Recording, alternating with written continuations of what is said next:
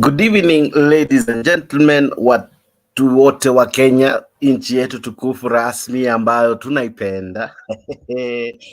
Thank you so much for being part of this show. Thank you for making this show your number one show. Kenyans, we are glad that you joined us live at Mutembei show. Show ambao umekuja kuipenda sana. Hey. All I can say to you Kenyans, asanteni sana. Thank you so much for being part of this wonderful, great discussion that happens every day at 10. Leo baba amebonga and we'll be dwelling deeper into what he said. Lakini ni kana kwamba baba said, anajua dawa ya Ruto, and soon, I think Thursday he said, atatangaza. Nakwambia kinaeleweka raundi. Before we even go to baba and what he said, karibu sana, nisaidie kukaribisha wawili watatu. Wakenya si mnapenda hisho. I tell you, within a minute umeshafika 100 and karibu 90 sasa. Asante tu sana. Thank you so very much. Asante sana. Let me know where you're watching me from. Nijuze hapo kwa comment section. Niambie unatazama ukiwa wapi. Karibuni sana wadau. Wasee wa Komoro, wasee wa Jericho, wasee wa Buru, wasee wa Westi, wasee wa Umoina, wasee wanapanda Embasava, karibuni. Wasee wote karibuni. Wasee ambao upanda Prestige Shuttles, karibuni sana. Wasee ambao wanaishi Nairobi, wasee ambao wanaishi Mombasani, watu wako Umashpoa, karibuni sana. Welcome to this wonderful show. I'm your host, Jex the moderator, and we do it as we normally do, by first inviting you and welcoming you live. Let me know where you're watching me from. Karibuni sana, karibuni. Nijuze unantazama ukiwa wapi. And then nisaidieni as I'm inviting you, like hii video kwa YouTube. Like hii video tafadhali. Like hii video as many times as you can. Like the video, share the video. Wacha tufanye ile kitu. Karibuni sana wadau. Nijuze unatazama ukiwa wapi. Nijuze, nieleze tu. Tell me where you're watching me from. Tell me where you're watching me from. I see many have started sharing their messages. Tuma ujumbe hapo kando. Tuma ujumbe hapo kwa comment section. Nieleze I am watching you from where. Kevin Omondi, I see you. Unaniambia uko Githurai 45. Karibu sana kwa show. Simba Omar Said, I see you. Asante sana. Namuona Dorcas Arnold ako ndani ya show. Karibu sana my sister. Halima Aziz from Uganda. Karibu sana. John Kinywa, I see you. Asante sana kwa kujiunga na Misha Ban Meno, I see you. Thank you for being part of this awesome show. Fabian Kemboi, I see you. Karibu sana. Morris Maina, I see you. Charles Ombasi, I see you. John Te, I see you. Karibu sana. Thank you for being part of this wonderful show. Forgive me, I still have a cold, but inaisha. But the show must go on. Karibuni sana kwa hii show. Karibuni sana. Baba amesema mambo kibao. Baba amedrive vitu kibao. Tutajadili. Tutajaribu kungamua mbivu na mbichi. Zaidi ya yote, Maandamano is loading. Maandamano season 3. It is coming. Maandamano season 3. Are you guys ready? Let me know hapo kwa comment section. Maandamano inarudi. Sijui unataka vipi, lakini ya round inakaa kushika. Kaa kwa show utasikia mambo vituko tu. Poche Bukatia, I see you. Bashir Ali, Biashara Ali, I see you. Morris Maina, I see you. George Abuor, I see you. Caroline Halai, I see you. Thank you so much for being part of this show. Chagui Subaru, I see you. Opot Obongu, I see you. Unasema uko Mansfield, Texas. Karibu sana. Namuona Morris ananiambia ako LA. Sijui kama ni Los Angeles, lakini karibu sana. Abbas Mitirili, I see you. Karibu sana. Emily Mache, I see you. Unasema uko ndani tu sana. Thank you so much for joining this show. Thank you for being part of this awesome show. I'll be showing you how to join in live, but zaidi ya yote nisaidie kulike hapo kwa YouTube. Finye your thumb, it's free of charge. Like the video. Like the video kama kawa. Nyi watu metufanya kuwa wakuu, nasi tunashukuru tu sana. Thank you very, very much. The show is on, the show is live, and we have a great, great and awesome topic to discuss. Karibuni sana kwa show, karibuni sana kwa show. Aha, Dogi Doha anasema baba tosha, Kenya mbele from Doha, Qatar. Karibu sana. Karis Charo Mbuzi unasema nakupata nikiwa Kilifi. Watu wa Kilifi, karibuni sana kwa show. Emma Mecha unasema we unasema what I know nowadays Ruto and Rigiji will panic juu ya Raila. Yeah, they panic nakwambia. Hey, let me know where you're watching me from. Niandikie tu ujumbe hapo mbio mbio. Nieleze unanitazama ukiwa wapi. Nieleze unanitazama ukiwa wapi. But meanwhile, the show must continue. Here is how we begin. We begin with this clip from Citizen TV. Kwan's administration of profiling youth from the Mount Kenya region as members of the outlawed Mungiki sect. In a day-long meeting with Azimio leaders from the central region, Odinga warned that such profiling could lead to a clash between members of the same community and destabilize peace in the region. The Azimio coalition now claims that the purported resurgence of the Mungiki sect is government-initiated to outlaw any form of dissenting political opinions from the region. Stephen Leto reports. A week after Deputy President Rigathi Gachagua said in public that there is a growing re-emergence of the outlawed Mungiki sect in the Mount Kenya region, Azimio leaders are not taking the claims lying down. Odinga chaired an extraordinary meeting with Azimio leaders from the Mount Kenya region, termed the remarks as reckless and accused the government of embarking on a smear and profiling campaign against the youth from central Kenya. There's now an attempt to artificially re-establish Mungiki movement. And I've seen it happen in my own eyes. The Azimio coalition warns that the government is slowly causing political instability in the central Kenya region, and termed remarks by Deputy President Rigathi Gachagua as a plot to have an artificial security crisis. We are seeing the profiling of Mount Kenya youth as Mungiki, which amounts to an attempt by the regime to create an artificial crisis to justify violence against innocent youth from the mountain. Those who are being called hustlers, those who are being called vijana wa mikokoteni, they are now drunkards and they are now Mungiki. We want to tell them it doesn't matter. None of our sons, our daughters is going to serve a death sentence under whoever's rule. And we want to tell Gachagua very clearly. So Mr. Gachagua, a free advice to you. Don't vilify these youths. Give them something meaningful to do. DP Rigathi Gachagua was accused of insincerity over his remarks in Nakuru a week ago, where he claimed a resurgence of the outlawed Mungiki sect and directed his anger at retired President Uhuru Kenyatta. The unwarranted and uncalled for attacks on His Excellency President Uhuru Kenyatta, the Azimio chairman, must stop.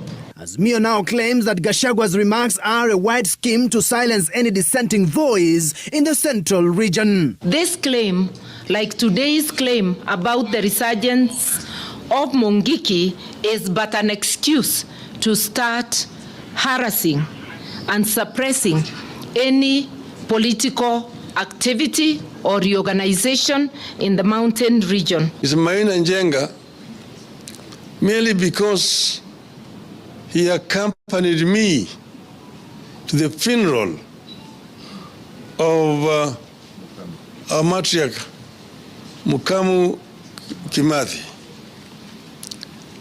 has since been vilified, been harassed.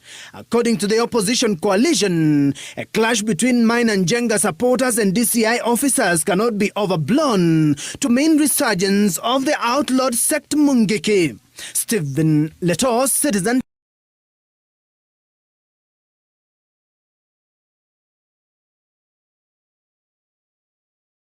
Sorry. Nilikuwa nimejimute because I was coughing behind the scenes. Wadau wanadai hivi baba na wale ambao wako wanabonga that Rigiji wakiwa na Ichungwa na most of the Kikuyu leaders are profiling the youth kule Mount Kenya, branding them as Mungiki and drunkards. According to those who spoke today, they are saying Ruto, the reason as to why ameanza kubrand wa Kikuyu like that, or rather people from the mountain, is kwa sababu he's losing support, serious support, kwa sababu of mismanagement of the country and the financial bill ambayo ina kripo kila mtu na taxes kibao. So ili wazidi kuprofile watu, what they are doing ati vijana wanadaiwa ni mongeke. Do you believe these sentiments?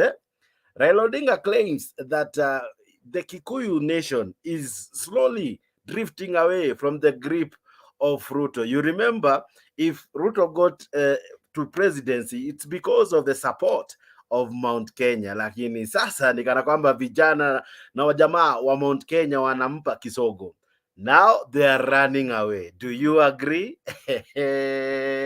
Anyway, karibu sana kwa show. Thank you for being part of this awesome show. Naona wengi wanazidi kutuma ujumbe. Nieleze unatazama ukiwa wapi. Namuona The True Shall Triumph ako ndani ya show. Namuona Charles Olo ako ndani. Namuona Daydream ako ndani. Wilfred Kemboi ako ndani. Dennis Muhana ako ndani. Nani mwingine ako ndani? Rogers Nyaena ananiambia kolikoni. Karibuni sana wadau kwa show. Welcome to this show.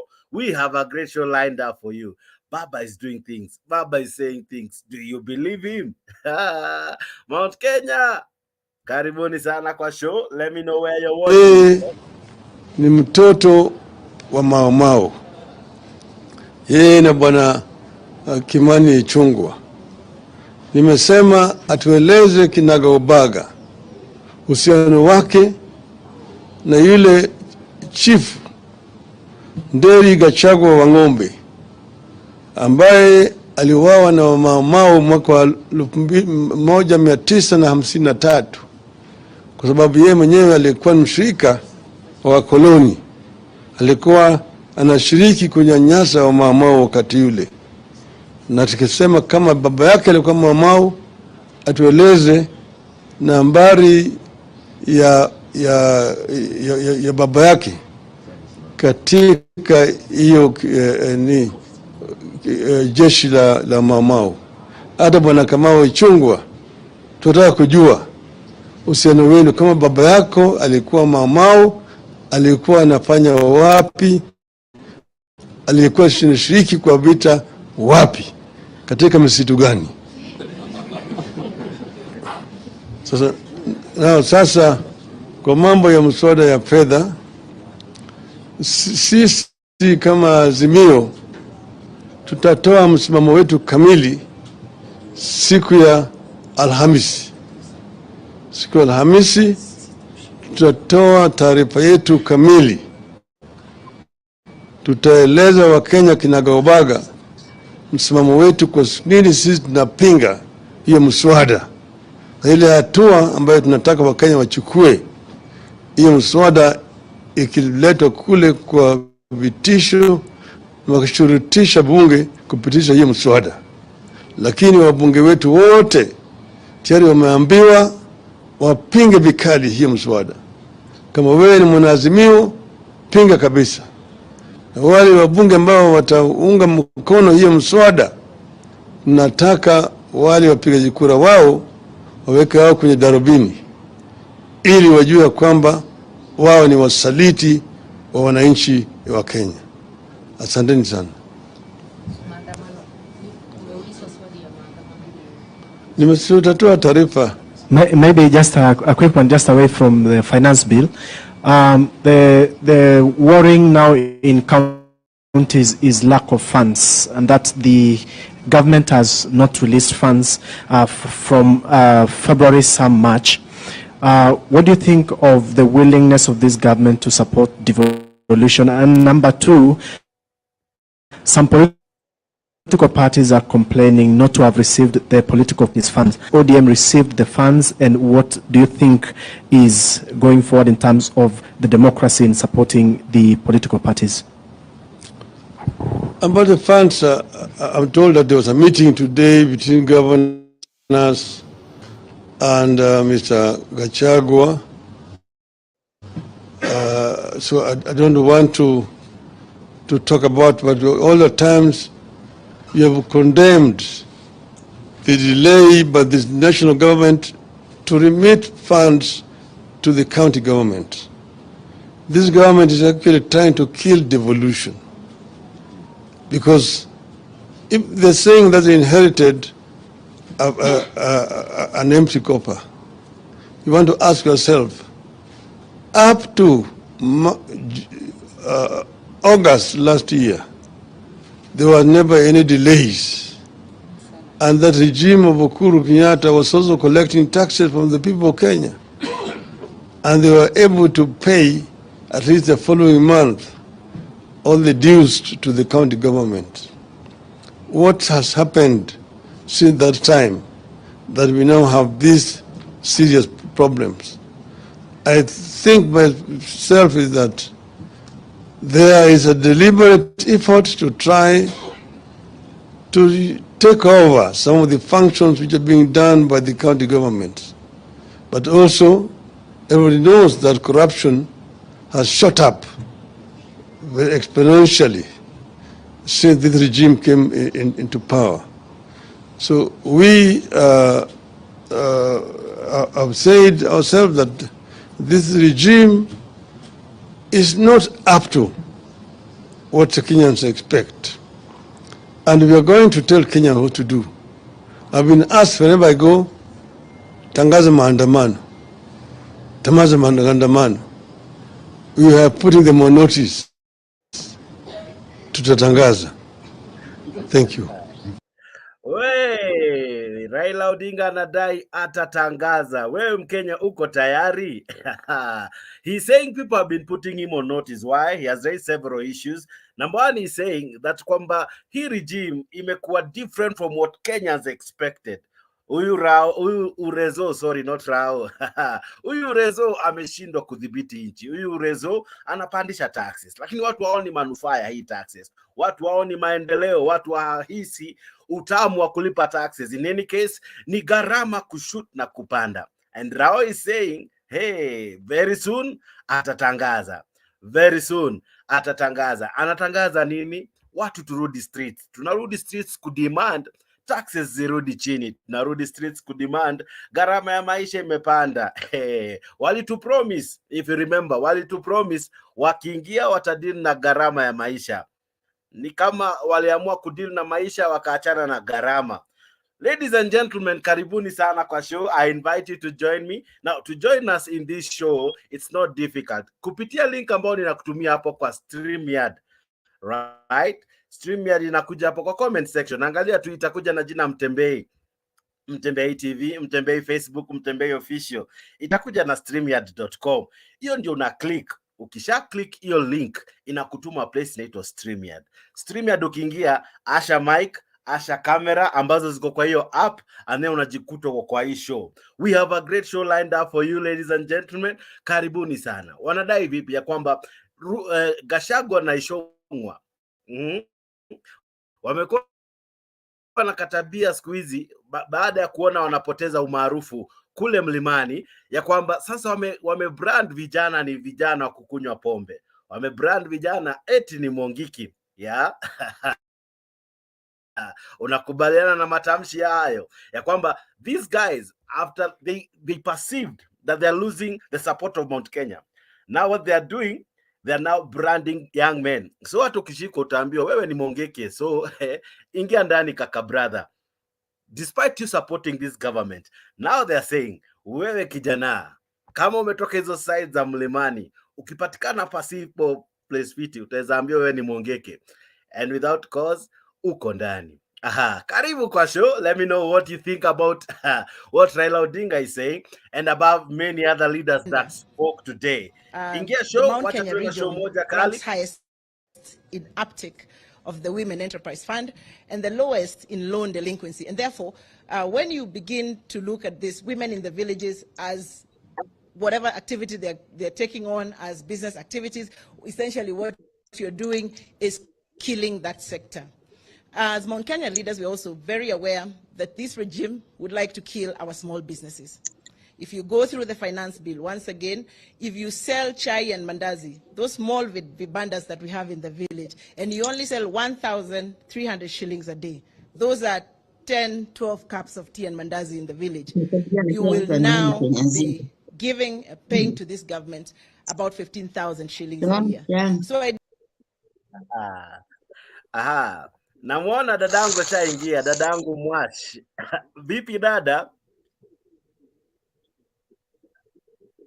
Habari ya leo? Good. How are you? I am well. Jema Karibu sana, sana kwa show. nashukuru. Great to have you. Asante. Asante, Now, karibu pia wali. nashukuru sana. Nakuuliza vipi? Wewe unakubaliana na matamshi ya Raila Odinga? Nafurahi kabisa. Nafurahia. Nimeingia hivi tu nikaona. Nimefurahia. Wacha maandamano iwe jamani. Tunaumia. Kuna mpaka nakula kwa mnyore. Ndio mnyore. Maisha ni mbaya. Hii nimepituka nao kwa mtu. Nikishika mnionyeshe. Mnyore ni karatasi. Ni kubaya. Ni kubaya. Unaona sasa wewe unadai watu warudi kwa maandamano. Huyo ametoka akisema ni kubaya. Lakini zaidi ya yote karibu sana wewe ambao unajiunga nami. Namuona Wash ni Washi 254 ako ndani. Karibu sana, sijui kama ni dada ama ni ndugu, but karibu kwa show. Namuona Mohamed ako ndani, Jackson Gishuru ako ndani, Simba Mzungu ako ndani, Emily Mecha ako ndani, Mike Jeriot ako ndani. Wewe uko wapi? Let me know where you're watching me from. Kujiunga nasi kwa show si ngumu, kupitia link ambayo unatumiwa hapo na Mutembei TV, Mutembei Live, Mutembei YouTube na Mutembei Facebook. Hiyo link itajiita StreamYard. Hiyo ndio link unaingia nayo kwa show, unajikuta uko ndani ukiwa gangari kabisa. Robert, habari ya leo? Unajikuta uko ndani ukiwa gangari kabisa. Robert, vipi? Okay, even as Robert ana mute side moja kuzamewasha vitu mbili, either StreamYard pamoja na YouTube.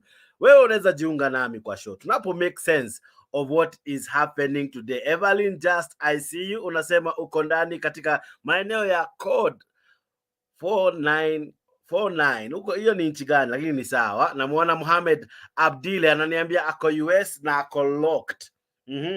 Watu wa Mlima Kenya wamejitokeza. Today we had speakers from Mount Kenya wakisema ya kwamba Rigiji anafanya vituko kule Mount Kenya. Mount Kenya businesses that is going for women.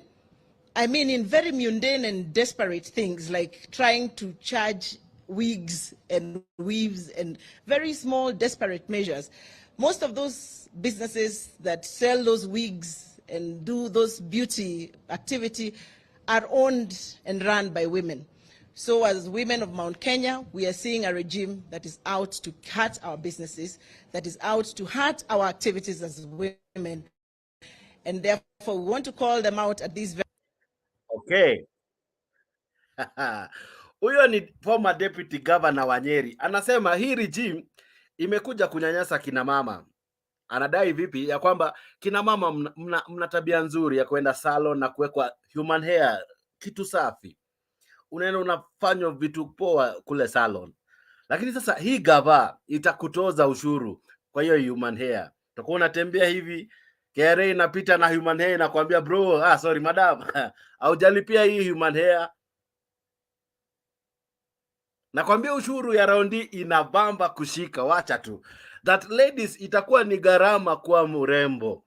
What the DP is saying ya kwamba is wamama raundi imekuwa ngumu. Despite maisha kupanda, kuwa mrembo nayo itakuwa gharama.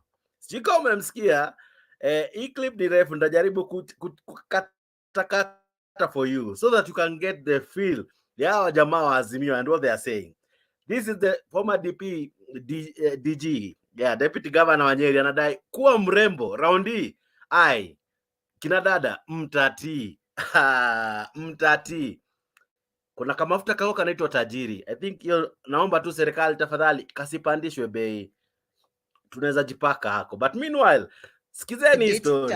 In the Ministry of Gender, the Mount Kenya region ranks highest in uptake of the Women Enterprise Fund and the lowest in loan delinquency. And therefore, when you begin to look at this, women in the villages as whatever activity they're taking on as business activities, essentially what you're doing is killing that sector. As Mount Kenya leaders, we're also very aware that this regime would like to kill our small businesses.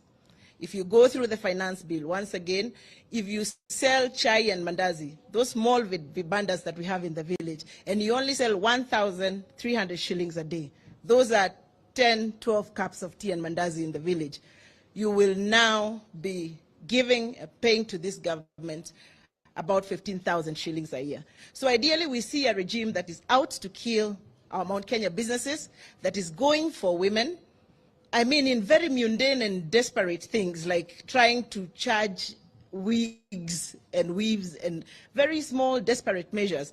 Most of those businesses that sell those wigs and do those beauty activity are owned and run by women.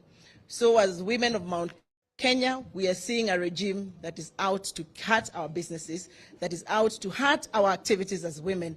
And therefore, we want to call them out at these very early opportunities to tell them we will not stop to say that we will not be intimidated to say that for an illegitimate regime, I think you have a lot of guts to do what you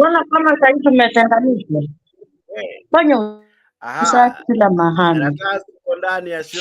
Pole, wacha nimumute lakini zaidi ya yote wadada, Chebukati alitufanyia nini wadau? Chebukati alitufanya ile kitu baada ya kumtangaza huyu jamaa kuwa rais. Unaona vile Rataza ameshai, nakwambia itakuwa gharama kuwa mrembo Rataza. Mwash, nakwambia Mawish, sorry, utakuwa unang'ang'ana kuwa mrembo raundi. Wewe unaona vipi? Utatoboa?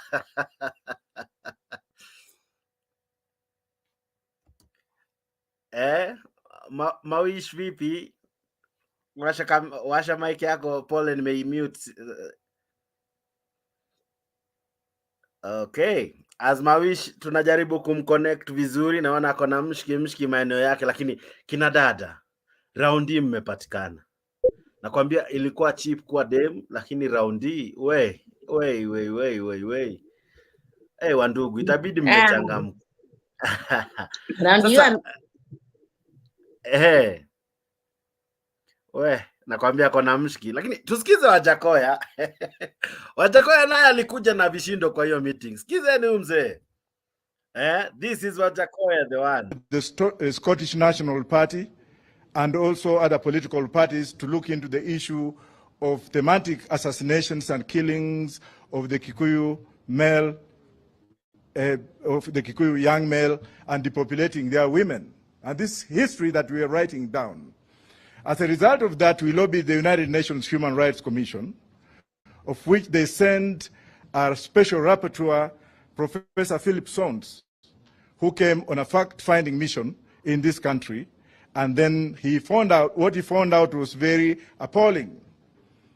He made his report to the United Nations in New York, and then the United Nations High Commissioner for Refugees in Switzerland came up with guidelines on how to treat asylum seekers from this nation, especially of the Kikuyu origin.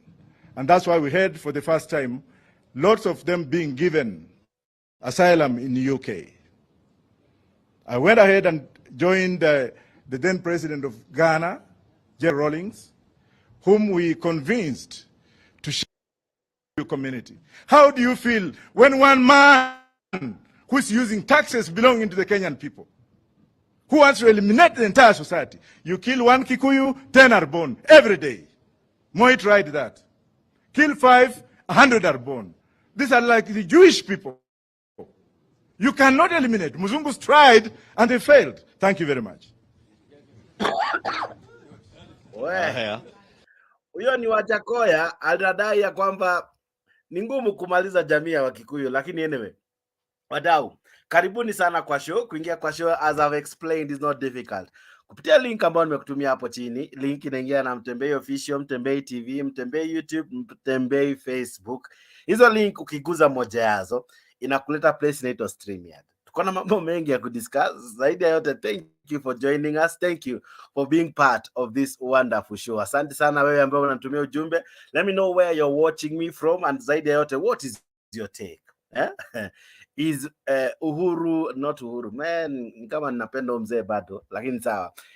Is Ruto losing the grip of Mount Kenya? And if he's so losing the grip of Mount Kenya, is the tact of using Mungiki a scare gimmick ili asipoteze uungwaji mkono wa Mount Kenya? And if he's losing it, who is gaining it? Is Raila gaining the support of Mount Kenya?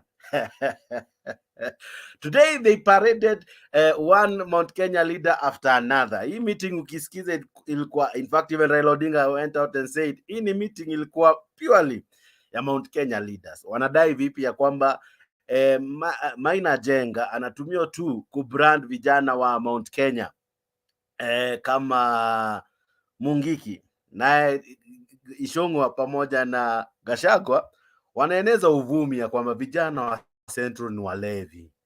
Hao ambao waliitwa hustler, hao ambao waliwapigia kura. Sasa saa hii they are being labeled as drunk and Mungiki. Now, wadau, let's come in and discuss this show. Naona wengi tayari wanajiunga nami. Kujiunga nami, as I explain again, ni kupitia Mtembei TV, Mtembei Official, Mtembei Facebook, Mtembei YouTube. Na hizo links zinakupeleka moja kwa moja hadi StreamYard. Hapo StreamYard ukiingia unafanya nini? Unaasha mic, unaasha kamera, alafu unaandika jina lako. This guy, anaitwa Eugene Wamalwa. Huyu Eugene Wamalwa naye alikuja. Huyu si wa Mlima Kenya, lakini akona information kidogo, msikize kiasi.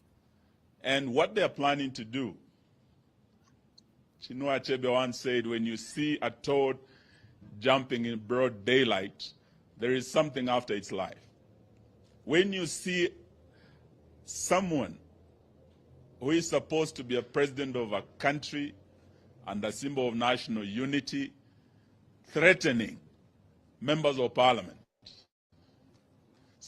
someone who is supposed to be a deputy president threatening members of parliament and literally blackmailing members of parliament that if you do not do this, you will not get roads or you will not get development in your regions.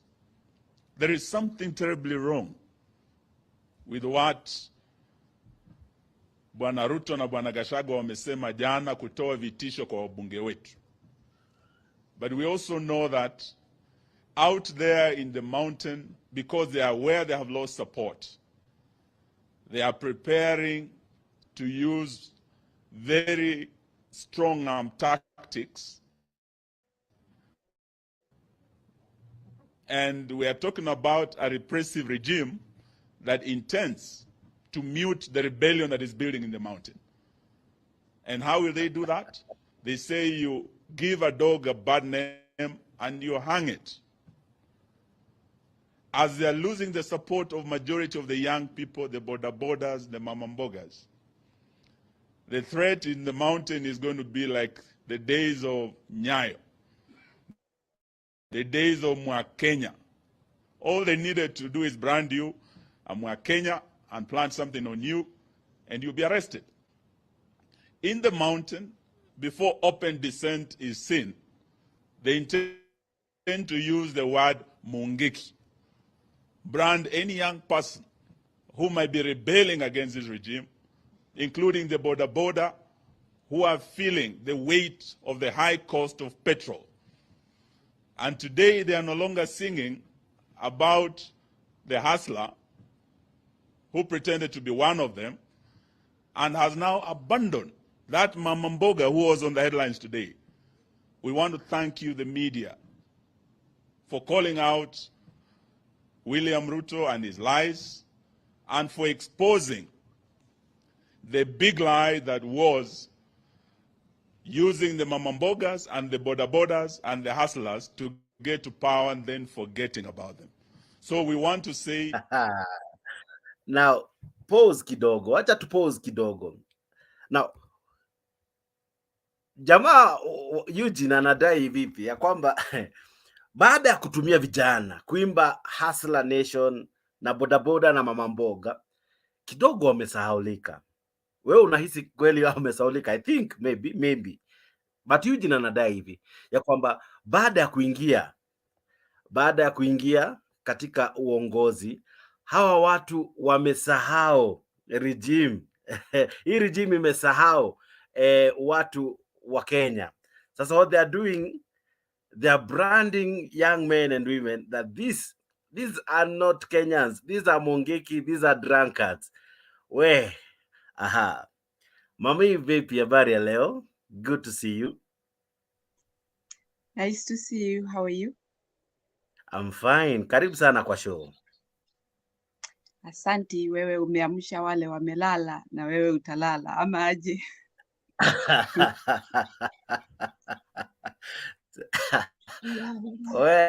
Sawa. Lakini mama, hata nikuulize. Hii regime imekuwa mmoja kali ya kwamba hata kuwa mrembo raundi itakuwa gharama. Sasa hii tax imekuja kukimbisha kila moja. Na today Raila Odinga is also claiming that they are feeling they have lost the touch of Mount Kenya. That's why they are branding the youth, calling them Mungiki and drunkards. Do you agree with those sentiments? I really don't, because whatever he is trying to do is a kind of naming things in his own ideology. You know, thinking that things are going to change because of his calling names. Huyu ni mtu ambaye kabisa ni narcissistic kabisa. The symptoms, all of them pointed to him completely. Kama ungemuona wakati ule alikuwa huko Narok, vile hiyo sura yake ilichange, akipinpoint, ana point watu na kidole, ati ebu jaribu, as if they are children. Hawa si watoto, ni watu wako na majamii na watu wamesimamia population kubwa sana. Na kwa hivyo sasa huyu mtu anatuchukua ufala sana, na kuwa atatutolea amri na tufanye vile anasema, as if we eat in his house. We live on our own, and we live with our own way of how we work and budget for our life. So for him to come up and bringing all this harshness, hiyo harshness apeleke mbali sana. Kama anataka kufanya watu watumwa, si sasa. Watu wameelevuka Kenya, wameamuka, wameelewa yeye ni nani. And in fact, he is forgetting that you cannot lie for a long time. People will discover you. They will know who you are. And for you to keep on lying to Kenyans and try to swindle their mind, we are not going to accept that. We are beyond that. Akuje pole pole. Na ajue, mjinga akierefuka. Mwerevu yumashakani. Kabisa. Yumashakani. Kwa hivyo asione kama watu wamekaa tu kukaa. Go ahead.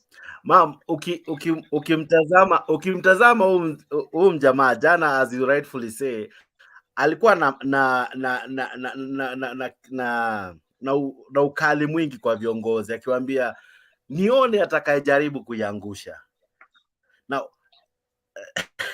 yeye kutishia wabunge ni mbinu ya kuwaeka uoga, ama ni yeye kujaribu kucontrol parliament? Simply, this shows that the much he has bought them, he thinks that he is under control. He thinks that he has got all the powers. Na unajua kuna watu hata wengine wanaweza chukua mali yako na waseme potelea mbali, kwa sababu huwezi kutuonyesha kwenda shimo. Now, these people, if they were bought, they were given money, they should know that they are hooked now. They are on hook. Kwa sababu, kumbuka wananchi ndio waliwachagua wakawaweka wapi? Pale. Na sasa wanaenda kuvote kwa mtu ambaye hata hakuchaguliwa. Ni mtu hata wao wenyewe in their own brains. They know this guy was not elected. And they know this guy what he did with all the power that he has right now. So he should not even come out harsh like that while knowing what he did and while knowing his ground is shaky.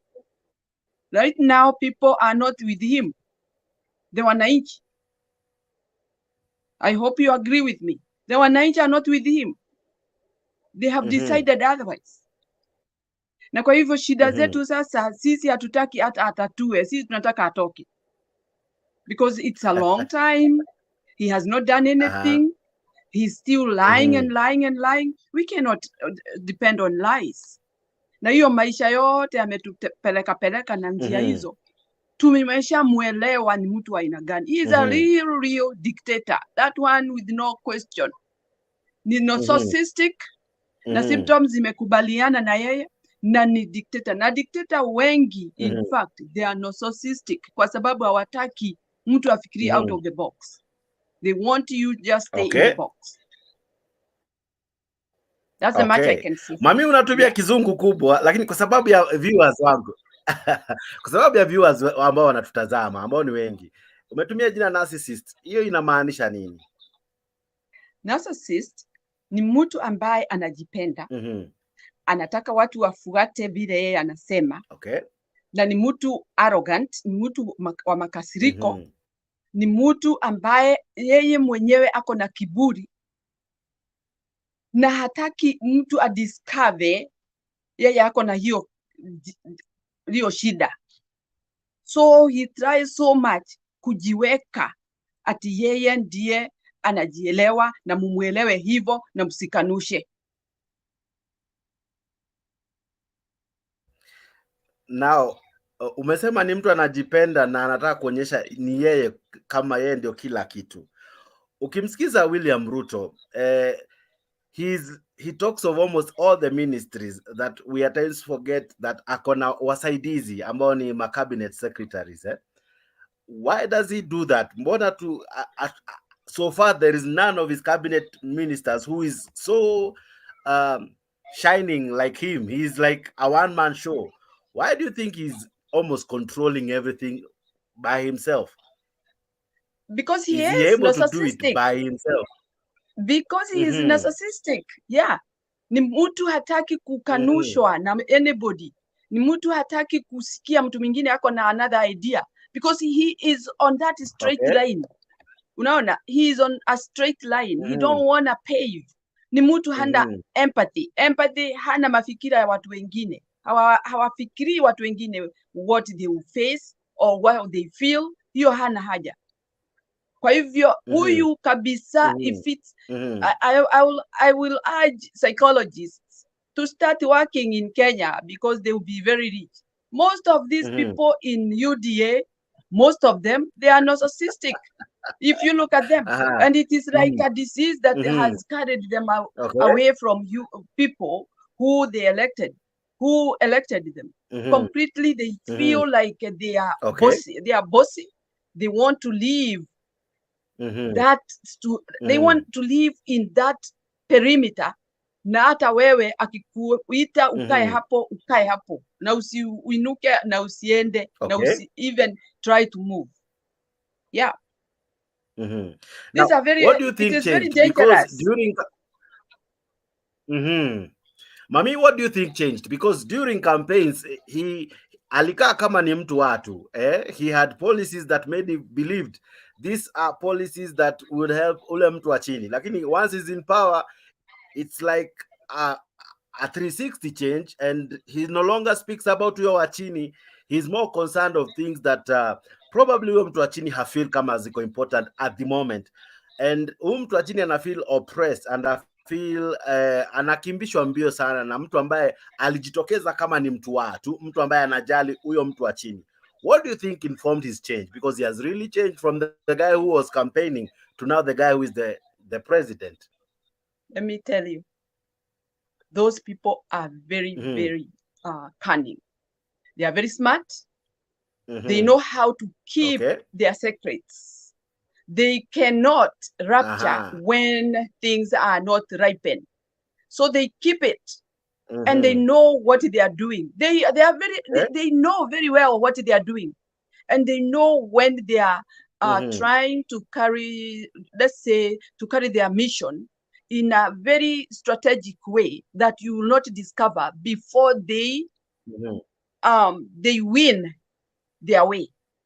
Kwa hivyo usione kama ati alikuwa mzuri siku hiyo sasa ako mbaya, ni nini ilifanyika? Hakuna kitu amefanywa.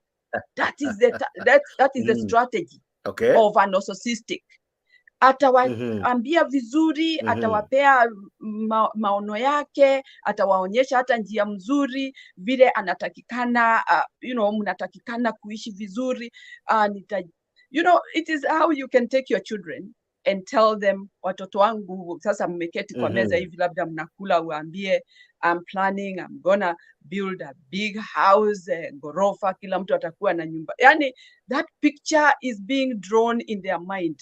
Kila mtu atakuwa na bedroom yake, iko na kitanda ya queen size, iko na choo na bafu, all this. Now the children will take that seriously because who is telling us? It's our dad. Na baba hawezi kutudanganya. But it is not in him. It is just a talk on the table just to make pleasant moment. But the moment he will change, alafu watoto wamuulize, sasa baba ulituambia utatujengea, ataanza kuambia, mnaona mimi ile shida ninaenda saa hii, mna expect nijenge nyumba namna gani na zile shida niko nazo? Yeah. So hii strategy alikuwa ameijua vizuri sana, amemaster. Na ni vibaya sana kwa sababu anacheza na nchi. Anacheza na nchi yetu Kenya. In fact, it is very, very sad and very, very terrible stuff that we are facing. Horrible, yes. Mama, with these taxes, with this, and of course the financial bill, do you think it was informed based on mwananchi, or there's a lot that meets the eye ambayo imejificha kule ndani? Mimi kusema kweli, hii mambo yote ameleta.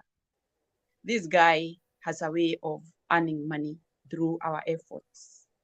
Na kutaka hata kumaliza wale ambao wanajimudu kivyao.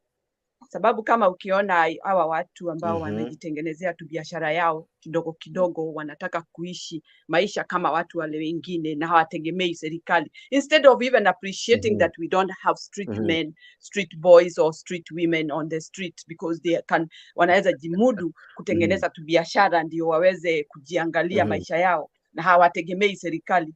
He is even going for those people who are trying, trying to make ends meet. Trying. Kwa sababu hawawezi. Hii nchi imekuwa na tabu mingi sana. Na tabu inazidi kuwa kubwa. Sasa, hebu imagine kwanza kusema ati baby formula, ati inawekwa taxes. Mtoto hajazaliwa. Already, akiwa hajazaliwa, ako na mzigo. Ati akizaliwa hivi, anaubeba. Hapo. Hiyo ni shida gani? That's a lot of problems created in Kenya. Na hii bill, in fact, isipokuwa tunasema apitishe ndio watu wakasirike, watokee, waende kwa street. Yeye amefanya jukumu yake ndio afaidike, apate pesa kutoka kwa kila mwanadamu. Si unaona? That one also qualifies him. It qualifies him being a narcissistic. Si unaona sasa yeye hajali masilahi ya mtu yeyote at all. And that is one symptom. Hajali kwa sababu kama anajali, this is not the trend that he would follow. This is not what he should do for people to go through all this pain and suffering. Hii ni mambo ambayo angekuwa already amejipanga huko, na tena hata hii mambo yote amewekelea watu tuwe tuna bills zake, because we are paying his bills. It is not that we are paying bills for the country, we are paying his bills. These safaris na hii mambo yote anafanya ya kuandika watu extra ambao hatukuwa tunatarajia, na nchi hawataki watu kama hao. This is how he has brought this country down. Ameleta mambo mingi ambayo anasema hana pesa na bado anaweka nini? Watu wengine hapo. Ndio wanyanyase nchi. Na sasa it's just feeding the royalty. royals wake ndio anawafeed. Na anawafeed na nini? Na energy ya asiyejiweza. Na asiyejiweza atafanya nini? Atakufa. Kwa sababu kile kidogo alikuwa anapata, now it will be nothing.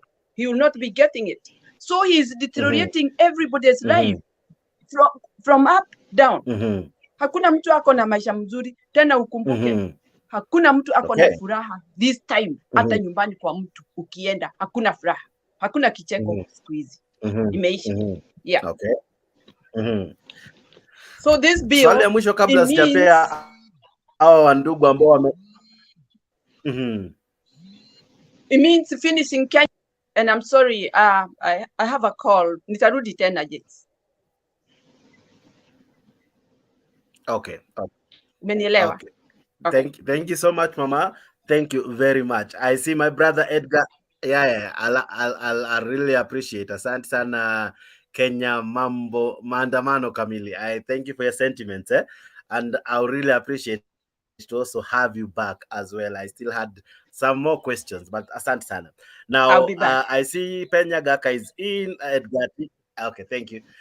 Edgar akondani na wengi ambao pia mnatufuata, asanteni sana. And I ask you guys kindly tusaidie like hii video hapo kwa YouTube and also share hapo kwa Facebook. Thank you so much for tuning in. We have a great discussion happening here live at Mutembei TV. I have my brothers Penya Gaka and Edgar as well joining me, and we have a lot to discuss. I see Remesu Yegona Kondani, Alviza Johnston, I see you. Geoffrey Ruto, I see you. My brother Lofty Madagani, I see you. And many who are tuning in and commenting hapo kwa comment section. Let us know what is your feel.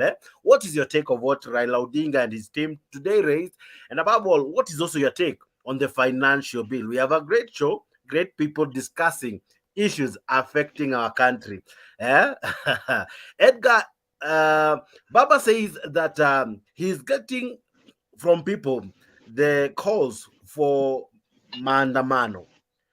And what is your take? If for instance it was to come back, una feel vipi? Will this be the moment Kenyans have been waiting for, that we can seriously shake a government until it respects the wishes of Kenyans?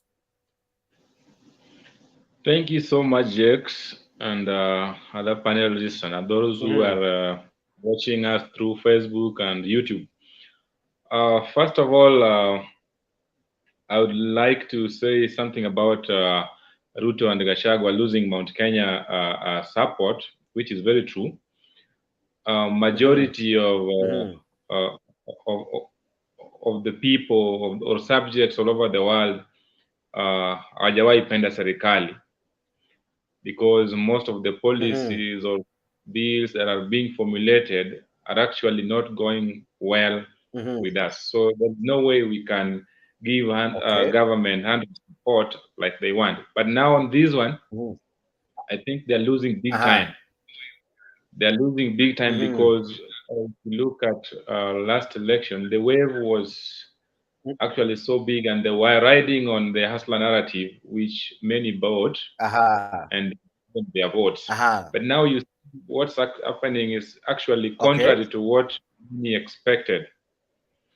So I'll say I'll echo your sentiment that indeed they are losing support in Mount Kenya region, not only in Mount Kenya but many other regions as well. Now back to Maandamano, which Raila is calling us to go to embark on again. Yes, I'm a Raila supporter, and most of the time, I think this is I'm taking my whole week now listening to the views of the people through Mutembei, and this is the only platform that gives us time or airtime to air out our views, and we always listen.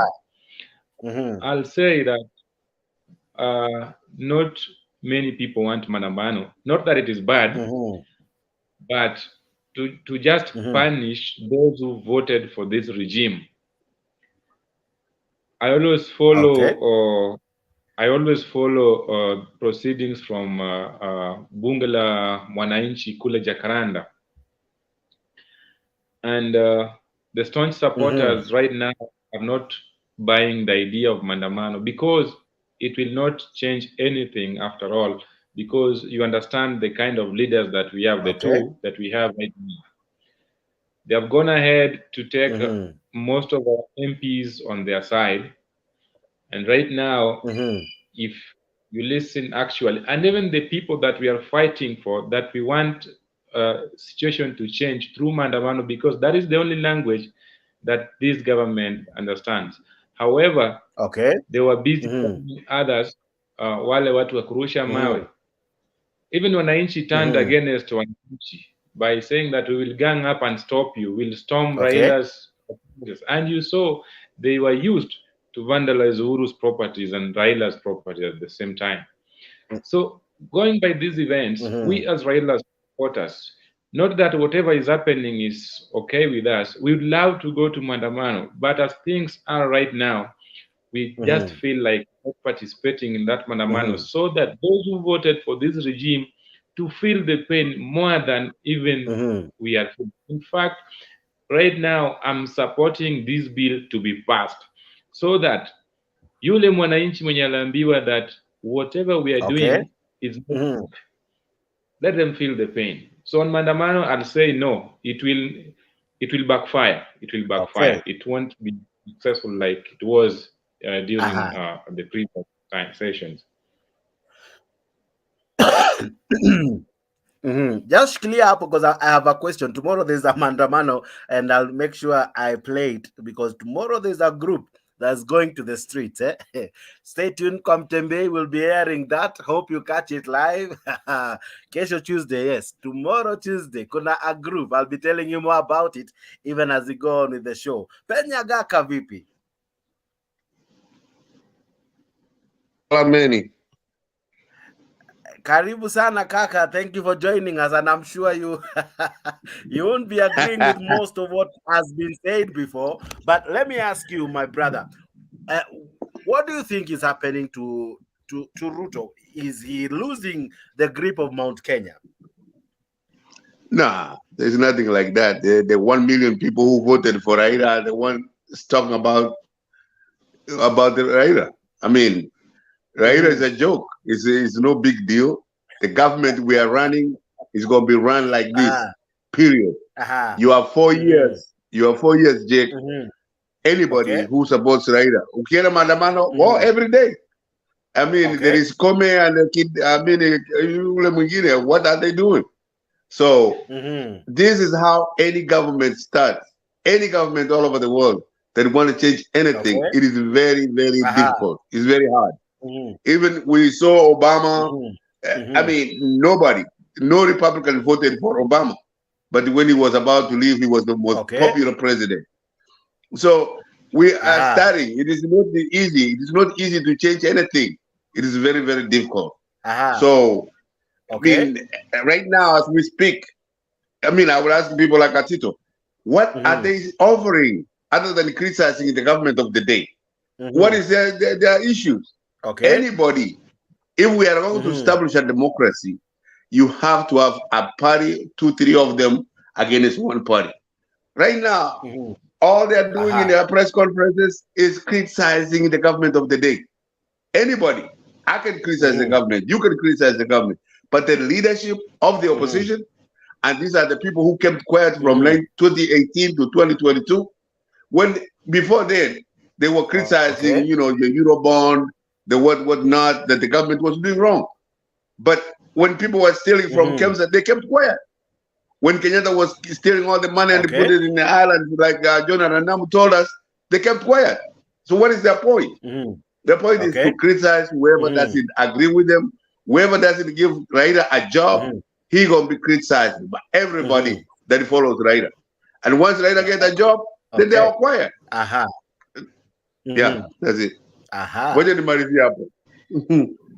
It's a waste of time to talk about Raila. I know you'll be I know you'll be ready to defend the government, but all in all, I thank you as well. Who is joining me? I see Benja Akondani, Benson Kiguru Akondani, Kelvin Kimtai pia Akondani, na pia kakangu Derek Okomo amejaja. Vipi kaka, habari ya leo?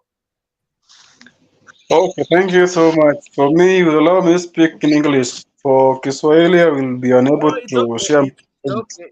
Do it as you wish, sir. we are That's well able in both languages. Now, I don't know if you listened to Raila Odinga and what he was trying to say today. He, together with the leaders that accompanied him, said that the Mount Kenya is already an issue, and that's why we have leaders like this guy from Laikipia, Mr. What do you call him, Mr. Maina Jenga, being accused of propagating the Mungeki narrative. Why do you think the president, if that is true, why do you think he's doing so? Yeah, that is a good question. But before I react on that, I wanted to address the Mzee who are just gone. I don't know whether you can allow him back. No, he's still in the show. He hasn't left. He's the one who has shut his camera, but he's still there. You can see him. I'm here, young man. Yes, I've heard my friends who have spoken before me. You've spoken so well, and my brother Edgar, you people have spoken well. It is very important to share your mind. But I want to let into your attention my viewers and other fellow panelists that as you grow up, when you grow up, there's a certain age. Once you've reached in that age now, your intellectual ability become retarded. So you can't think beyond that. That is why I've heard my brother the Mzee is unable to share his point so eloquently. So Mzee is saying that you don't see the need of Raila organizing for Maandamano.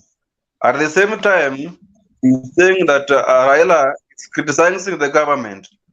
So let me just educate you a little before I respond to your question.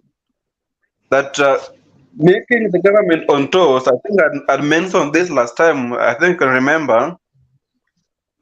Making government work is you have to criticize them. You have to ask question why. You have to hold the government accountable. So when Raila does that, that is the work of. So it's doing its work. So don't be worried when we do that. Now to respond to your question, I think they will also able to defend himself. But when I respond to your question concerning Mount Kenya region, because as I speak, I'm in the central. I'm in central Kenya. Actually, I'm based in Kirinyaga. You told me you're in And, Kirinyaga. Okay, I remember. Yes, I'm based in Kirinyaga. Continue. Sorry, I just. And I can assure you that it is not as the same as they thought it could be. And now, as my brother Edgar was saying, that let that bill of the financial bill to be passed in the in the parliament, so that these people who thought they were going to be considered as CS, as MP, top officials, the one who are calling themselves Mamamboga, the hustlers, realize that the man was really cheating them. There was nothing realistic in those agenda during campaign. It is a promise after promise, and the promise that the man made are not being delivered. I remember there's a time he promised that he will be able to give to donate some vehicles that uses solar, using solar energy. And again, he has repeated the same, promising border, the piki that will be using electricity. Now, this government has got nothing to do with sticking with the agenda that he made at the first time. Okay. The case of Maina Njenga coming up is after he has been provoked Like now, if you are doing your job to air this live broadcast to different people, and someone can provoke you when doing this, you know, you will have to think of the next thing to do. Okay. Because you are innocent. Like in the previous time, I think Maina Jenga was very innocent. You could not even hear his case. But once he was provoked, that's now when he say, "Oh, okay, you provoked me. Now let me show you whom I am." You see? Okay. So let them not regret when Maina Jenga is now becoming so popular in Mount Kenya and gaining more support. You see? So Okay, then I'll be coming to you just now. Allow me to allow Nyagaka respond to what you have said. And Nyagaka, even as you respond, why is as you rightfully ask, why is Azimio not giving an alternative? They are not able to. They just only follow criticism. That's it. What are they responding to Derek? My friend, yes, I'm older than you guys, but I don't think I'm that retarded. And you're not a psychiatrist to find out who I am. Just because I differ from you does not mean that I'm retarded. Number one, very, very clearly, the Maandamano that you started was to walk to State House with Ruto. Ruto must go. That's how you started it. That's what I'm reacting to. Ruto is not going anywhere for 4 years. The Constitution of Kenya, if we are going to follow the Constitution, it's going to be 4 years before he goes. In 2 months, Ruto will be in power for 2 years. But they even listen to your Azimio friend, Nani Kapanda Wakapanda. He says that you guys need to cool down and organize yourself. But you're not ready to organize yourself. You want to go to Maandamano. So Maandamano you started to go to get the president off. You can never do that. As a joke. But if you believe you will do it, do it. When you talk of constitution, that it is the constitution that allows him to be there for 4 years, allow me know from you any article that you know in that constitution that support him. And quote, I can confirm from here. So, what you are saying that the Constitution of Kenya that is written that the government of the day has to be there 5 years is not real? Is that what you're telling me? It is real. Yes, it is. It is real. Yeah. Derek, that's why I told you. That's why I told you. If you can go to State House and get him out, go ahead. But that would not be democracy. That would be a dictatorship. Very, very clear. The Constitution says that whoever gets power takes 5 years. When but you talk if you want to do the opposite, when you talk of dictatorship, my friend, did you hear President Ruto threatening MPs, forcing them to vote and accept the financial bill? Is it not a dictatorship between him and Raila? Who is the dictator now between the two? Raila is lying. He says he will give everybody 6,000 shillings. I mean, if you want to fact check everything, fact check everything, Raila says, check everything Ruto says, we will be here forever. We know Derek has a lot of time, but you cannot fact check any of that. You need to understand these things. Raila said he will give us a 6,000. How can 2 million people pay for 30 million people? Which graph are you talking about? How? That you even can critique that. Ask yourself that question, number one. How can 6,000 be resourced from where? Borrowing? Taxes? What? Edgar will be responding to that. Okay. Now you guys are just making my evening, eh? But even before I come to Edgar, I see Bernard Atiendi Akondani, Kevin Kimtai, I see you, David Nyabega, I see you, Ronald Okumu, and many who are tuned in. Asante Sarah for being part of this show. Amos Ouma, I see you, Benjamin Lazette, I see you, Prince K, I see you, and many. Hey, I am telling you, I just love the reaction. Guys, Continue commenting. Let me know what your sentiments are. Do you agree with the financial bill? What are the crises in Mount Kenya? Is Ruto losing the grip? And Baba is calling for maandamano. Uko tayari? Anasema Thursday atatoa msimamo na msimamo unaweza tikisa nchi. Ni msimamo ambao probably itakuwa ni msimamo ya kusema vipi ya kwamba we are fed up. Now we can march to the streets. I come to you, Edgar. Initially the calls were because of opening the server. That didn't happen. Now it's about the cost of living. Now this one probably might gain traction and many might join it. If Maandamano would come, do you think Ruto will be able to cool the country? Thank you so much, Jakes. First of all, I'd like to respond to what Nyagaka said earlier on. Number one, I want Nyagaka to stop comparing Kenya and the US. US is very civilized in terms of democracy, not like ours. So I want him to get the difference. I want him to get the difference. US as a nation respects citizens, unlike Kenya, where we have no respect for the constitution and even for the mayor court orders. Government cannot respect. So let him not compare Kenya and the US when he's giving out his views on this. Secondly, he was asking for alternative. What are we doing? Number one, Raila is not in power. You can only get what he has to offer if he steps into that office. And that is why we want to take over government, so that the alternative that you are asking, you see it by yourself when Raila and the group is in power. So that is possible. Again, he was saying that nobody can get Ruto out of power through demonstration. Nyagaka, you are so much exposed. What are you talking about?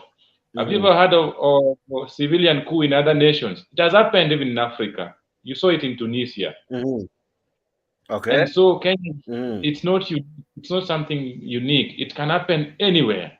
It can happen even in Kenya. And right now, we need to be very careful what is happening right now. You know, the initial calls for this demonstration were about opening the servers, cost of living, about the IBC, and reinstating the Cherara 4. Cherara 4. Yes, which actually did not happen. But now the main cause, Maandamano, is now based on cost of living. That is a call that almost all of us can heed to when we are called upon to demonstrate because of cost. So Nyagaka should be very careful. The power of the Wananchi, is more than powerful. In fact, the Wananchi has power. The power belongs to us. You cannot kill 1 million people with guns. And therefore, Maandamano can take Ruto out of State House. Let me not joke. Where we are right now, and in fact, Raila and the group are very, very smart upstairs. Because you saw the other day, it was the state government. What if this Tuesday they disobey the government and they take part in Maandamano? Can you fire all of them? You cannot. So Nyagaka to change his argument. Yes, I understand he supports the government, but let him not say unrealistic things when giving out his views. Of course, he's contrary. Nyagaka, do you feel you have been challenged by Edgar to change your views? And if not, I ask you this question directly, sir. If Maandamano comes into play and the issues of the cost of living are brought up, as we will be hurting the country through protests and destruction of property and all, how will we resuscitate back if we drain our country down through Maandamano? How do you think we will resuscitate our country? Checks, wacha nikurudishia kwamba niachie wewe kwamba there is nothing like that is going to happen. Hakuna kitu kitafanyika. And even we hope that Raila can wisen up where he is not going to call for Maandamano. Because it's a waste of time. Vile nilisema kitambo, when he started Maandamano, Edgar, you were saying that you wanted to walk to State House. That's the foundation of the Maandamano. The Maandamano that we are saying is, but for people to complain, that's their right. It's written in the Constitution. You have a right to Maandamano. But you cannot have a right to a Maandamano to take a president who has freely, openly been elected. Even the Supreme Court of Kenya has agreed. My friend, Jakes, you will look for Chris Opate. According to you, they both agreed that. So you're saying that the march to State House was all a hyped statement. Nothing like that would have happened. How? Even as yourself ask how? Because it's a mirage. To respond to Edgar, I'm not really comparing America to Kenya. I'm not. If I am sorry, Edgar. But to be very realistic, we compare ourselves to any democracy, you name it. They have 2-3 parties, Edgar. This party will stand for this party will stand this party will stand for that. Right now, we have an opposition party which some of us want to be. Kama ile mzee Oginga Odinga alikuwa hapo, ningekuwa kwa hiyo party. It is a complaining party. They are only criticizing the government of the day. But what will they do? Edgar, are you really telling me that up to 2027, we hope, some of us hope that it gets to 2027. Are you really telling me that the Kenyan people will vote for you just for criticizing the government of the day without you saying anything that you're going to do? I have a lot of my friends that are in ODM, and they will tell me, just like Edgar said, that we are not in government, so we don't have to come up with any policies. My friend, in a democracy, if you want to establish name me any country you want in the world. Every party has its principles, its policies, and that is how the people accepts it to vote for them. Yes, did Ramashamba or Zakayo excel a lot of things? Yes, it did. But it was voted for Reagan. So why are you waiting for 2027? Some of us will not follow, as Mio, if there are no policies. Just that let them sit in the office, then we know. They have sat in the office from 2018 to 2019. I mean to 2022, when Kenyatta and Raila were together. What did they do? Nothing. When Iba Beka kutoka Kemsa, wizi ulikaa mwingi. We cannot go for that. At least we have seen this guy fire the people who give us funny sugar, people that were trying to steal from Kemsa. If the bottom-up economics will work, Edgar, if the bottom-up economics will work, you have to do away with the corruption. If corruption is there, it doesn't matter what you do, it will fail. I hope I've answered your question, Jakes. Edgar, let me ask you a question. You have tried, but let me come to Edgar with this question before I come to Nena Mambo. Edgar, is Baba losing the plot? Because today he was asking a very unnecessary question.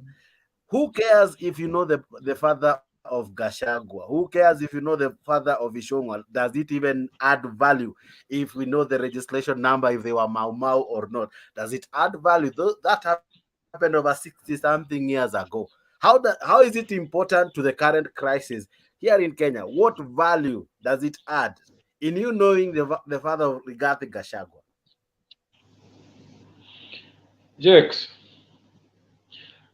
Jakes, we've had during rallies, organized meetings, you've had Ndindi Nyoro chest stamping that he's a son of Mau Mau. Gachagua saying, I'm a son of Mau Mau. In fact, if you remember the day that Raila's car was shot 14 times, they said, tuliwaambia sisi ni watoto wa Mau Mau na hakusikia, sasa ona. So they had actually wanted to expose who Gachagua is related to. What importance? I'm coming to that. To answer my question. Jackson, I'm asking you. I'm answering you this. You know, we all know the role that Mau Mau played for our independence, you see? And therefore, anyone who is trying to justify that he or she is related to the Mau Mau who actually gave us freedom, then this is something that if at all you are related to someone who gave us freedom, then your characters should actually be different from the one we are seeing from the Deputy President Gachagua. So this is why, yes, I know it might be irrelevant to some other people, but to us, it now shows that this person who has been claiming that is a son of Mau Mau, kumbe was a son of a collaborator. Those who wanted to sink or to make Kenya go down through supporting the Wazungus by then. So to me, now, and to should others, we judge someone by the sins of their fathers? Should we judge someone by the sins or the good deeds of their fathers? If your father failed, should we judge you by his failure or success? Should that be the things that inform our judgment about Edgar, for instance? No. I can't agree with that. You can't judge me out of what my father did. But again, I can take my father's characters. So if my father was a thief, are you getting me, Jax? If my father was a thief, and right now I'm also engaged in activities that actually is more related to my father's, then I think they are justified, or they are within their rights to associate me with the success or the failures of my father. That huyo ni mjinga kama babake wa kitambo. So Edgar, if I get you correct, apart from the genes that is what really connects you to your father, you can inherit, or rather you can inherit character from someone. You can be born with someone's character. Is that possible? No, you cannot be born with someone's characters, but you can take someone's characters by seeing or copying what he or she is doing. Okay. So, and as well, you can form your own direction. True. So, does it really matter who is your father? Matters a lot in Kenyan's politics. Okay, then all politicians should list their fathers so that we do a thorough background check on who the fathers were. That is why Ruto and his team rode on the dynasties and Asla. They actually campaigned on that, and they managed to actually brainwash very many people that kumbe kuwa dynasty sio kitu mzuri. Okay, shikilia hapo kwa sababu hiyo point umesema ndio inanifanya nikuje kwa Dunia Ina Mambo. Kaka, Dunia Ina Mambo leo umeficha sura, lakini vipi kaka, habari ya leo? Niko salama ndugu yangu. Za kushinda kaka, umeshinda vipi? Alhamdulillah niko salama, labda nyinyi hapo. Tuko salama. Haya. Leo sika umemsikiza Raila Odinga na wengi ambao walikuwa naye wakitoa statement yao. Sikuwasikiza.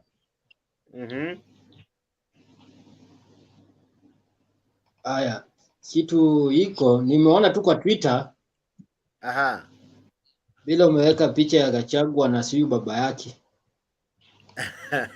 Nimetaja baba yake kweli kwa Twitter. Hebu niangalie, sidhani, lakini endelea tu. Haya, sasa kitu mimi nataka kuongea kulingana na topic ya leo na heading nimeweka hapo. Nimeweka heading hapo, sijui Ruto anapoteza Mount Kenya. Mimi kulingana na hii kura ikiisha, nilikasirika sana na Mount Kenya. Bila walichezea mzee character. Bila wadanganya mzee. Bila walidanganya mzee. Wamdanganya wamempigia kura hajapiga kura. Walimdanganya wamechunga kura hajachunga kura. Huko ndio unapatikana kesi mzee akukuwa na agent. Na akaunti zingine mzee ako na agent. Afadhali tungekomea kwa kwa nani wetu, unaitwa nani? Kalonzo. Sababu Kalonzo ameleta kitu kwa pesa. Hao ndio walikuwa wanategemea wameleta nini kwa meza. Sababu kama wanasema walipiga kura nyingi, kwa nini wako defend hiyo kura? Inasemekana, si inasemekana huko ndio kwa na ma agent. Kwani Raila alikuwa na agent kwa Rift Valley? Central ndio hapo na agent. So mimi hata kama Ruto anapoteza Mount Kenya na gain Mount Kenya, I don't care. Kwa sababu mtoto akililia wembe mpe panga. Ndio nakata haraka na pia nakata kubwa. So I don't care about Mount Kenya kwa sababu gani? Ni watu ambayo wataki change. Wanataka kurithi, wanataka mambo baki bila ile iko tu. Kwa sababu kama wanakuwa wanataka change, Kenya ige change kitambo.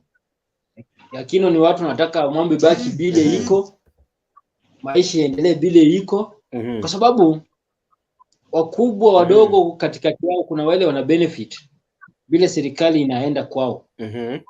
So Ruto apoteze Mount Kenya, again Mount Kenya, it's not matter mimi kwangu, it's not matter pia hakuna kitu na game. Hakuna more kusema juu hiyo. Alafu pia nimepea nikaingia live leo sababu ya huyo mzee wetu naita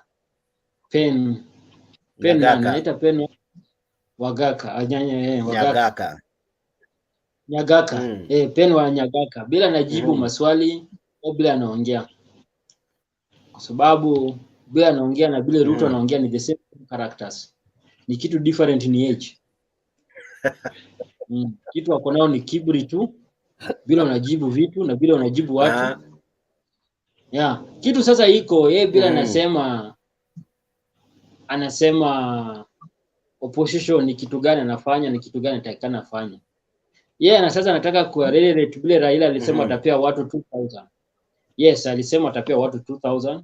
Yes, alisema watu watasoma shule bure. Je, amepata hiyo amepata president?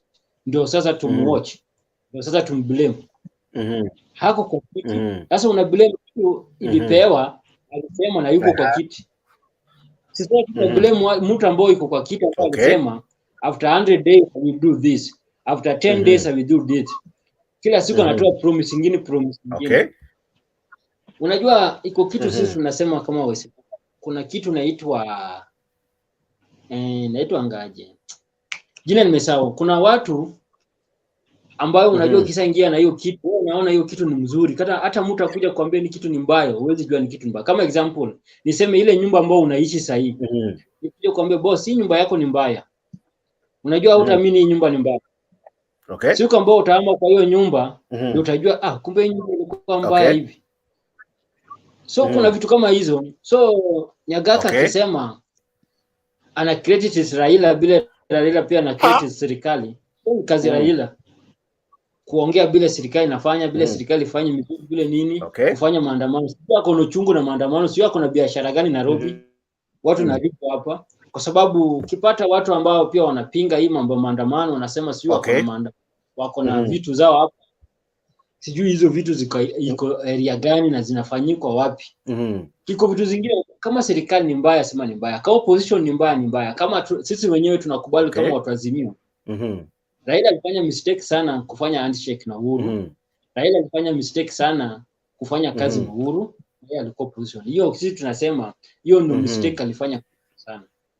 Kuweka peace haina shida. Salimiane lakini kwa opposition pingane na yeye. Lakini bila sasa alienda kulala kitanda moja na serikali. Hapo ni mistake hata sisi tunaona alifanya. Lakini sasa nani sasa baba sahi? Ndio maana jana nilisema mfano nikisema mtu yote mama wako hata kama wewe ni mkubwa huo ndo baba yako. Kwa sababu huyo ndo atakuwa anasimamia kila kitu kwa hiyo nyumba. Au utamuita tena uncle, utamuita baba. Uncle ni brother ya mama yako, si mtu ameoa mama yako ni uncle. Yes. So huyu Ruto ndio sasa kiongozi yeye ndio baba. Sasa malalamiko zote lazima watu waende kwake. Sasa vitu ambao anafanya na vitu ambao anasema Wacha nimrudie huyu.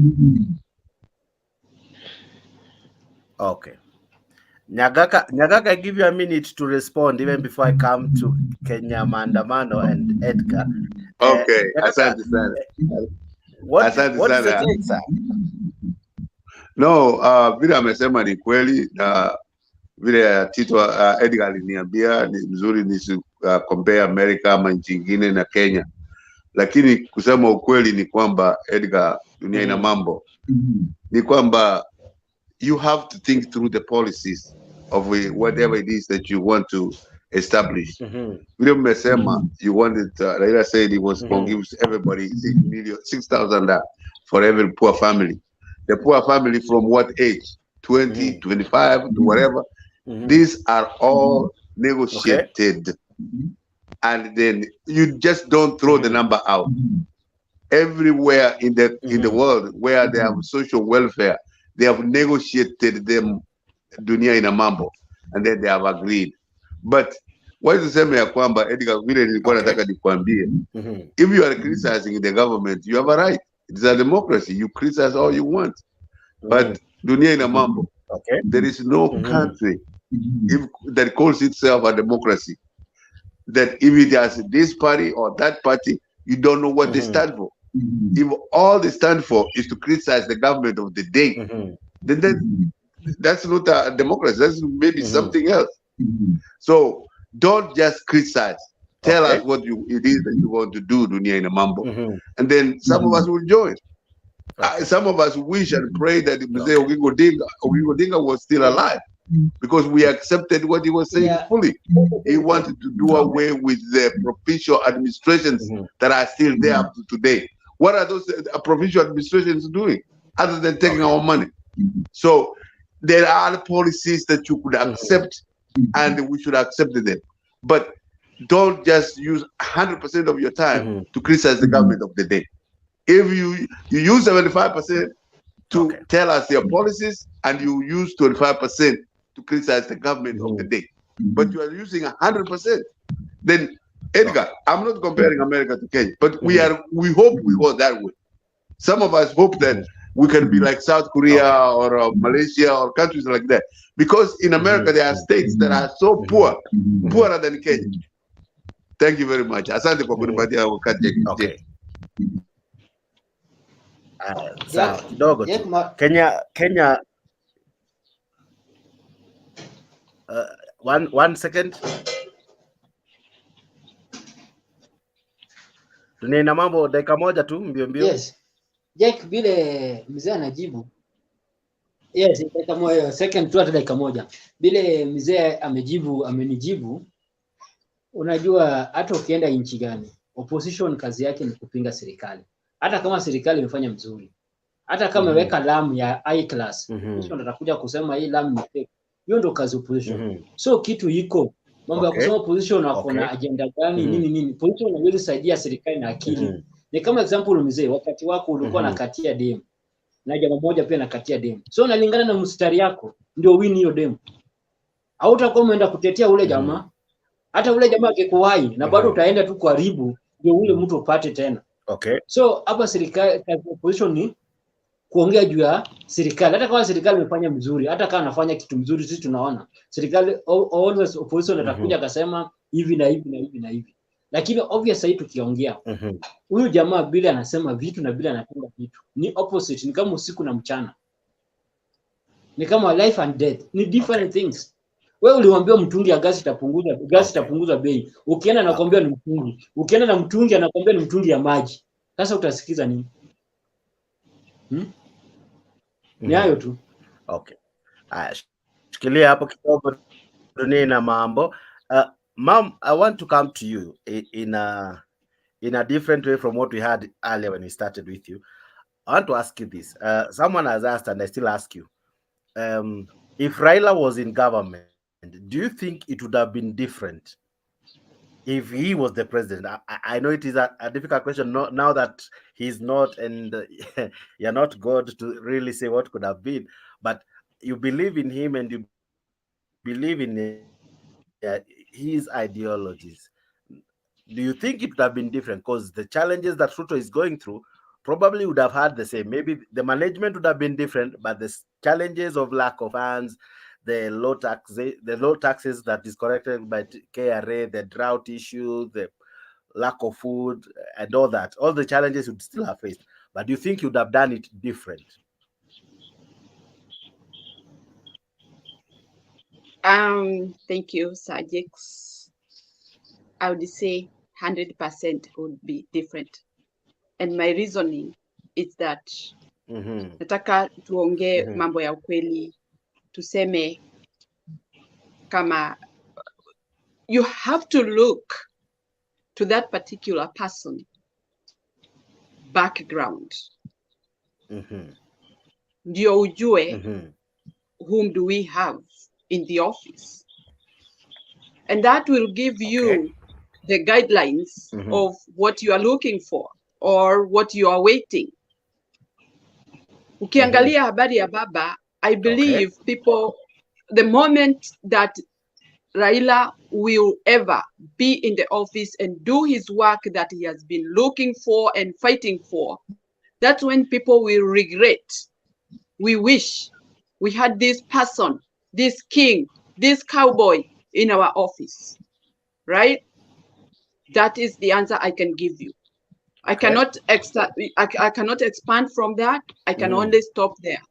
Background check of a human being, of a person, of the employee of any kind, it's very important. And that will give you the guidelines. So that's the answer I can give. Before I go to my point, which I was coming back to. Roles of the opposition. Okay, go ahead.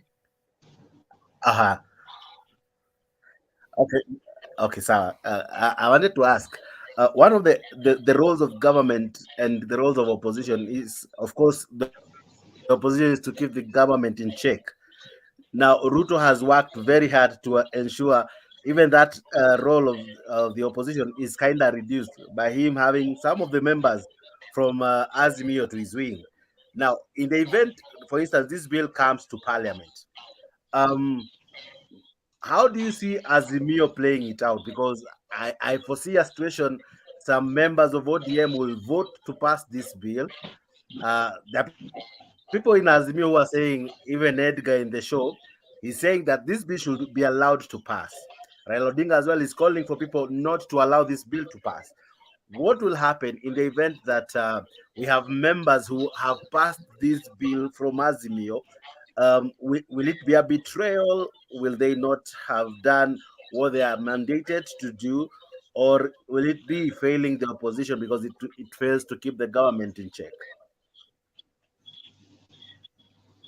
Okay, before I answer that question, let me clarify something that I noted with the previous panelists who have left, having compared Kenya with America. This is what I would say. You cannot compare Kenya with America. If it is America that someone is trying to buy other people from other party, he is trying to crush other parties, is a crime. Okay? Is a crime.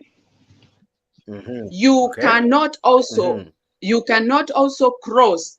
You come from Republican, you go to Democrats without a process approved by the House. And it will look very ridiculous for you crossing the line, going to the other party. So America, they are very much ahead of us. There is no dream. You don't even dream of comparing Kenya with America. We are very, very behind. And ours cannot even work. And I'm saying this because even what is going on, buying some of the members of parliament to cross to the other line, it's also illegal. It's not, it's illegal, completely illegal. And the other thing I wanted to say, you criticize this government, this fake government, which is already there, 100%, because nothing is happening. Nothing, zero. The other thing, twisting of things. People now, they look crooked in their brains.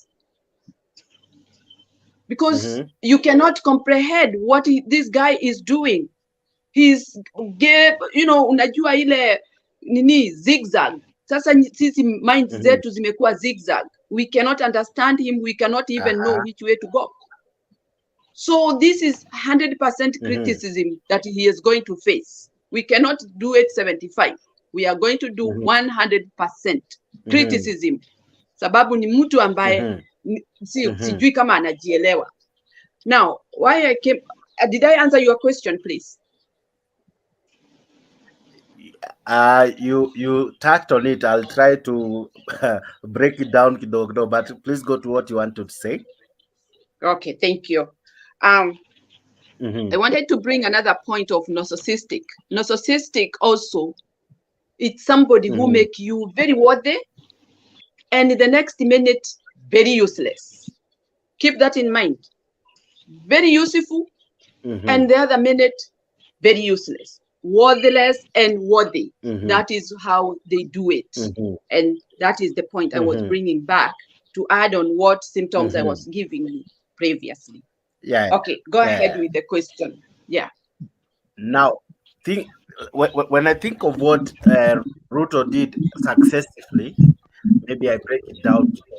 He made sure in the last years that, or rather the last 4 years that Uhuru was in government and him as his deputy, was to sell a narrative against Uhuru Kenyatta and Raila Odinga. He brought out issues, right, saying how handshake is bad and how things are difficult because of the handshake regime. And someone in the panel has equally brought that out. Now, is Raila Odinga using the same coin, making sure he capitalizes in the mistakes of Uhuru, of Ruto in this regime, despite it being young, despite it only being like 9-10 months thereabout?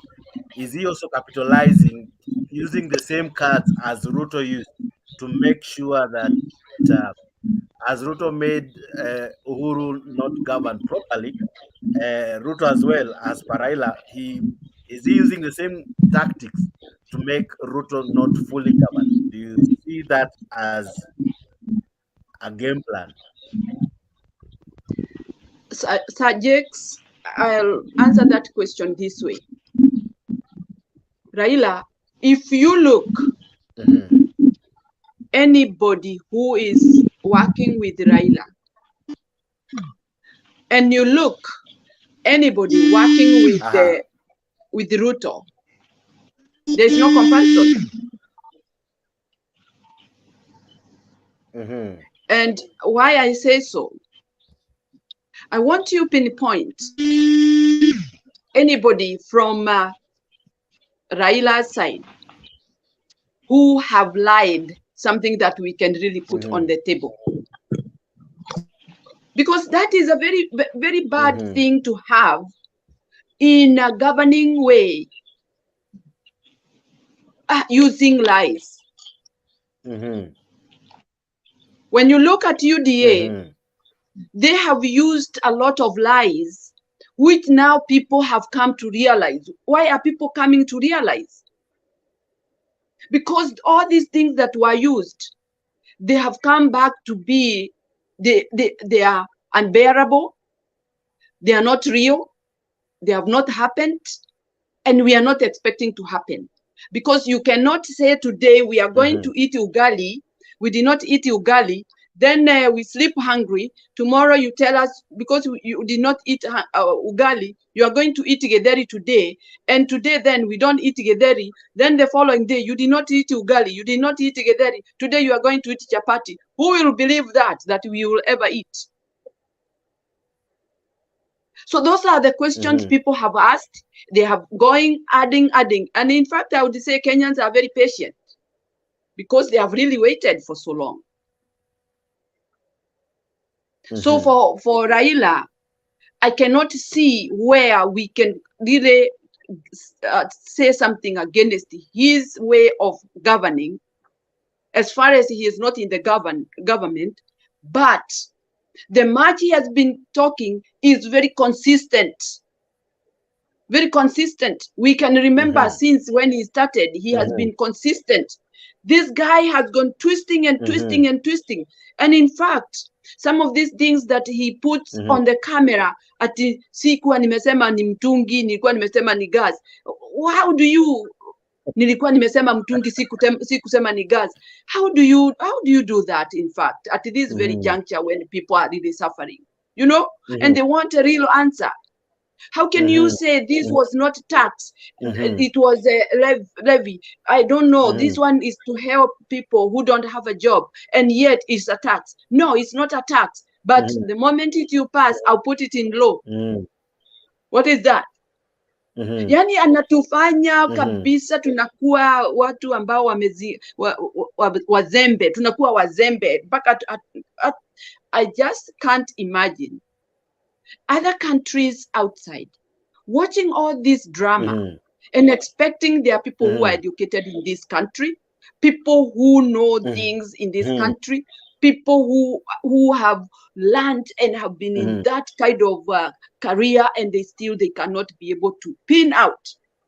Let's say, for example, when Uhuru was in office, they were with the Ruto. But Ruto decided within 4 years that he will be out of the office, campaigning, selling his name that he is the best. He has been chased. He has been told this. He has been mistreated. He has been, but still, he has got the mandate of saying enough is enough. I'm out. Let me go and show people that really this is what I'm suffering and this is why I've left. He never left. Now coming to tell people how he has been mistreated and you are still living. Hakuna mwanamke anaweza kukaa na bwana ambaye anamchapa, anamnyima chakula, anamfanyia madhara yote, akae huko bila kupiga mayowe na kuondoka. There is nothing like that. So for him, he lied all throughout, and he reached his point of now being a fake president because I don't recognize him as a president. He did what he did, and yet instead of respecting his what he did to people, 8 million people, now he is putting people into berserk that they don't know, they don't, they don't understand, they don't know what they are doing. I am going to make them look even more stupid. I'll use this ideology, I'll force it to their throat. We cannot live like that. And that's why people are very angry and they are not interested with him, and he cannot be given extra time to go on lying and doing all this rubbish to Kenyans who are educated and people who are very serious to do their job. We don't depend on government for handouts. Kenyans are hardworking people. Thank you, Sajid. I don't know whether I answered your question, but that's the much I could have told you. I still have many, but for the sake of my brothers here, allow me to go to them, but I'll be coming to you with more. Before I come to the name, because you are just let me react to what he has just told me. Jagaka, a right of reply, maybe a minute before I come to Edgar. Okay. Nataka kuambia Kenyan Maandamano Kamili. Yeah, I want to tell Kenyan Maandamano Kamili that I never ever compared Kenya to America.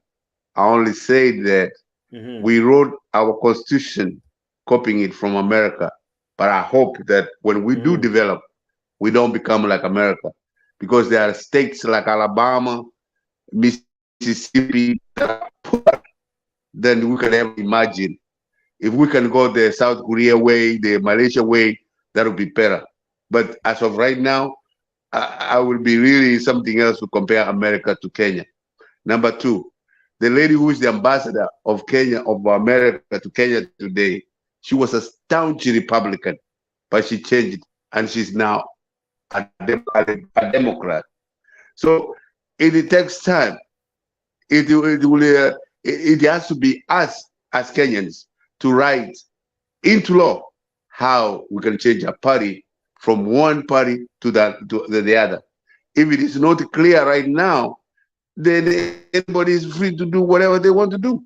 But I would be one of the supporters of having us write into law how you can change from one party to another. Some of us have seen, like in America, people change from this party to the other, to this to the other. But that's within their laws. That's all I gotta say. But misleading. I never compared America to Kenya. No, I will not do that. Okay. Thank you. That's all I wanted to react to, Jay. Well explained. Thank you. Thank you. I'm sorry, maybe I mistook you, but still about our constitution, it have analyzed very well. When you want to change from one party to the other, it's not about being bought. It's a process that you have to follow to get to the other side, which is respective, because we cannot force you to be in the party that you don't like. So it is for you to honor yourself and respect the party, because you never know of tomorrow. You might change your mind again and go back. So respect it. The constitution states. Thank you. Now, Edgar, I'm coming to you with this question. Whether this financial bill fails or passes, it comes with serious ramification. Think about it. This is it is one bill that one has already divided Kenyans, and two, the politician as well will be divided. Some members in UDA are raising concerns. Some members in Azimio are supporting the bill. Now, during voting, some will be doomed if they do and doomed if they don't. I'm imagining someone like Jalango. Where will he vote? Where will his allegiance be to? Will he vote as an ODM member with what ODM is calling guys to do? Will he vote as Jalango, who has met the president and has pledged to work with the president? You have someone like Gadonwa Moshomba, who has already suffered some challenges because of having a contrary opinion. Now, let me ask you, sir, what do you think the outcome of all this will be? Is this the making or breaking of most politicians? Thank you so much, Jakes. First of all, before I respond to that, let me take you back when you talked about Raila now using Ruto's tactic that he used on Uhuru in the last government. No, these are two different people. Raila and Ruto ni kama maji na mafuta. You cannot compare the two. Number one, Raila respects the rule of law. You remember sometimes back when Raila joined NDP, he resigned from parliament and went for a by-election. However, right now as we speak, Raila is the leader of opposition, and the opposition has three main major roles: that is to oppose the government, to criticize the government, and to seek to replace it. Opposition acts as an alternative government, but only if given opportunity to rule. One of the mistakes that we did in this constitution of 2010 was removing the opposition leader from being in parliament. That's one mistake that we have to rectify if at all we want to move forward. But now coming to your question on the finance bill and the repercussions, of course we will have very many casualties. Politically. You see, this bill has divided Kenyans. Even for those who voted for the government of the day, quite a number of people are opposed to it based on what they have understood about it and what this bill is all about. And then we have some MPs who actually left the opposition to join a government. These people will actually vote for this bill to please the president. Not that this bill is good, but to please the president. And then there are other MPs who are in the government and will vote for it, not that they want it, but because of the position that their party or the ruling party has taken. But the likes of Gideon Chomba, who have actually clearly opposed the bill publicly, you'll see the repercussion. Just as it happened the other day with the likes of Murkomen, Ichungwa, many will suffer. Now, this is going to be something that it will be very interesting to see members of parliament from other parties joining the opposition, now officially working with the likes of Raila and Martha Karua, especially from Mount Kenya. We are going to see a mass they'll cross over quite a number, because you know, even the wananchi who voted for them are closely monitoring that. Are you going to vote for this thing that is adding more pain to what is already painful on us? So to me, it's going to be another 2005 during the No and Yes campaign that gave birth to ODM. Thank you so much. I see my brother Mzalendo is in the house. Good to see you, my brother. And Bob Willis, you are in the show, but if you can have your camera on, you'll definitely appear on the panel. So Bob Willis, I see you and I know you can hear me. So if you can have your camera on, it will be very, very good. Let me give Mzalendo, he gets to be lucky, anaingia kama amepata maoni ya mbio mbio. Now, let me ask you, Mzalendo. I know you have been following behind the scenes what has been happening in the country. We have a bill that has sharply divided the nation into two, and it's now heading to parliament.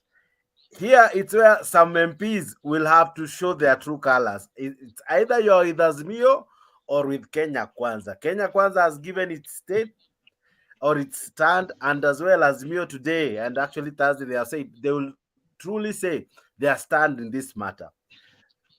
I ask you directly, do you think this is a break or make moment for most of these politicians? Because as Ruto said yesterday and Raila, I think last week, that they are watching to see what the MPs will do. And because of their actions, citizens should use it to either punish or reward these politicians. So what do you think, sir? What will happen now that we are now in parliament?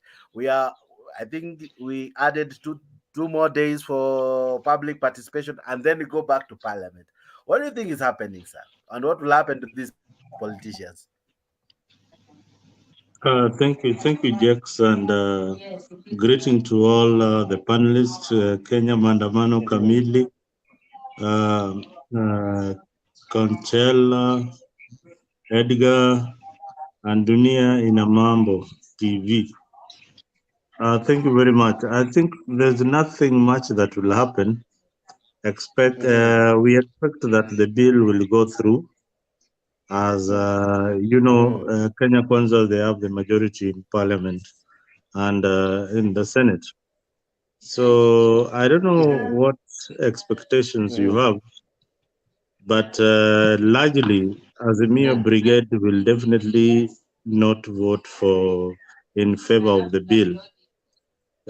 Jax, you have to know that William Ruto's government had a manifesto.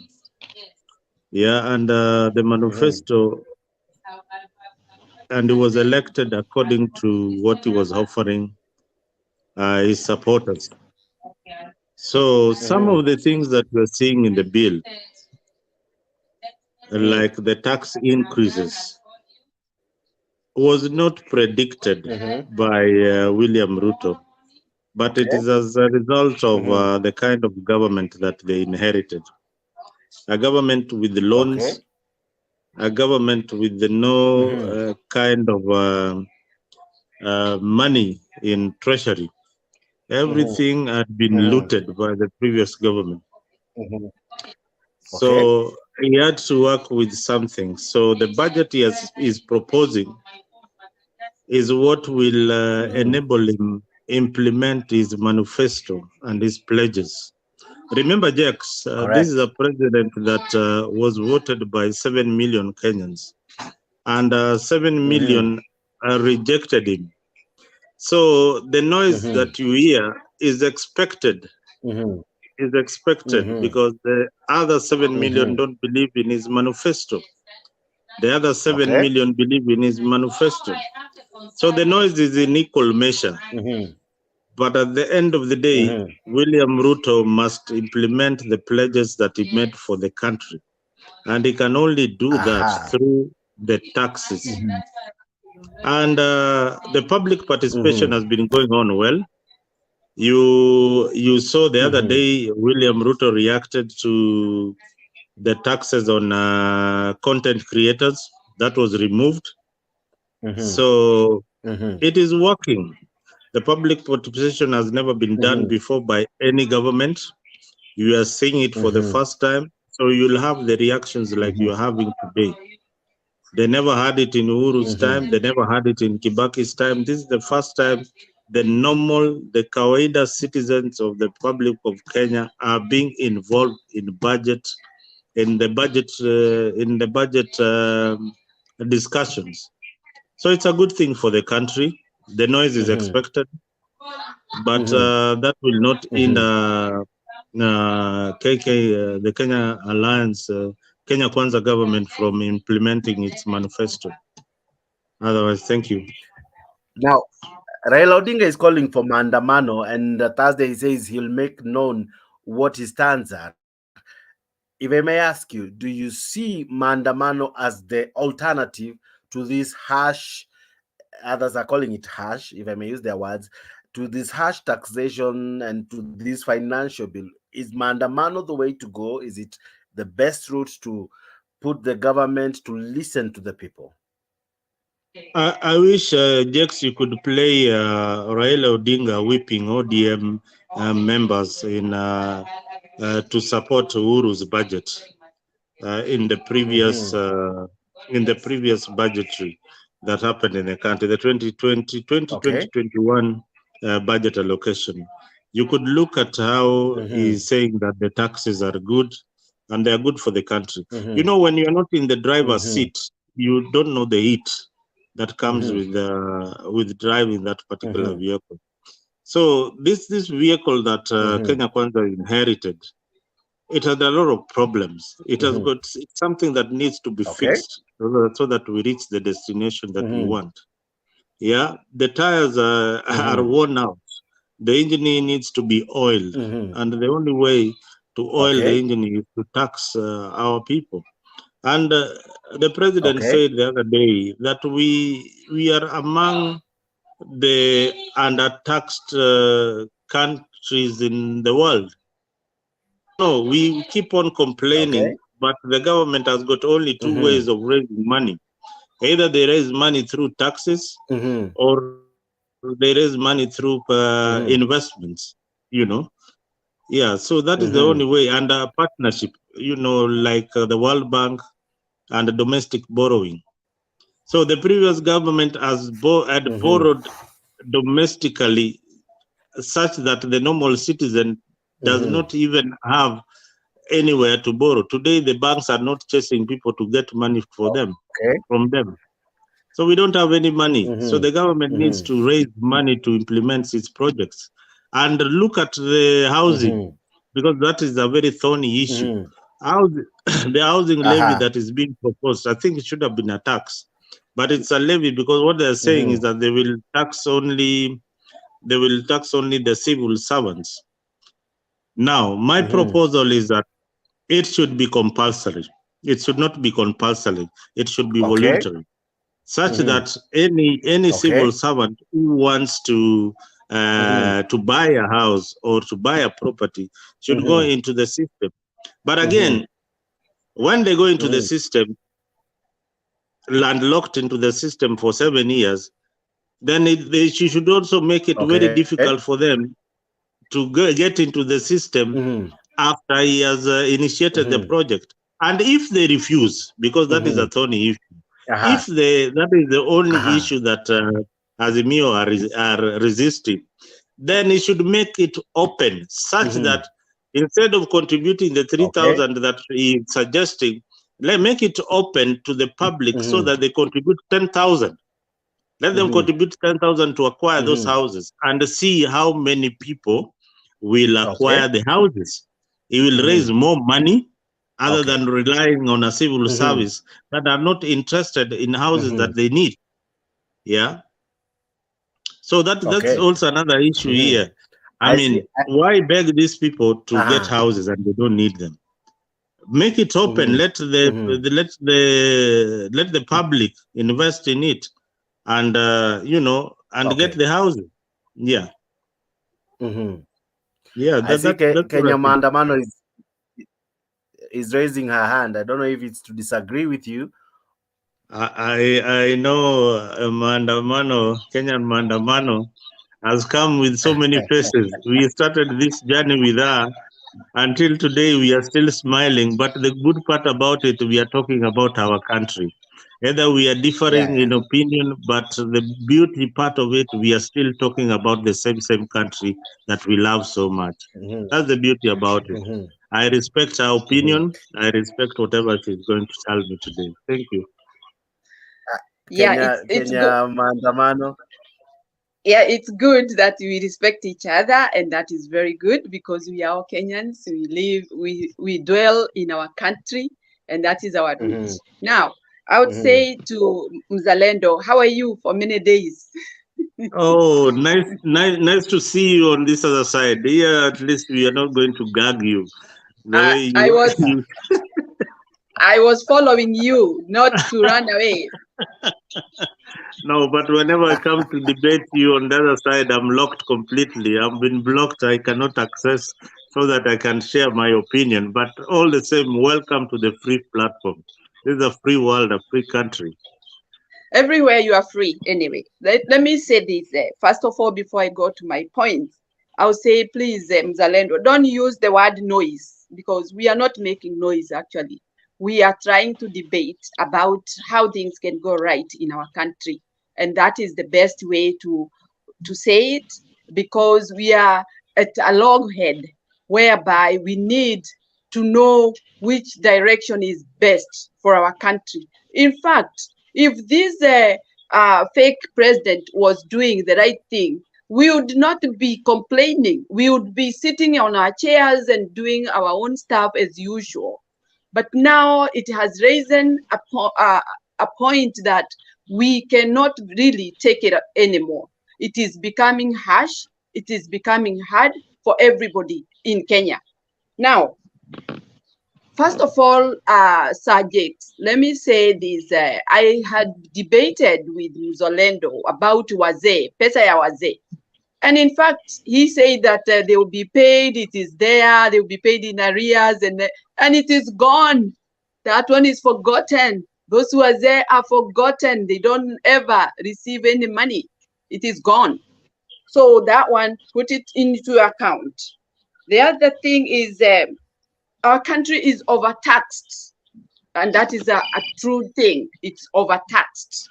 Wananchi hawalii bure. Na kama ni wakati wa tax, it is not the time when people cannot even make their ends meet. It is not the time when the people are facing problems. When you tax people when they are earning 5,000, you take 2,500. When I go to dukani kununua vitu, hakuna kitu ninatoka nayo huko kwa sababu pesa ni kidogo. You see, you are still, putting people into, ni kama kutoa mchanga kwa shimo, alafu unaiondoa unapeleka huko, alafu unasema hii shimo ninataka kuziba, nitaziba na nini na mchanga nimebeba. That is how it is.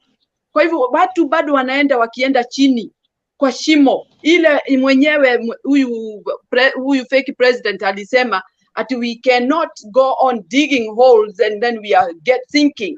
Now he has dug the deepest hole. That's where we are. The whole country, that is where they are. Come to think about centralizing finance. Pesa yote imekuwa kwa one line. It is no longer the way it was being contributed to different places. Now it's centralized. Ndio hiyo yote ikiokotwa, umeokota ngapi? Lete hapa na gunia weka hapa. Toka. That's how it is now. Is that how we want to live in Kenya? That is how now people are facing this hardship. And they cannot live in a way that nobody is caring about them. We don't want to be cared that you come and clean my house or cook for me. But there is that mandate for the government to take care of the inhabitants, the way they are living, that they need this and that. Basics are done. We cannot have any more the basic, because people are lining up their problems, but there is nobody to listen to them. You want to tell me this fake president does not understand people are dying because of hunger? People are going through so much because of all this taxing. The people are going so much because there is not enough commodities in the country. He knows, but he has no time for that. Tax, tax, tax. Anafunga macho, anasema tax, which is very bad. We need somebody who have got empathy, somebody who consider life of other people, make people comfortable in their country. We don't want people start running away from their country, going to look for green pastures. And there are no green pastures. They are going there to labor.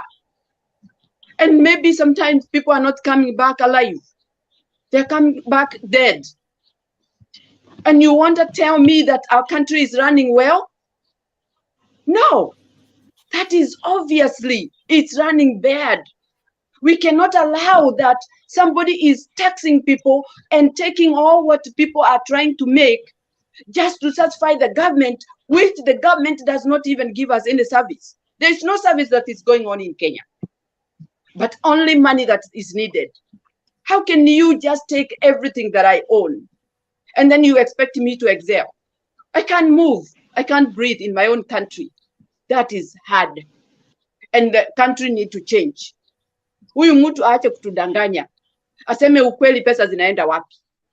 Because if they had given us some billions of money that was collected, that is being collected by KRA, where is it going? Where is that money going? County government, they don't have money. People have not been paid salary. And now they are taxing the same people who have not been paid salary. Unforeseen salary is being taxed. How do you expect those people to live? That is my point. Na shida ile iko Kenya, in fact, si wananchi. Ni hao viongozi ambao wanajifanya wanafanya kazi na hakuna kazi wanafanya. And they are misusing money exorbitantly. Misusing.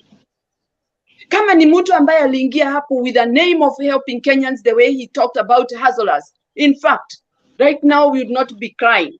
We would be saying at least he's doing something. But nothing has ever been touched. Why should we not even feel pain? Kenyans are in pain. They are suffering. And that's why they are not making noise. They are complaining. They are complaining harshly. They are not making noise. It is real and it is happening. Subjects, I think I'll stop there. I'll hear back. Yes. Yes. Mzalendo, just one moment, Nyagaka. Mzalendo, I don't know what you have understood from what Kenya Maandamano is saying, but this is what I have carried, that or I take from her, is that the hustler or Mwananchi has not felt Ruto's regime, or rather has not felt an impact ever since he took office, given that he came with promises and with a desire to change the country. But the direction he has changed is not the expected direction. Why do you think Kenya Maandamano and many feel that Ruto has failed to deliver on his promises and to really bring out the manifesto, or rather the plans that he talked so eloquently over that he will do? Anyway, Jakes, to reply to my sister is that she's talking about jobs. At the same time, she's talking about taxes. You know, for the government to create decent jobs so that we don't have people migrating to other countries, they need money to create industries. They need money, and that money comes from taxation. The government is not in the government money only comes from taxation and other development partners or other investments that the government does. So when you say we want decent jobs, we want proper health care, we want good roads, but at the same time, you don't want to be taxed. So it's not logical. And now this is where we are at the moment. The country has got debts running into trillions.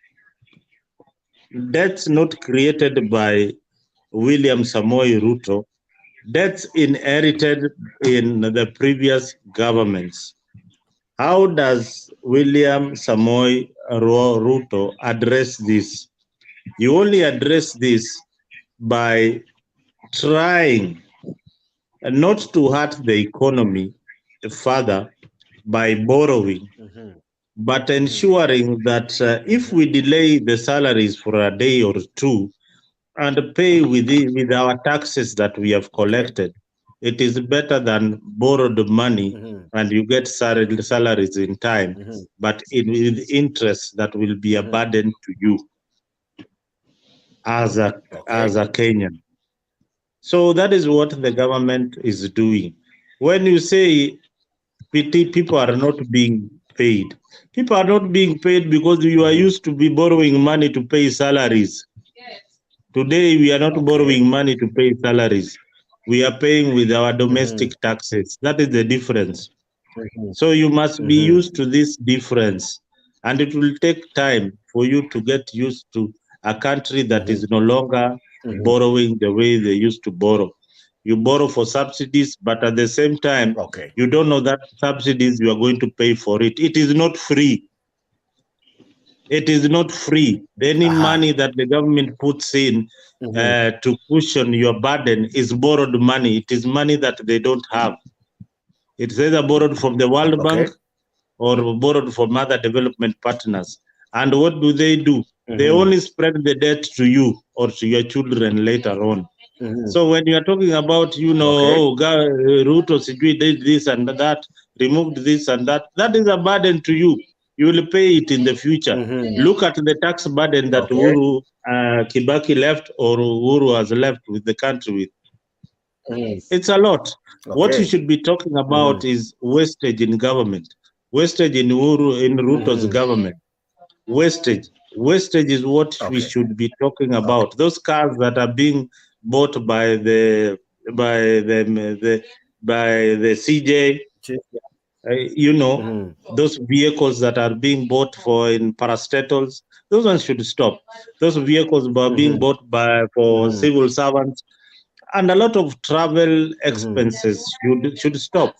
In fact, what we should be talking about is that Ruto introduced taxes on allowances for, leaders. Sitting allowances, zitakatwa. And why are the civil servants, including the parliamentarians, so mad about this bill? Because watalipo ushuru sasa, they will pay taxes, and 3% of the tax that they will pay under the earnings that they are getting is a lot of money. It's a lot of money. Nobody is happy about it, and they have to make noise. And they make noise on behalf and tell and cheat the wananchi that this thing is a very bad thing. But if they were in the driver's seat, I am telling you, they would say the same thing, that we need money.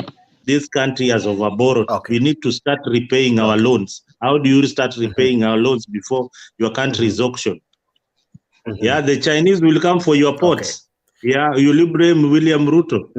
We must pay taxes to create jobs. We must decent jobs. What will the housing do to the economy? There will be jobs for plumbers. There will be jobs for carpenters. There will be jobs for transporters. There will be jobs throughout the county. Then somebody tells you that is a bad thing. Now, Kenya Maandamano comes from my generation. This is a generation that saw the houses in Buruburu and Umoja being built. How were those houses built? And do you remember the argument the civil servants had then, that they don't want those houses? They are watakatwaje shilingi 200 to get a house of 80,000. That's a lot of money for them, their salaries. Today, those civil servants who opted to buy those houses are renting the same houses to the children who their fathers are somewhere in the village dying in poverty, and they left the city without any property, zero property. The houses in Buruburu and Umoja, those who were bright, they bought them. The communities that knew that these houses zitawasaidia huku mbeleni walinunua hizo nyumba za Buruburu. My father comes from a generation that refused to buy those houses. Yeah. Okay. There are so many of them. They said, you know, we have got land in the village. Why are we being forced to buy houses in the city? And I come from the village. Today, the Kikuyus who bought those houses are renting to the other communities. So tusidanganywe. This is a very, very good opportunity for you who doesn't have a property to acquire a property. And if you have a house, somebody is telling you to contribute only 3,000, and you're busy saying that hizo nyumba, I cannot afford them. Can you afford to buy your own house in Nairobi today? And what will these things do to the rent? Look at the end game of everything. Yes, you pay this 3,000, but at the end of the day, the rents will come down in each and every particular county, and the police will have decent housing. At the same time, the people of Azimio wanasema nyumba za polisi, look at the way the police houses are bad. Yeah? But what is the solution? Do they have a solution? Wako na solution yoyote ya kuprovide kutengenezea hao mapolisi nyumba? They don't have. Uhuru had got pendo, inaitwaje? Inaitwa nini moja? Inaitwa pendo, inaitwa nini? Something moja. I have forgotten. I keep on forgetting the name. The Uhuru project that initiated with the development partners. Boma yangu. You see the Boma yangu initiative.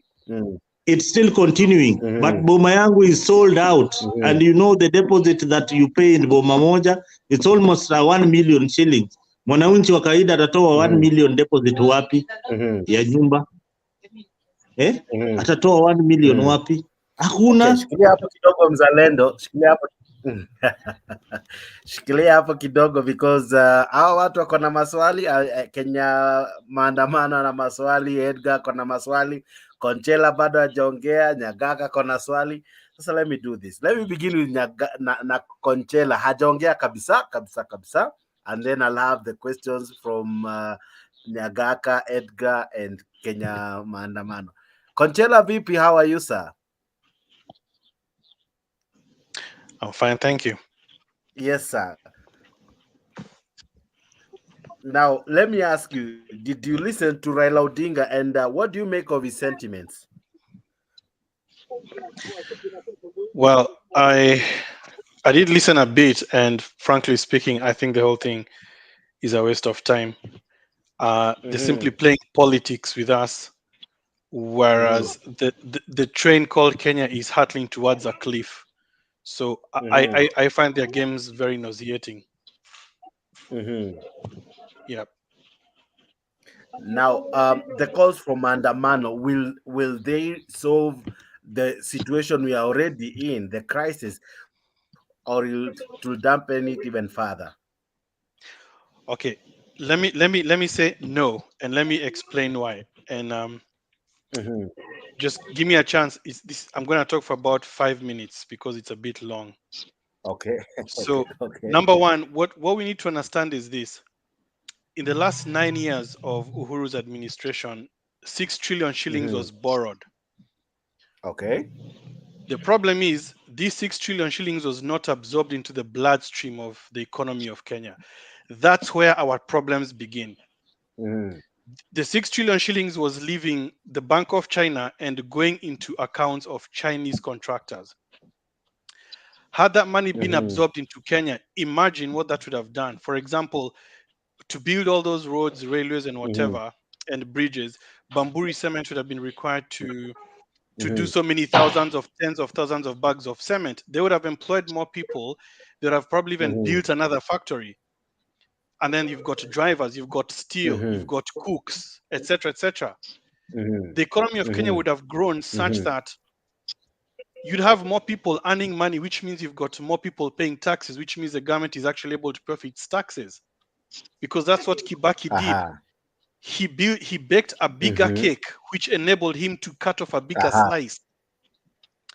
But Uhuru's 6 trillion was not absorbed into our bloodstream. That's number one. Number two, today as we speak, the 5th of June 2023, Kenya's earnings to debt repayment stands at 72%. I don't know whether Kenyans are aware of that. 72.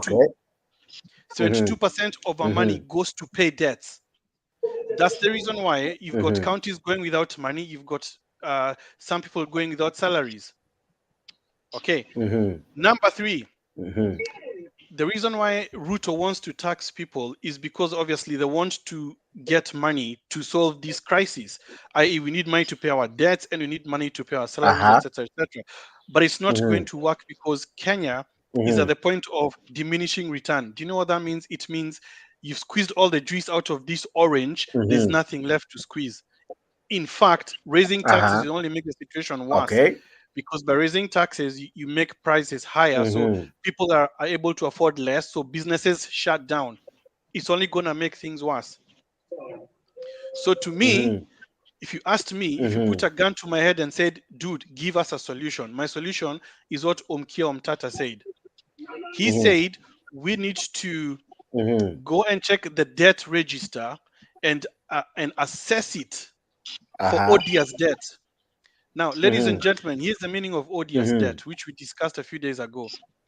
Odious debt is money that was borrowed, number one, outside of parliamentary procedure, or number two, was borrowed within parliamentary procedure but did not benefit us, or number three, both. Now, if I ask you a simple question, Sir Jakes, if you take a look at Kenya today, does Kenya look like a country that just had 6 trillion shillings into the economy? The answer is no. So a lot of money was borrowed that did not benefit Kenyans. If you think of all those funny ghost projects, Akina dams, this is the money you're now being asked to pay higher taxes to pay. And what Omkia Omtata was saying is, guys, we need to declare some of this money as odious debt. Odious debt simply means it did not benefit us, therefore we are not legally liable to pay it. And if we pay it, then we go after the people who are responsible for borrowing it, and we auction them. So to me, instead of going to the streets, Maandamano, what we should be doing is what Okia Omtata was suggesting. Let's audit our debt register, because that is where the heart of the matter is. You are being asked to pay 6 trillion shillings of Uhuru, 2 trillion shillings of Kibaki, 8 trillion, most of which did not benefit us. So in closing, Mukitaka, go and throw stones on the streets. You still have to pay odious debt. And remember last time we spoke about this, we had 2 instances of countries that declared odious debt. Number one was Mozambique and the tuna fish scandal. Number two was Rafael Correa of Ecuador. So if anything, we intelligent Kenyans... I even saw Morocco had done that sometimes back. Yes, there you go. It's saying, wait a minute, guys, 8 trillion shillings, most of which did not benefit us, we should not pay it. Instead of that's better than Maandamano. That's the more intelligent thing to do. I'm done now, so anybody who wants to interrupt me can interrupt me. Okay. Now let me go to the guys who had questions. I begin with Nyagaka. Asante sana kijana yangu ilikuwa tu sio question, ilikuwa nasalimia mzalendo wado idinade irari kanye mzalendo anti baba amielo ngengo mo mielo ngengo baro ben amie. Okay, come back to local language. Okay, sasa niambie dada yangu kwamba least you be accused by Kenya Maandamano that you guys have abused us, eh? Hapana, mimi najua Kijaluo na mimi Mugisi, lakini wacha niambie dada yangu ya kwamba what she saying is true. Maisha ni ngumu sana. Kenya Maandamano will be floating here. Kwa Mkenya maisha ni ngumu sana, and that's very very true. Okay. Any government, dada yangu Maandamano, any government that starts, that is trying to change the economy to where it wants to, is very hard. That's why I was giving you examples of different countries, of different governments. I'm not trying to compare ourselves to them, Edgar. I am saying that, for example, when Obama took over, no Republican voted for him. And any taxes that he raised was really chastised. Now, after he finished, people never wanted him to leave. Na ni kukubali na wewe dada yangu kwamba it is very true. We cannot put our heads under the sand ya kwamba maisha sio ngumu, lakini vile Konjela amesema is what is the solution? How do we get from here to there? But kuweka maandamano as the Ruto must go, that is really misplaced. But you, whoever is in Azimio, can use whatever method they want to get where they want to go. Hiyo tu ndio nilikuwa nasema. Asante sana Eddie. I mean Jakes. Sorry, let me just add as well. It doesn't really matter, guys, whether the finance bill is voted in or not, because the finance bill is not the problem, guys. I kid you not. Well, if the motion is lost, we have gained nothing, because we have 8.6 trillion shillings of debt to pay, most of which did not benefit us. That is the problem. Okay. We must start from somewhere. Yeah, it did benefit in us. the background my sister. Yes, I have questions. We can't see you, my sister. Just one moment, Edgar. I have Aswito behind the scenes, and she has something to say. Aswito, can you have your camera on? Yes, Edgar. As Aswito works on her camera. Yeah, I'm naked. Don't worry. So, just to add on what I don't know who was speaking. Okay, I don't know who was speaking, but just to add on what he said, the government has been put on spotlight. We have to start from somewhere so that we don't repeat the same mistake other governments repeated. Because the same people who are in the current government did not resign when they saw we had a problem. They stayed in the office, made sure they finished their term, so they were part of this. So for me, I say we have to put the government on spotlight for it to wake up so that we don't repeat the same mistake. That's why I argue Maandamano ni lazima and Ruto must go. Okay. Kenya Maandamano, you have been patient. Yes. Talk to me. Today I have my fellow lady. Welcome. I'm always alone. Welcome. Thank you, sister. Let me answer. Okay, Sajeks, let me answer this call that has come on my phone, please. Then I'll be back and then answer your question. And I will contribute, please. Okay.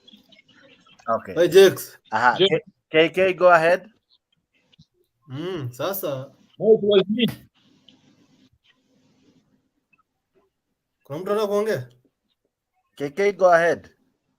Okay. Endelea before I give someone else kwanza. Endelea. Nilikuwa nataka tu nimuulize Konchela, what do we do now? Because you realize that for the past about 3 years, most of our debt ilikuwa ni recurrent, basically like paying salaries. You know, you can't say that we did not benefit from that, because at that time kulikuwa na cash crunch, and the government thought probably if we can instead of the development we go to recurrent, so that it is easily recoverable, this money, because you pay salaries in about immediately you return 30% through taxes and all that, and then VAT right there, as they go. Yes. That right there is a symptom of the problem, because as a matter of fact, the Constitution makes it very clear that if you're to borrow money, you're to borrow it only for development, not for recurrent. And if you borrow it for development, it has to be pegged to a specific project. Do you know what that does? It protects Kenyans from just borrowing. You can't just say, I borrowed. You have to say, I borrowed to build Maus-Syokimau Road, or I borrowed to build that bridge in Kikuyu, or I borrowed for that water project. So if the government was borrowing for recurrent, it means Parliament was asleep. So really, it's just all that does is that it spotlights the problem, because you're not supposed to borrow for recurrent. Even in your own home, you don't borrow to pay rent or to buy food. It was handshake, so there was really nothing Parliament could do. Yeah, so that means we were sick all along.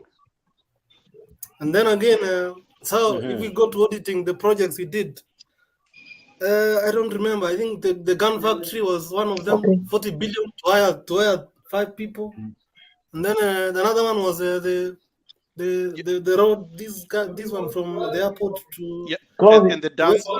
I don't see major projects really we can audit and say we didn't benefit from this money. But that's why I have a problem with your idea of no. The flag bearer of the government now. The flag bearer of the government now. He was the one looting, like helter-skelter. He was on the front line. Alichukua gurudumu zote. Paka even the pilot himself said, this one, by the time we reach our destination, tutapata tatuna sterling. You understand? So he was there. He knows what he's doing. He was in the government. Those are speculations. If you have evidence, you can go to court. You cannot come and if you have evidence, run to court. You don't come and spew nonsense. I have evidence from my former president. No, I have evidence from my former president. What are you doing here, nude? You should be at the courts. All right, look, listen. Let me restore some sanity to this. All right, like I said, the Constitution makes it very clear. If you're going to borrow money, it has to be pegged to a project. Therefore, all you have to do is check how much was borrowed, 20 billion, against what project? No project. Okay, that's odious. Or 20 billion against what project? That project. Was that project put into place? No, then it's odious. It's not impossible. In fact, not only is it possible, really, it's the only way out. It's either that or get ready for default, because that's where we are going next. No matter how much people want to say we're not, because like I said, right now we're spending 75% of our revenue on debt payment, as in at what point are our alarm bells going to ring? Ghana defaulted in December. They were at 70. What makes us so special?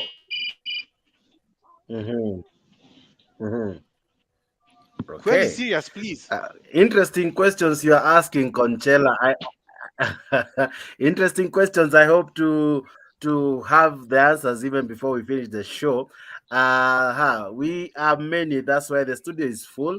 But I thank you for your questions, Conchela. I'm sure someone will wish to tackle it, as well as I want to invite and welcome Cornelo Chuka kwa show. Karibu sana. Isaac, great to see you. Aswito, nimekuona umechangamka kabisa. Karibu sana. Alex Media nyuma ya tent. Among many other guys. Now let me nilikuwa nimelala lakini nimesikia mnagio, nikasema acha mimi nitasema tu kitu, sitakaa sana. Sisi tunaenda maandamano. Bravo. Na beside maandamano tunawaroga. This time tunakuja na urogi. Hii mambo ya kwenda court. Hii mambo ya kwenda court hatusaidiki huko. Ma-MP wanafanya venye wanataka, tutawaroga na tuko na dawa. Tunawaroga this time. Hii bili ikipita sisi tunawaroga. Kuna mambo ingine kuchukua tu picha ma-MP tunakalia tunapaka jivu. Tumechoka na chuka bwana. Mzalendo. Where did you get this joker? Yeah, this is they like jokes a lot. We are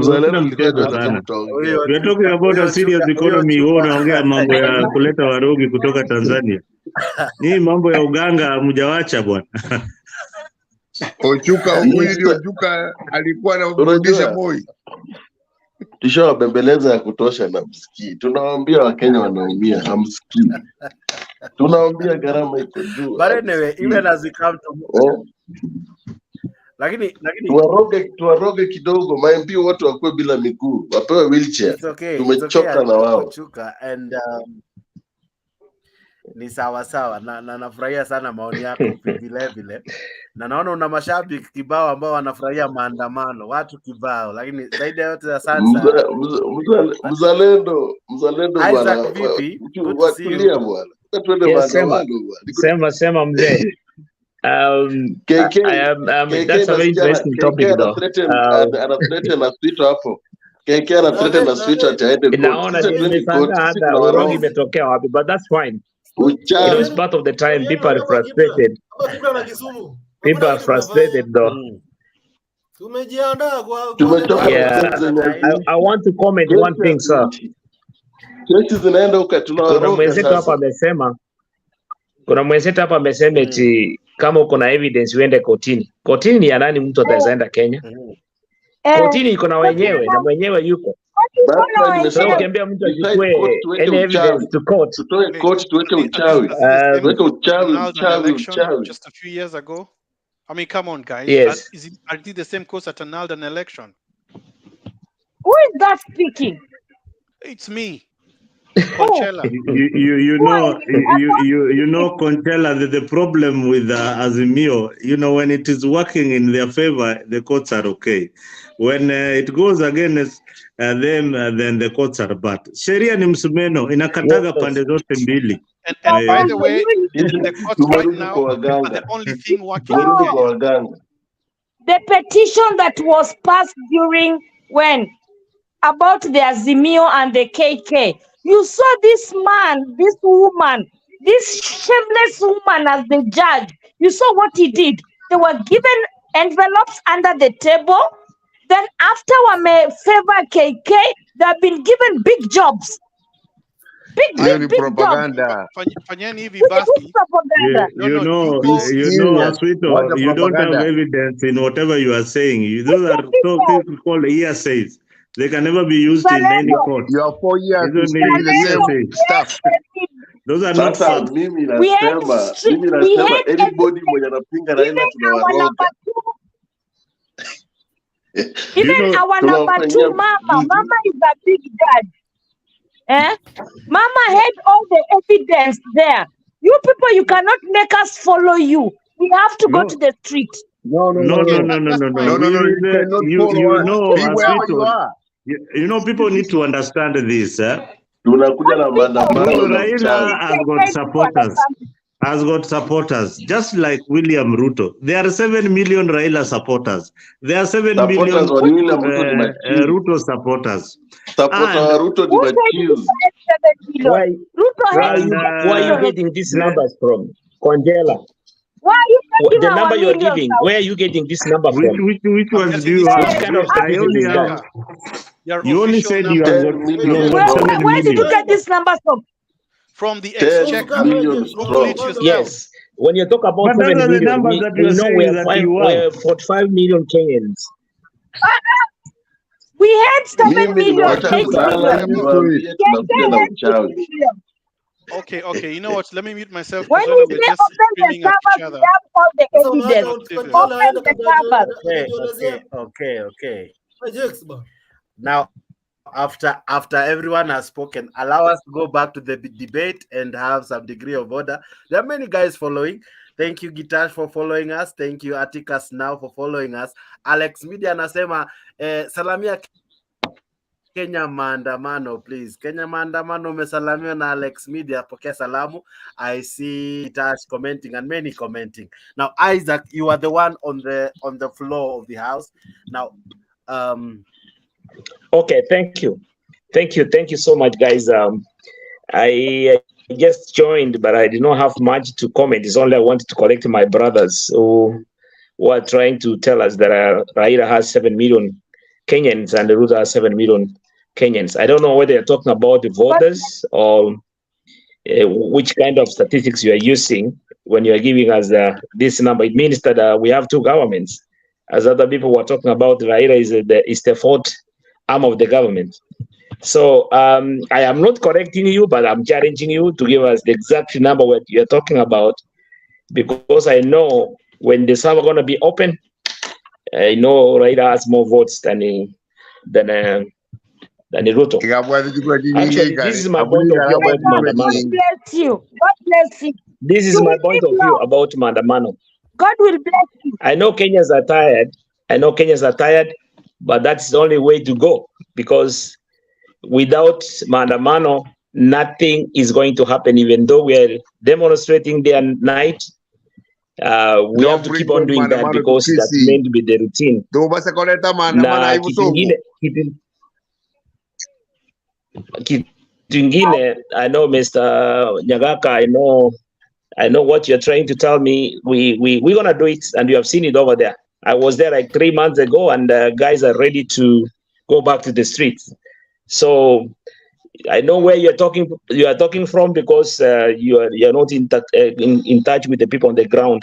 If you need more information, ask me. I will give you the contacts of the people on the ground, what they're waiting for Papa to say. So we are really waiting for Maandamano. That's my point of view. Another thing I want to say, Mheshimiwa, is about one thing somebody commented about. Why am I forgetting? Actually, is the constitution. I'm sorry, the court. The court. That was a point where I was trying to give some corrections. You remember what this guy said from Western? Am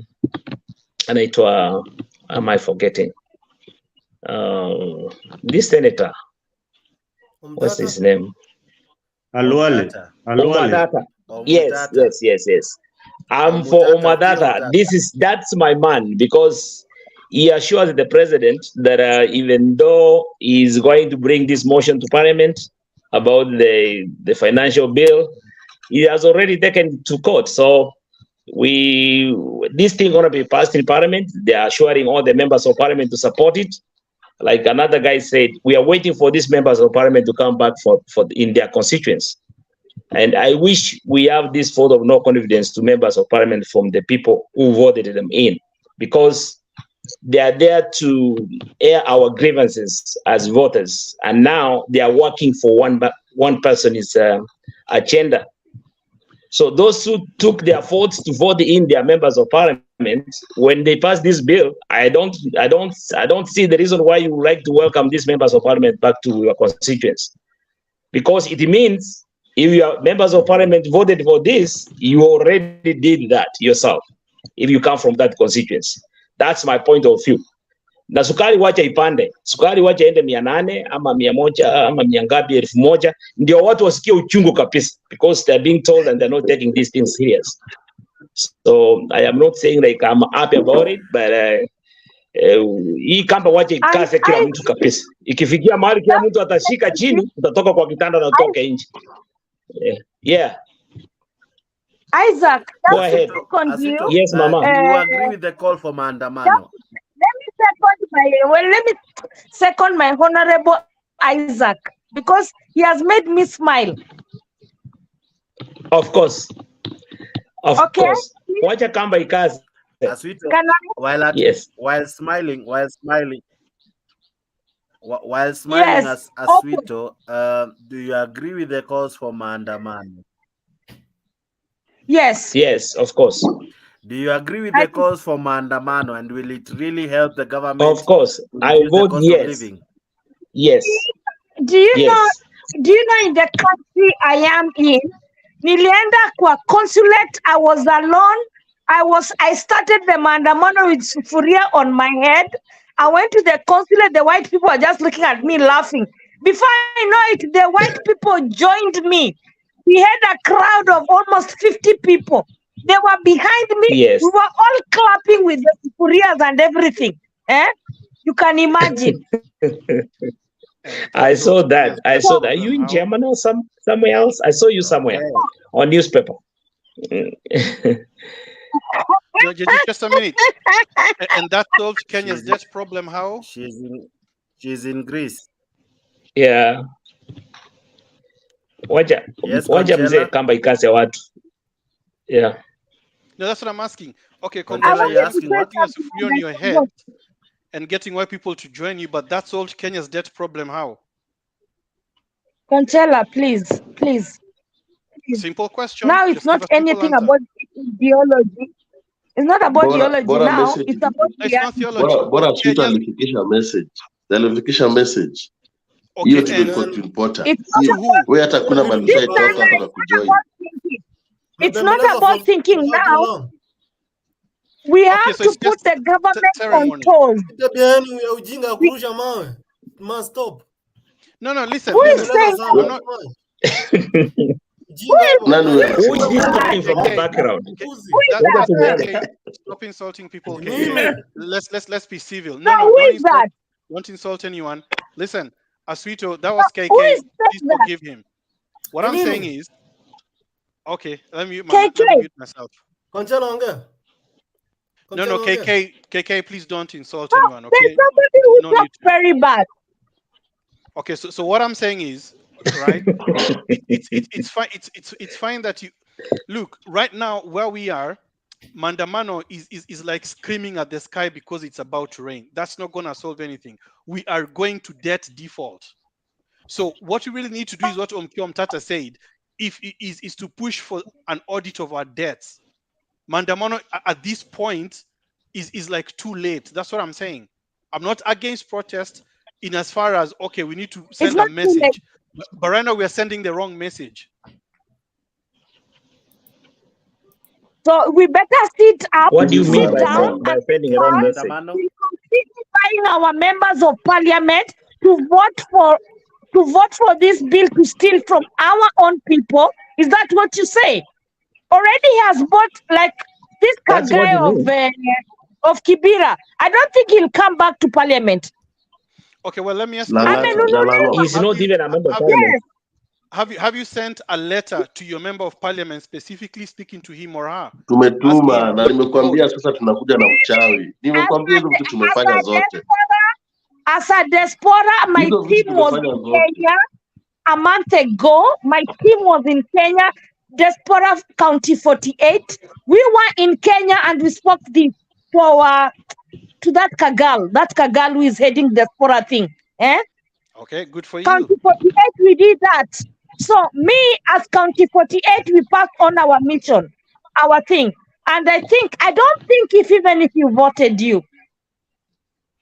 Well, that's my personal decision to vote or not vote. It's also not up to. It's also my choice to reveal or not reveal. Conchela tukiandamana. Yes, tukiandamana baki Conchela, who are you nyumbani. mad? Why No. Conchela is mad about this conversation, by the way? Yes, why you having the attitude? It's just a matter of answering. That's it, or contributing. Don't be mad because we agree. Let me answer. I am what not the mad. ODM studio wanazungumza. I'm trying to explain That's why we want us to see your face. We want to see your face as you talk. Why do you want to He's see not my a man face? now. Just one moment. Tumeroga yeye. Everybody, one moment. Okay, now let me explain. Somebody said I'm mad. All right. Everybody relax. Just one moment, so that we come back to the debate. Kenya Maandamano, you are raising your hand. Thank you, Sajix. I would go to my points one by one.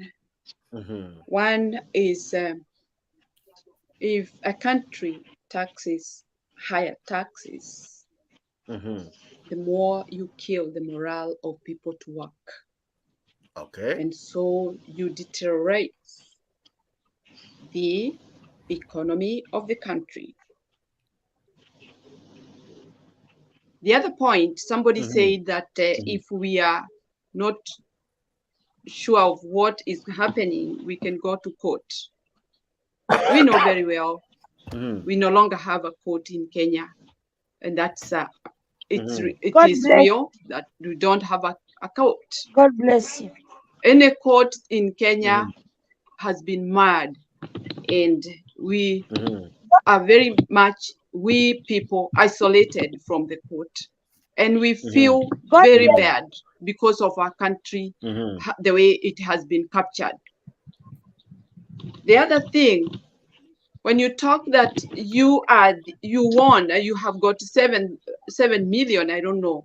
How did you get that? And the server has never been opened. How did you know that? How did you know that you won? God bless you. God bless you for me. The other thing is when you talk about, that is, I think I had the name Conchela. Conchela is talking about money that has been a loan and has not been paid. We still owe the money. Remember, Uhuru said every day 2 billion is getting lost. 2 billion every day is getting lost. If you sit down and calculate how much money was gone during that time, it is equal to what Conchela is complaining of. And where was the money going? There was no control. If you look at the docket, this Ruto was holding for when he was in the government and he never resigned, they were all lucrative dockets. So did you expect the country to survive? Did you expect now? How about if we do audit and we come to your man, and then he is found guilty of what has gone on in the country? Yes, the audit should be done. I don't disagree. But we were losing 2 billion every day. So, Conchela, when you are talking about things that happened and things didn't work because no money, because the money was borrowed and was not paid, we will be all of us on the table, not any side, and nobody will be investigated alone. That's not what I said. Okay. So, my friends, let's talk logic and let's talk country, please. Conchela, right of reply? I mean it. Yeah. No. She's misquoting me. I didn't say the money was borrowed and not paid.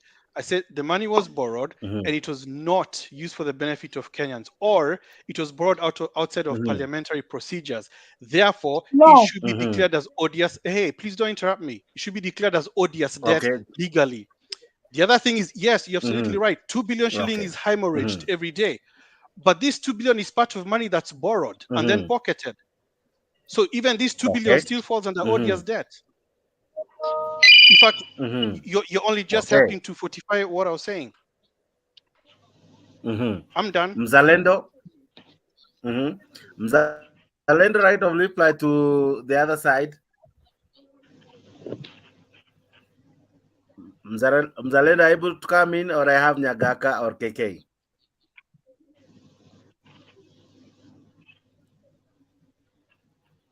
Mute. Mute. It's called. I'm sorry. That's Isaac kijana ngolere pia tonywe amangana yaere. Lakini kuleta maandamano kisi hatutaki. Okay, so we are looking for a future of Kenya that is very bright, and the Oda is doing the best it can. Mzalendo endelea. Oh yeah, thank you for that. I think we have seen so many maandamanos. The last one was on 20th March, on 20th, that when they were supposed to storm State House, that didn't materialize. So this is just another hot air. But I am glad that that my friend Asweto is pointing at me. But again, let us be realistic. Talk about things that you can achieve.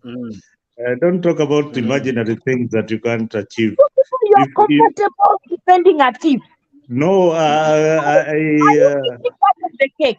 You know, I sympathize. You have part of the cake. I sympathize. And who is not a thief? Raila is the biggest thief. Who said you know, just can you respect your baba? Okay. Aswito, for your information, I respect Baba so much. Despite the only problem I have with Baba is that he has not been consistent. He has not been consistent in his policy. So ile hiyo ni ingine. So consistency inamaanisha that Baba should be principled. She should be a principal leader. Of course, principle.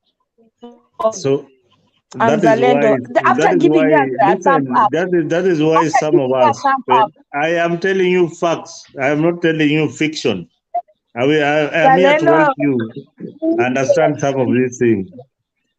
When, for example, Sweeto, when you say Ruto bought all the MPs, and when Baba went to Uhuru, was he bought ama alienda huko kwa hiari yake? No, he brought maendeleo. But I don't question came Baba. to shake Question somebody else. Because you know Baba akisema chafua. Na akisema chafua, everybody suffers. So badala ya watu kusafa, akenda you know, Aswito, don't thrive in hooliganism. Don't be part of the hooligans that we see.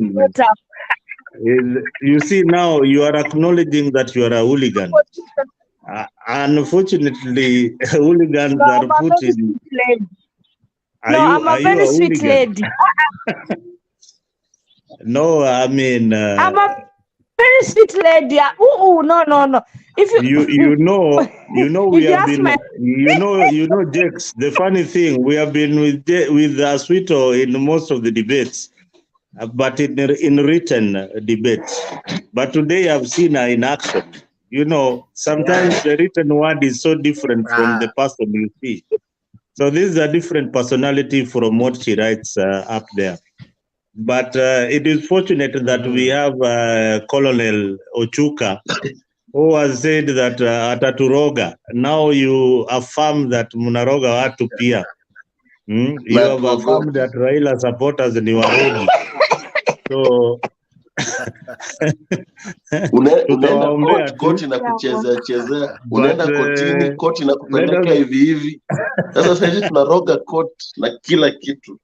Sasa hiyo rogi mumeanza kuroga hatu juzi. Tangu sijui miaka ngapi. Hamujawahi roga mkashinda.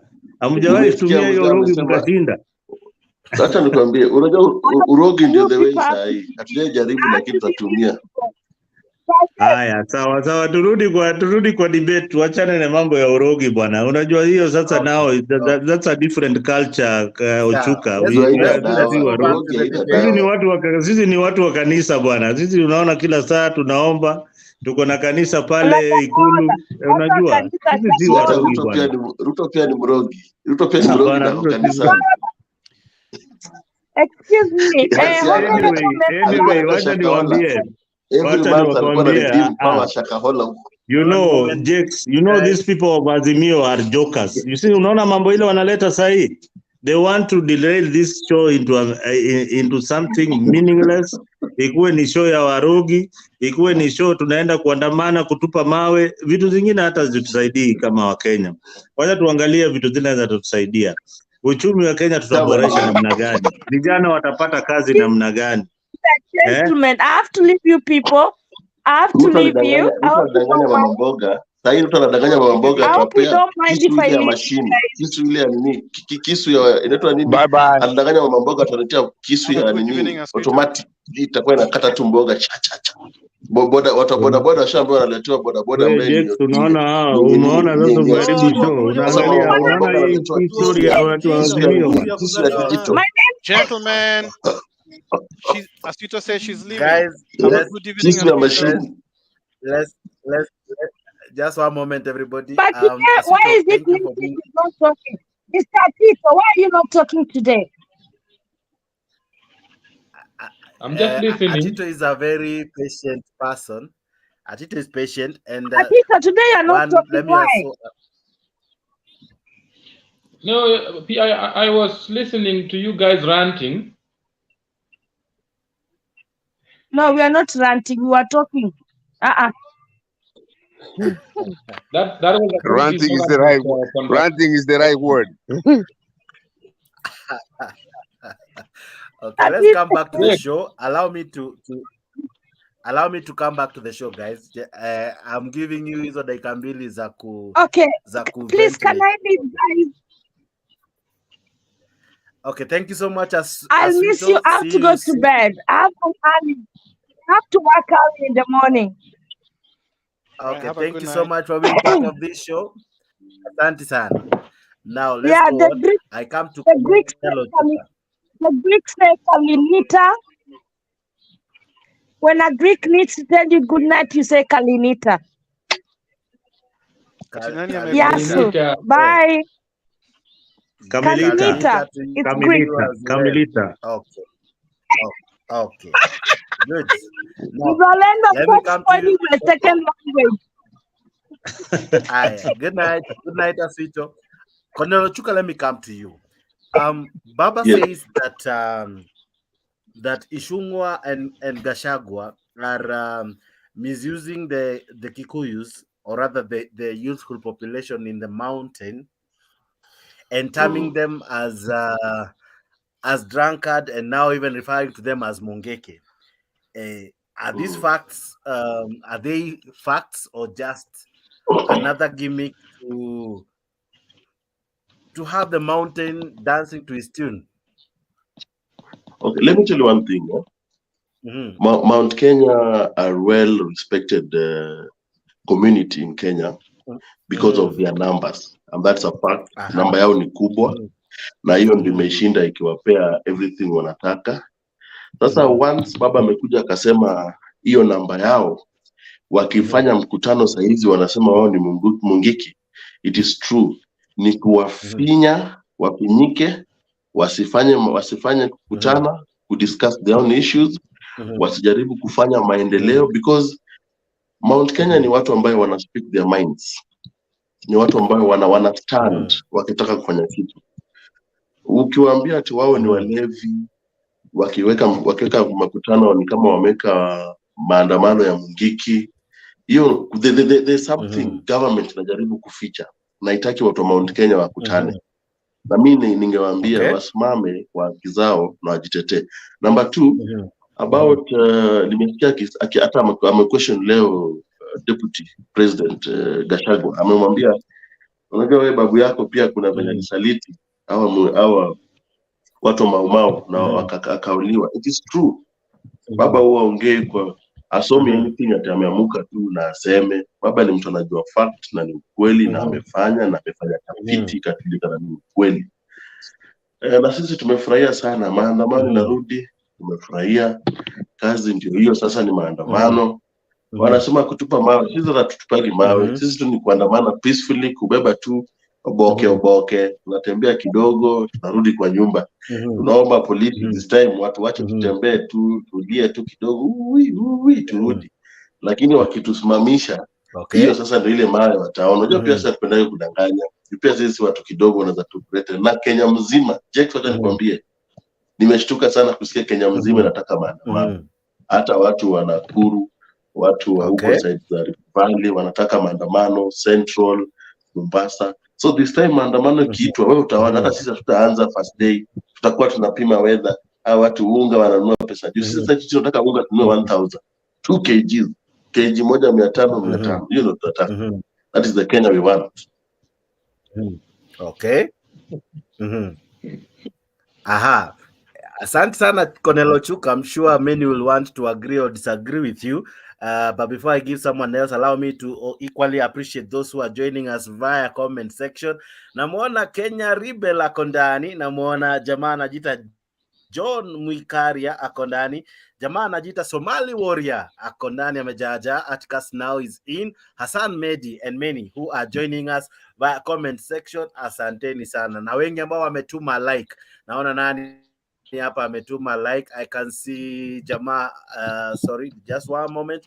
Asante wewe ambao unatuma like, and I ask you to like our videos kwa YouTube, like our videos kwa Facebook, fanya ile kitu wadau. Thank you so much for being part of this wonderful show. Dennis Jacob, naona ume like, asante sana. Mike Kimanzi, naona ume like, thank you so much. Ken Otieno, I see you ume like, thank you so much. Namuona Mwidhago wa Kimani amelike. Albashir Hassan Ibrahim amelike, thank you so much. Evelyn Just umelike, and many are liking. Thank you for liking this video na asante sana kwa kujiunga nasi. Isaac, why do you think Mount Kenya is an important debate even now as the financial bill is about to be tabled? Why is the Mount Kenya still a controversial issue even now?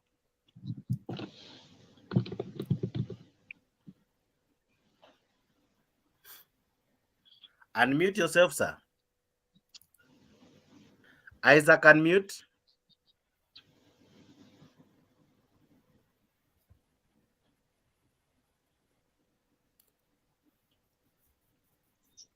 Okay, Yeah. Isaac, are you able to unmute? He's not able. Hey, James. Okay. Mm-hmm. Okay. Yes, KK. As Isaac can unmute. Maybe Yes, niseme sir. tu history ya Mount Kenya. I think ni tabia yake tu Raila tu yani. He's just ni maneno ya sectarianism, balkanization na hii maneno ya kudivide watu. It's just his behavior. Amekuanga akifanya hivyo for long. Since 2007 I remember. Shortly ameingia power kama PM. Akaanza kutupiganisha huko Rift Valley na Wamasai. Juu ya story ya Mau. I'll never forget that. I remember. He's just sijui nini. It used to be yours. I know. So ni yeye tu. Sasa saa hii bill. Unasikia kitu wanasema hiyo presa ya leo. Sijui hii bill ni kutarget Mount Kenya. No. Petty things ni kama watu wengine hawalipi taxes. These other guys from other communities hawalipi taxes. You know. Man. But anyway, so I think stories za Mount Kenya, I want to leave to people from Mount Kenya to talk about it. You know, wao ndo wanatetewa na wao ndo ina affect. But story ya bill, just so that I don't forget, is that bill itapita asubuhi na mapema. We barely have 2 weeks. We need another new law for, as you know, you have 2 weeks ndo hii fiscal year ishe. A new one is beginning.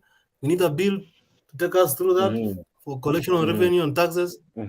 So see watu wa kurusha amani hapa Kibra tu na huko Kisumu. So we will tolerate that. If they cannot sit down and listen to us, we will there's no option. We don't have time to, you know, this back and forth thing of kubembeleza watu hakuna. So tunangoja tu second reading of the bill, alafu ipite mbio sana asubuhi, watu warushe mawe kidogo hivyo, wakule tiagas, watulie ama wasitulie.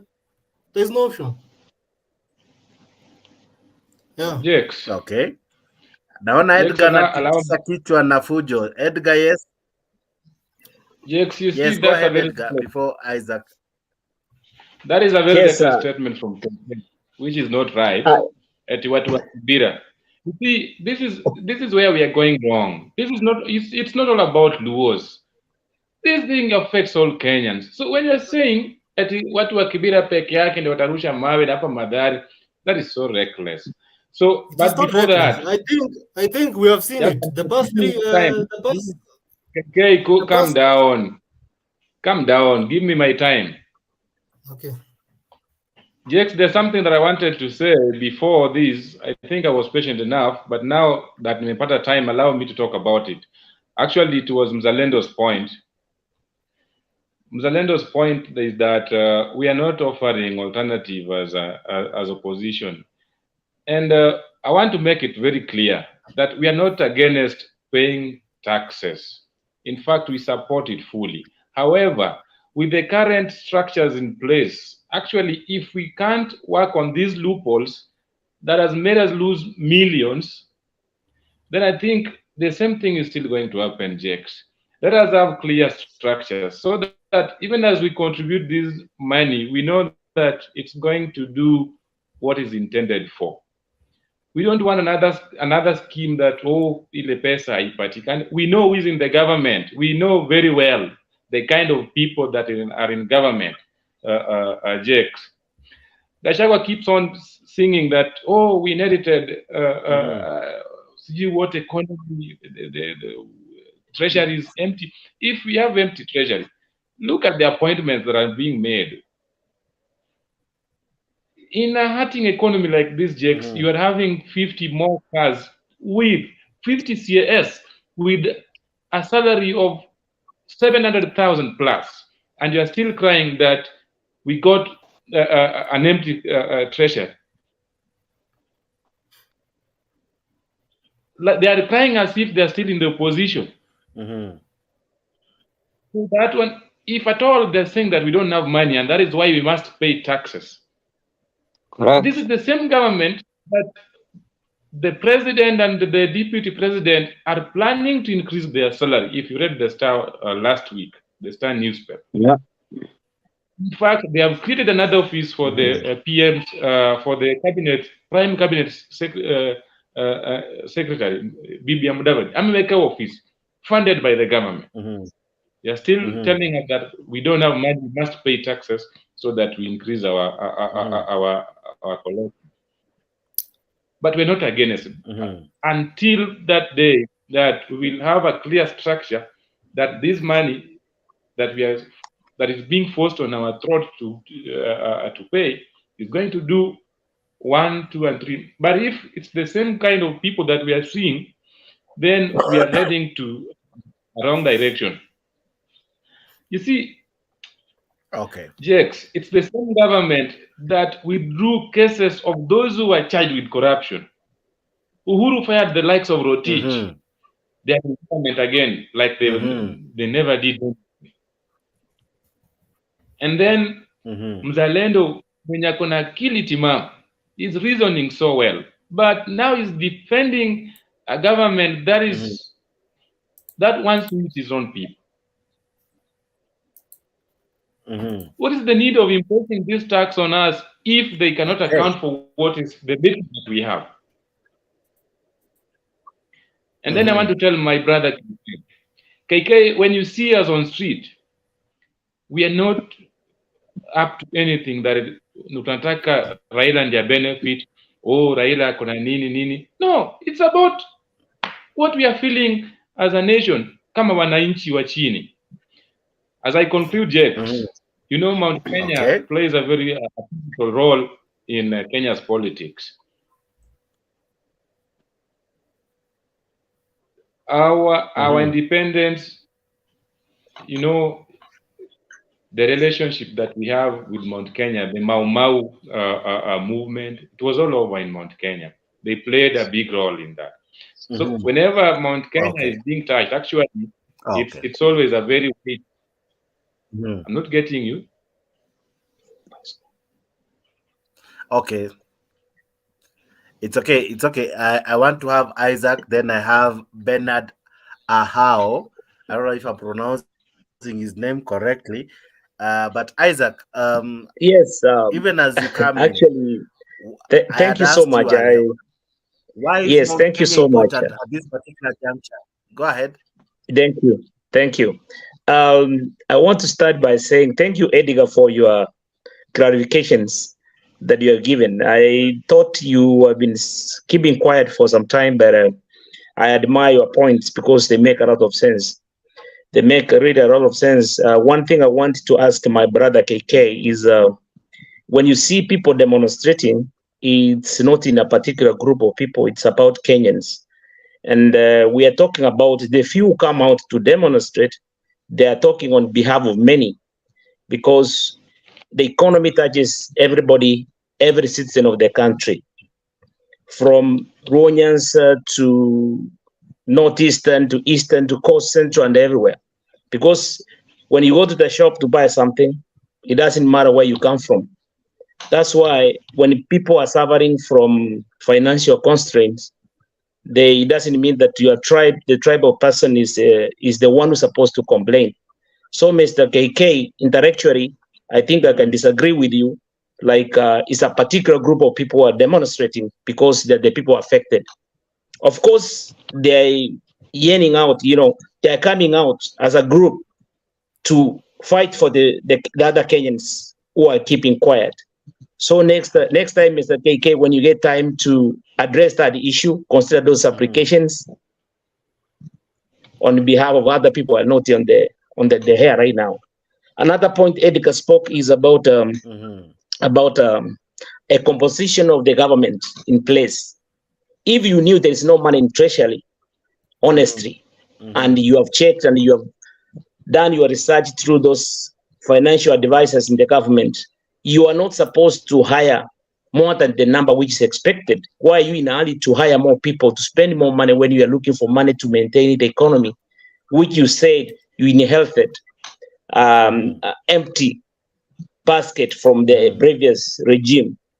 So one thing the current government was supposed to do is to reconsider, you know, by maintaining the number of people hired in the government, or at least reduce, so that we can see they really mean it well for Kenyans. They really mean it well for Kenyans by trying to save some money. Look at the way the current people are traveling overseas, you know, making trips and getting accommodation, traveling allowance, you know, all that is money being spent there. I am not saying that they are not supposed to travel, but they can minimize in order for them to save something, to at least pay some debts, as other previous speakers have said. So those are the very, very important points that other Kenyans are looking at. And the Kenyans are not stupid at this era. Everybody's watching. It's only many cannot be able to speak. Few who can speak, you know, they are speaking on behalf of other people who are not able to maybe come up and speak their point. The second point I will talk about is about the current regime are promising, they're coming up with what we call youth fund, the youth fund which was promised. And I don't know how far it has gone, but the kid is not rolling, you know, it's not making any progress. I've not had any progress from this kid that the youths are able to access funds from the government. So now they have come up with another scheme of bringing the bicycles, the new motorbike with electric. How sure are you that the electric, how far have they done their research about the new electric motorbike? Because if you bring another new motorbike to the system, and these bikes which are owned by youths who are really struggling to pay them back, they are already they already owe the owners or the companies which facilitated the finances for the youths. You have not, they have not managed to bear their owns, and not, you have come up with another scheme that you want to give them an electric bike. Do you have a system in place to start with? Because in Kenya we have a deficit of electricity. Not many people have electricity where they come from. Do you have a system on which these bicycles are going to be charged? If now people are suffering on how to get just electricity on their basic homes to use, now you are talking about millions and millions of motorbike need to be charged in order for them to service or to work, bring an income to the vulnerable families.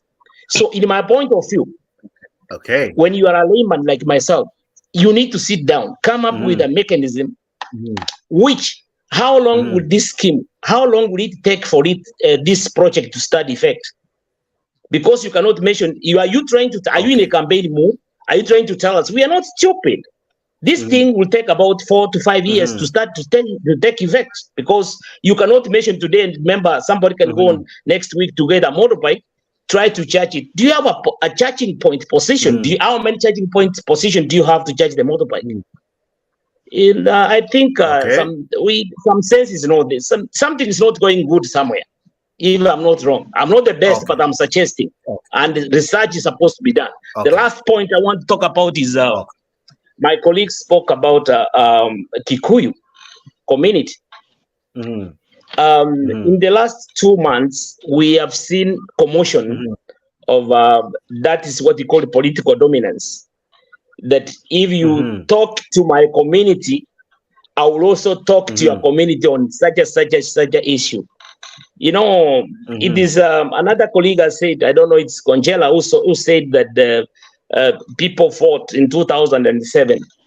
The atmosphere is not clear, you know. We are not trying to bring up some wounds, as other brothers said, to our community to start fighting each other. What we are supposed to fight as a common factor is our economical constraint that we are going. It's not about talking about community, talking about Mungiki, talking about how do you call this? The Mungiki and the I'm forgetting what the. There's a name which is going. I don't know. Remember.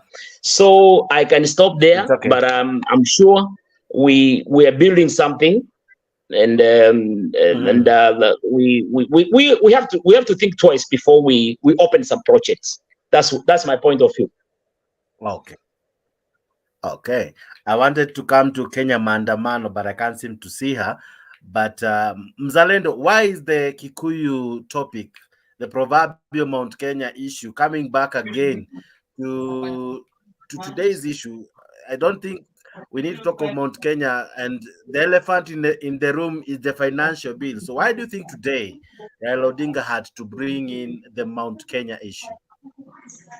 Well, somebody called it political balkanization. Now, Raila is a politician, and most politicians look for numbers. They're not just political parties, just as I said before, are formed to grab power. Mount Kenya seems to be shaky in terms of the political situation right now. The Azimio Brigade think that if they can uproot Gachagua from Mount Kenya politics, then that would be a very good hunting ground in terms of 2027 elections. Okay. So Mount Kenya still seems to be the right term would be forgotten the term, but I'll tell you. It seems to be it's a swing vote. Yeah, that's right. They can swing either side. They look at it like a place where they can sell propaganda easily and woo the voters into their side. So that is why political parties they look for numbers and they look for regions. And Kenya is dominated largely by tribal politics. So our politics is based on tribe. When Ruto came into power, he had to look for a community that will back him, and he looked for the Kalenjin community, and he tried to persuade the Kambas and the Luos and the Western region. So our politics is basically tribal. Now, Azimio have not learned this. They have not learned that our politics are tribal. They think that our politics is based on policies. It is not really based on policies. Our politics is based on tribe. Yeah, if your tribe X can buy your agenda, you nominate them in position of deputy, or you promise them other things. So that is the reason why Mount Kenya today, people are not really focused on Ruto, but they are focused on Gachagua.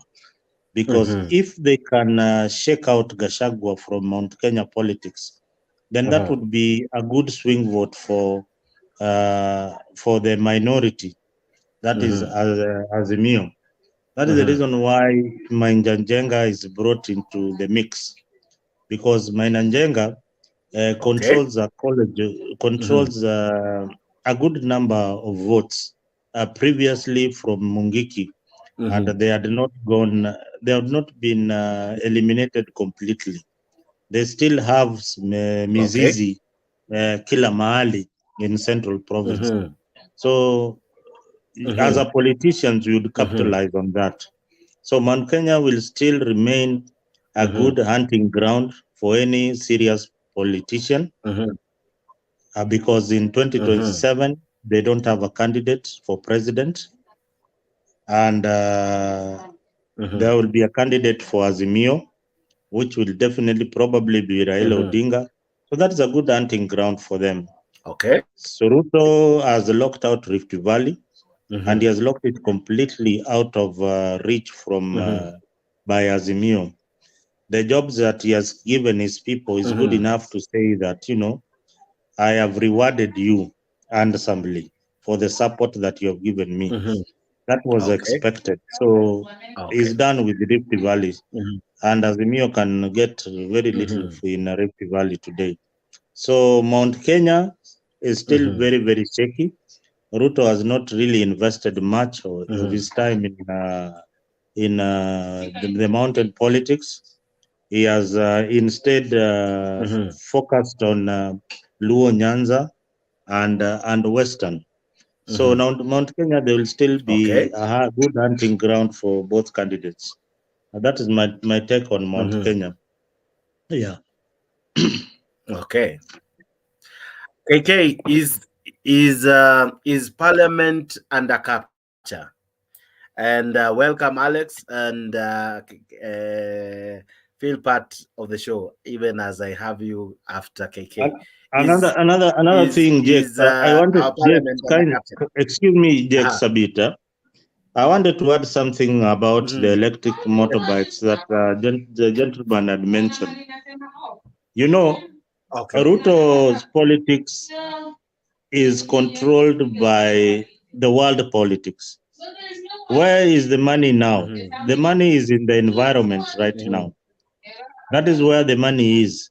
So as a leader, you should know where the money is. There's a lot of banks, the World Bank, IMF, are putting a lot of money on environmental conservation. And what are we eliminating? We are eliminating fuel. This they're called what fuels? This renewable and renewable fuel. The mafuta ya Saudi Arabia, most countries, even here in the US, it was a very, very thorny issue. What they are investing right now is on electric cars. When somebody tells you that, you know, we don't have ports to charge these motorbikes. But motorbikes, you can charge. Motorbikes comes with a very tiny little battery. Kama charger, unaweza beba charger yake. Unajua ile charger.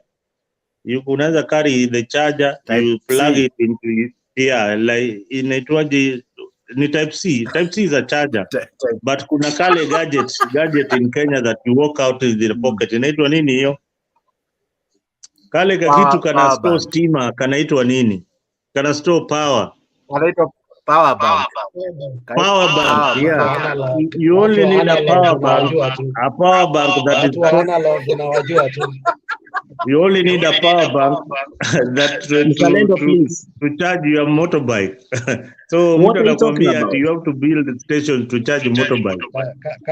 Motorbike unaweza peleka ndani ya nyumba yako ucharge. I think I'm not contented. If we are debating, I'm not contented with Mzalendo in this point. Mzalendo, I agree when you say that in the global world, money is in this renewable energy. You know, the world is going there. That's a point, and that's a fact. But here is a country which is going financial problems, and the president is taking that opportunity to welcome in another project to the youth who are vulnerable. You know, the majority of the people, they don't have jobs. What they have is just only something to bring food on the table. I am not saying the project is bad, but the timing is the problem. They already borrowed money. They are undergoing payments. They don't have food. Fuel is high. And you turn them from that project. Here you are bringing another project. You want them to start paying for that project. I hope that project is going to be free. Maybe those motorbikes are going to subsidize their ongoing project that they are doing. If that's the point, then I can support it. Let me correct you, Mzalendo. You spoke, I listened, and let me correct myself because I'm the one who said that, Mzalendo. That project is not going to effect like tomorrow because it's a scheme. It needs time. You cannot say that a motorbike needs like small batteries to charge. I don't think that is the fact. I am not an engineer to go to books or to go to the technical part of the motorbike. You cannot consider a driving motorbike the whole day can consume the same energy your phone is taking. Remember, you're using a phone, and right now as we speak, your phone is attached to the power. What about a motorbike which is riding on mountains and mountains? I don't think that's a fact. Again, you are supporting with the motion by. Isaac, one moment. Because you are not Alex, supporting your point. Just one moment, guys. Alex, yes. Just one moment. It was Alex, my turn. Yes. Just one moment, KK. Yes, it is your time. Just one moment. Alex Media, uko na echo moja classic tu sana. Hakuna echo hapa. Aya, hebu nisikie nikiongea. Hakuna echo. Unaona, kuko na like umefungua tu apps.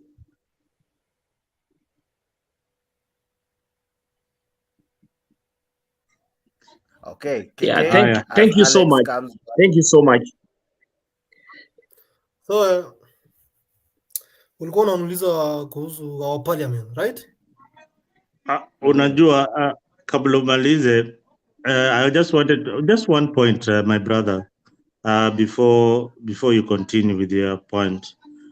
What you don't know is that electric bikes have zinatumika as we speak. They're already in the country, and youths have already bought them. It's only that you don't have information. Electric bikes zilifika kitambo in Kenya, kitambo kabisa. What the president was saying is that maybe the government should get into a project whereby it is also issuing the same. But people privately have already bought electric bikes and they are functioning without that proper infrastructure that you're talking about. And the battery also has got a lifespan. When you charge that battery, it takes you for so many hours. That is the beauty about that battery.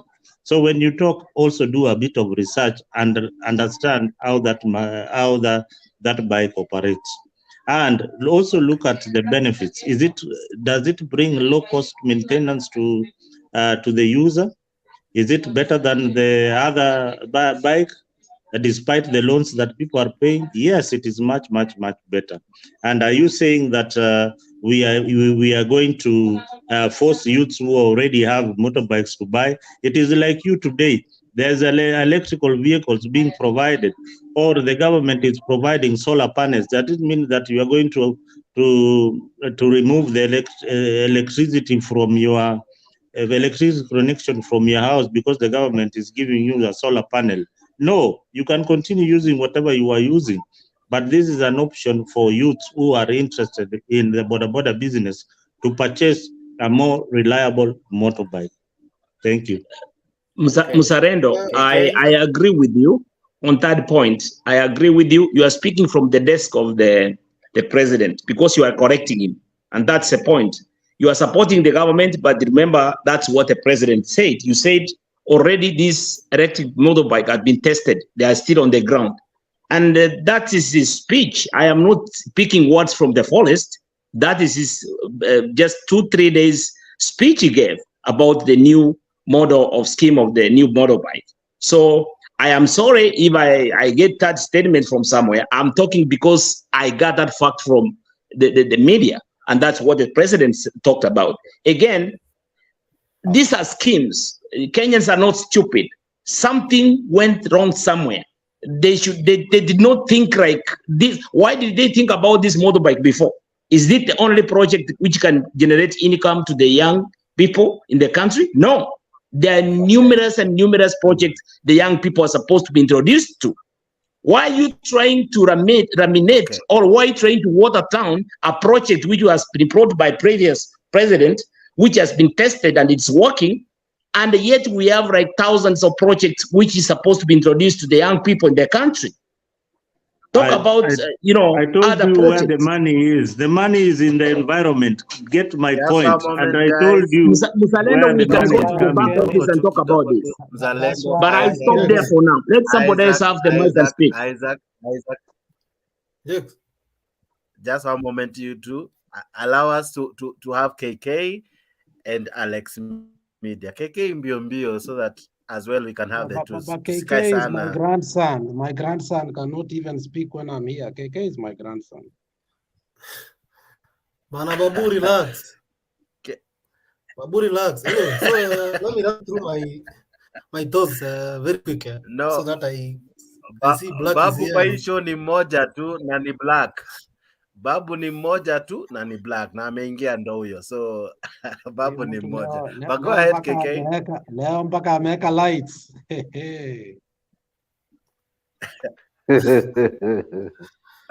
Anyway, so Jakes, I was saying KK, go ahead. I think issue of parliament any president anywhere in the world, you cannot run an economy without having a grip on the political economy of the country, and that is a fact. Those guys living in the US know very well what happens. You remember when recently there's been these issues of trying to find a common ground on the issues of debt in the US. It's back to the parliament in the US, which is now, I don't know, the representatives or what. So you have to really capture the parliament if you are a president, so that you can run the country, because you risk a lot of your proposals being not seeing the day, because they'll be shut down by the parliament if you don't have a grip on the parliament. There is nowhere you'll run a country if you are not the majority in the parliament. So that is a fact. That is the reality. That you cannot escape that. So let me mention something that these guys have been talking about, the issue of borders. I think the last time we talked here, I told you we need to diversify our sources of energy. And there's a good lesson. You see what is happening in South Africa right now. These guys are really, their grid is almost collapsing, and probably it will collapse. And it is estimated that they will lose almost about $100 billion just because of not diversifying their energy sources. So what we have been doing as a country is selling our carbon credits and not really investing in green energy. And as you can see right now, the global economy is approaching the fourth industrialization. And if we are left behind, like what happened to African continent during the third industrialization, and we will remain in the dark ages. So this investment, it is going to be about a $10 trillion investment for green energy only for the next decade. So you can imagine, if we are left behind on that, we will be a useless continent. So I really love the president for introducing that idea of diversifying where our transport sector source their energy sources. I think this is a nice idea, and it's going to help us as a country. Other than that, you want to stop me? Okay, if you want to stop me, it's okay. No, I thought to summarize, that's why but anyway. Let Babu talk before I sleep. Let me hear the wise words of Babu so that I sleep. Leo tumeachia watoto hapa wamecheza, especially KK. KK has been palleting in different diapers. But it's okay. KK. Ongeza sauti kidogo. No, KK, when we start dealing with the issue of ESCOM and South Africa, it permeates Ramaphosa. It goes even beyond Zuma. The state capture of South Africa started a long time ago. If you listen to the first debate that Malema had in UK when he went there, where he blamed Nelson Mandela after he got out of jail, and he stayed with the Ayman Sawa and the big shots, and how he was forced to divorce Winnie Mandela. That's when the state capture of South Africa started. And until today, they haven't been able to deal with the issue of state capture. And it's a historical fact. Only a few people are able to agree with it. But let's not even go to ESCOM, South Africa, and the national grid, because you understand very well there is the apartheid was not supposed to go, but the neo-colonists, who are the neoliberal gangsters, decided to go after that. Let's not even go that. That's beyond us, and you can understand that is still what wants to be taken care of in our country. Within 3 months, Britain changed its prime minister to a point that they were so desperate, they had to put an immigrant who actually was born in Kitale. And wacha tupeana watu wa Kitale hongo, kwa sababu at least they were able to produce the first prime minister of, apart from Siaya, The first people to produce a prime minister out of our country again is what were Trans Nzoia. So let's not even talk about the issue of ESCOM. It's so complicated.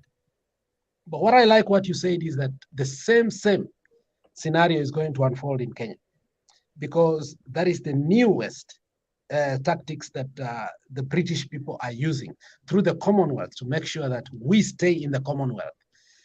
Unfortunately, we are not seeing it, and Ruto is playing into that game. But the reason I came here particularly is to deconstruct my friend Mzalendo. When Mzalendo starts talking about renewable energies, where the money is, he's just way too behind in artificial intelligence. Hiyo tulipitiwa before, my friend. Right now, Kanye West today unveiled his new digital wife. Wewe ukikuwa huko ni environment, people are unveiling digital wife today. Wewe uko na shida bwana. Elcom Musk alitoa digital wife yake. Wachana hii maneno ya kwenda huko nyuma. Hiyo maneno iliisha. I'm telling you, if we are not careful, the so-called technology bibi ya Kanye West ni mweusi sana bwana. It's no, okay. At least akona dem mweusi for the first time after the Kardashian. You know, at least he has become black, because the debate is Obama. Is Obama really black? Okay, that was the real debate. You remember? So this issue of lying to us, my president is black. The issue of lying to Africa that the energy is renewable energy is the biggest lie. When you see from West Virginia all along, these people are using coal.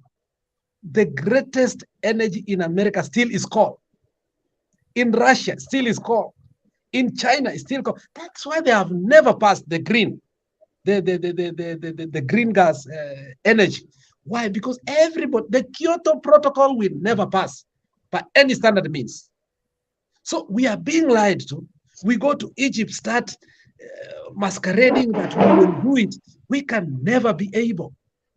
If we want to protect our industries, we shall not subscribe into that nonsense. You should not be lied into that. Electricity in itself is so expensive. If you look in the last 6 months, we have lost 60% of our companies, not even because of the taxes, because of the taxes on energy. We have gone 70%. That's a point, man. That's a point. Yeah, we have moved to Egypt, moved to Ethiopia because of energy. And some nonsense is being talked about here at renewable energy. The renewable energy is supposed to kill us. Let's not even talk about even the people who brought the so-called Kyoto Protocol, which are the Japanese. They don't subscribe into that nonsense. Let's stop that nonsense. Let's go back to the call, because that is what we are able to deal with. Now, the second thing, even though that is what I was waiting to hear. Professor, continue. Yeah, Professor, continue, please. Let him continue. Continue, please, Professor. Let's agree. In as much as we disagree who we wanted to be a president, there are things whether whoever became the president we could have dealt with or not. One of them is the debt ceiling. One of them is the energy. One of them is how we are dealing with the West. The problem is that we have been divided. Now we are playing ping pong. I wish we could have seen how the British people did. In 3 months, these fuckers changed their prime ministers because they wanted their country to be stable. What is happening to our country? They can't allow us to do so. To a point, they had to put an Indian because they were going to lose the Indian business, which was their greatest financier. Today, if you look at Bangalore, if you look at the steel industry, if you look at the timber industry, if you look at the fisheries, whatever that matters, from food to the technology, all of them from British came from India. Now we are fighting over small things where we're leaving the British people to do what? To rule over us. My friend, Ruto might be doing his nonsense, but if you look clearly, even if us, I strongly believe in Baba. If you ask if there is anything Mimi, na my friend Abba Black tunakosananga, is because of Baba. But let's be honest, if Baba was the president, he had already proposed 1.5. The only problem was that He said it's going to be out of volition. The only problem Ruto has done is that he is forcing it. Now, the question is it a levy? Is it a tax? Let's talk on issues. Let's not be divided on things that do not matter. If it's a tax, let's agree on it. If it's a levy, let's pin Ruto on his lies. But let us not pin on principles, whether anybody who will have been a president will have dealt with.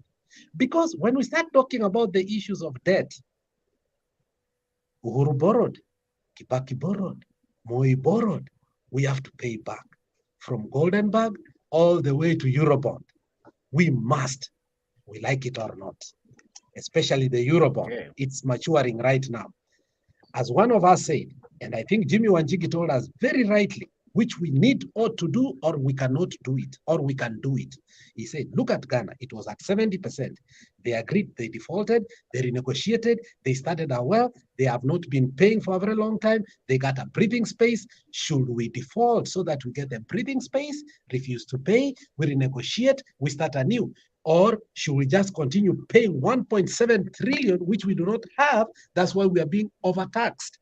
If we concentrate that we must pay back, but we need to deal with the issues on how we must pay back, then I think the country will go better. But if we think that we can't pay our debt, my friend, there is no way. We must pay back because the economics, the world economy dictates on what IMF, dictates what World Bank, dictates what the G7 wants. So you can't say you cannot pay.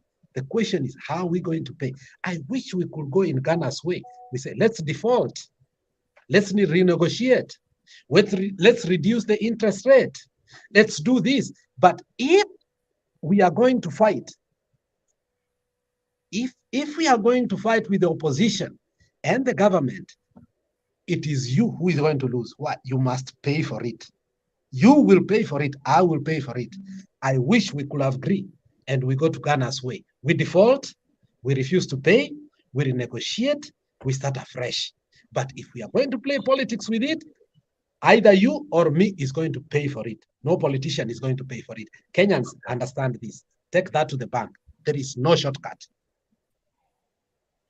Nyagaka was raising his hand. Nyagaka, what did you want to say? You don't have anything to say. I want to dispute Alex.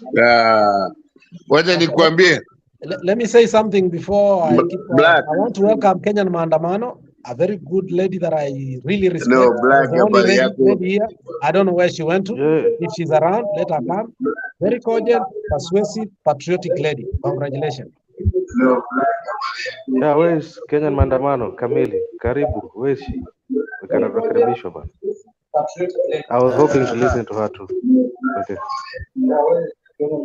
Nyagaka, go ahead so that. Yeah, nilikuwa nasema tu vile Alex amesema ni kweli. Kenya doesn't have a history of defaulting on its loans, and that would be really catastrophic. We are tied very much to Western powers, and that's who owns the World Bank and the IMF and etc., etc. We get money from England and we get money from America, and that's our economy is tied like that. Black, welcome to the house. Lakini waje niwaambia kwamba whatever it is that you are talking about today, Sajex, is the government of UDA and what they have done, the definition, Edgar, of how they are going to solve the problems of taxation, the problems of borrowing from Kibaki to Kenyatta, is an UDA thinking method. Hiyo tunasikizana sana kwa sababu aweza kama ukisema maneno ya baba ya ODM haikushinda kitu, haikuenda anywhere. So why are we wasting our time with those who are not in power for the next 4 years? Ukienda maandamano, enda maandamano. There is nothing wrong. You can go all day, all night. And if you win, that will be good. But hamutashinda.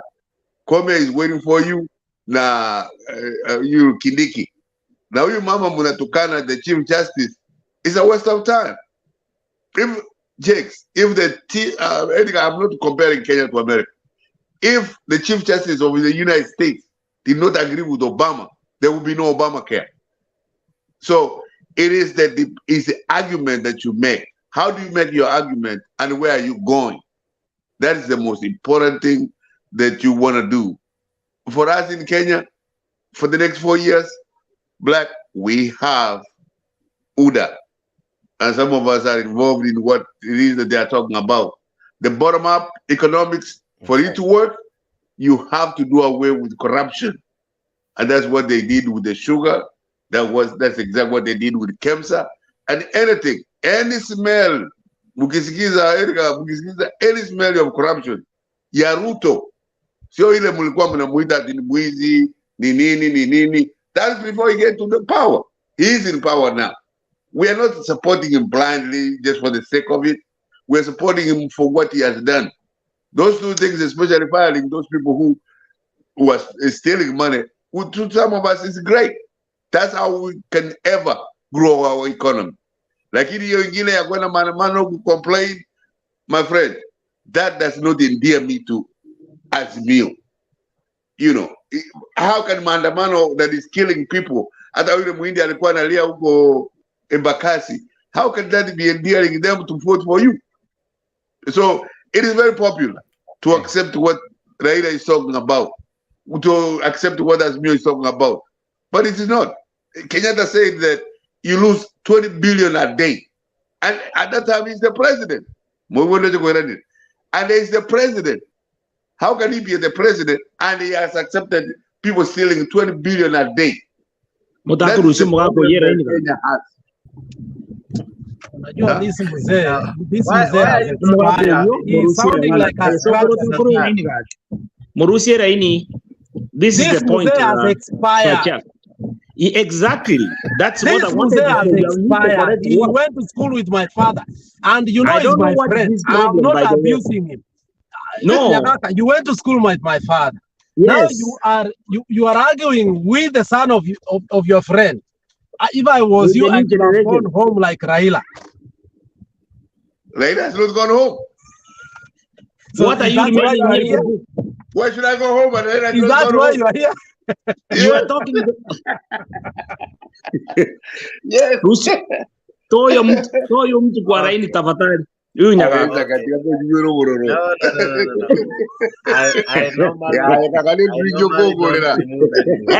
now black allow me to have you kwa sababu if I allow Isaac Nyagaka and Alex kidogo this one will be a Gusi FM.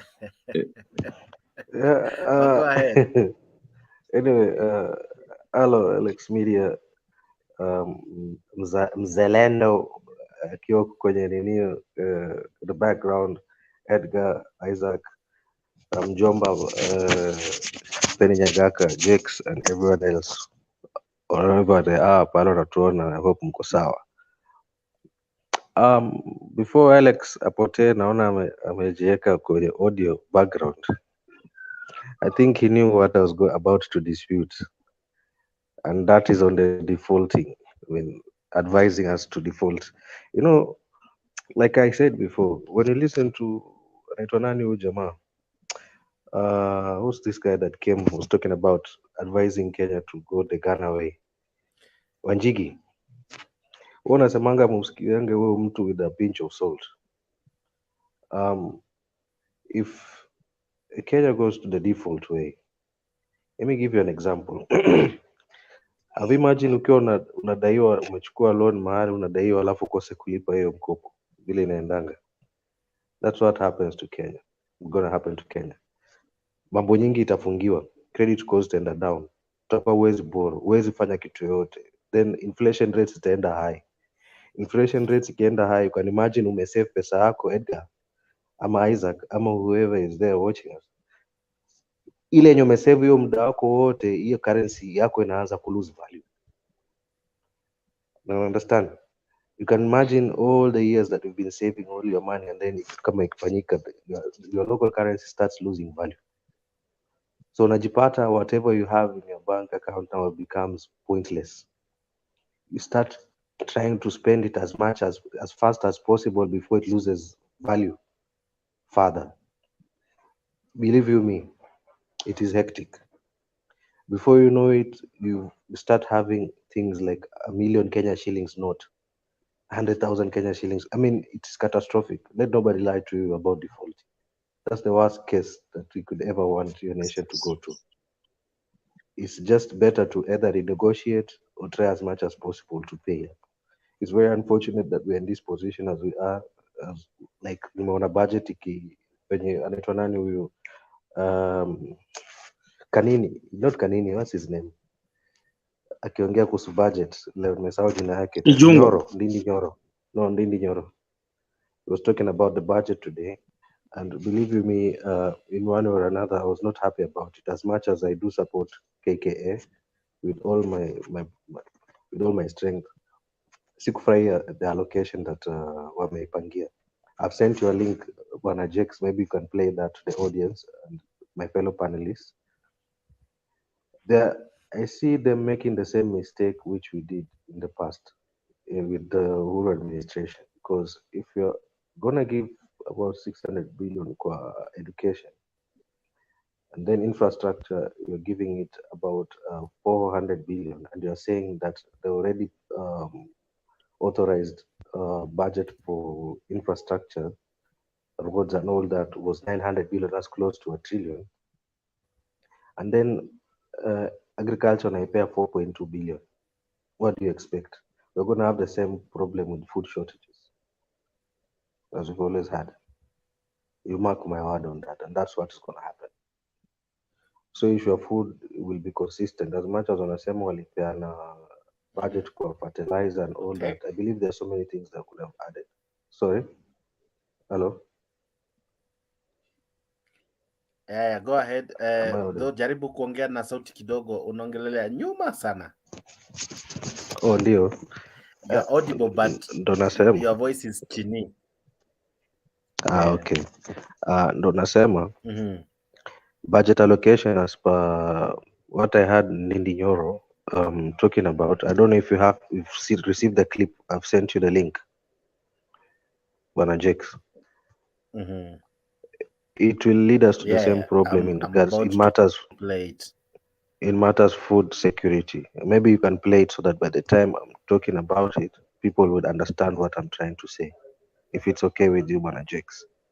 It's okay. Okay. You can go ahead and do it. Yes, Isaac and Edgar and my fellow panelists will understand, and the viewers will understand what I'm trying to say. Welcome back. Time to get into business. And the Budget and Appropriations Committee, through its chairperson, Ndindi Nyoro, has given an overview of the budget that will be tabled in Parliament once the committee finalizes on Tuesday next week. Jasmine Murani reports. Thank you very much. The proposed budget for the fiscal year 2023-2024 is a 3.599 trillion budget. So where will the money come from? Where we are getting the money, number one is in ordinary revenue. We project to have what we call ordinary revenue, that is all manner of taxes, to a tune of 2.57 trillion Kenya shillings. And these are to the nearest. We are also expecting to have what we call appropriations in aid, which is the monies collected by government agencies or MDAs and spent at source. So that will be around 322 billion Kenya shillings. We also anticipate to have 42 billion Kenya shillings in grants. These are monies we expect our friends to accommodate us on the expenditure side, on the revenue side. If you do the math there, then you'll see approximately 680 or thereabout. These are approximate figures, which is left as deficit. But just how will the 3.599 trillion shillings be spent? 1.5 trillion Kenya shillings is going into recurrent of the national government. Around 700 billion or thereabout, approximate figures again, is going to development. It's actually precisely 728 billion Kenya shillings. It is going to development projects. We have around 986 billion, close to a trillion, going to what we call consolidated fund services. CFS takes care of payments of interest rates of the debt that we've already in our books. It also goes into payments of pensions and also capacitating our commissions to operate. Around the same now, we have 385 billion Kenya shillings, which we are sending to counties, up from 370 billion last year. Education will take the lion's share of the budget in the 23-24 fiscal year. Education is taking up 27% of our budget, and this is around 604 billion Kenya shillings. The funds will be directed towards the capitation of junior secondary schools, the hiring of teachers, and the restructuring of tertiary education. Infrastructure will be the second largest recipient at 400 billion shillings. The committee says no new road projects will be undertaken, with focus directed towards the completion of ongoing projects. We have allocated more money than has ever been allocated into roads. As you know, we have commitments for roads, which are already signed. Just imagine, contracts already signed of 900 billion Kenya shillings. That's close to a trillion.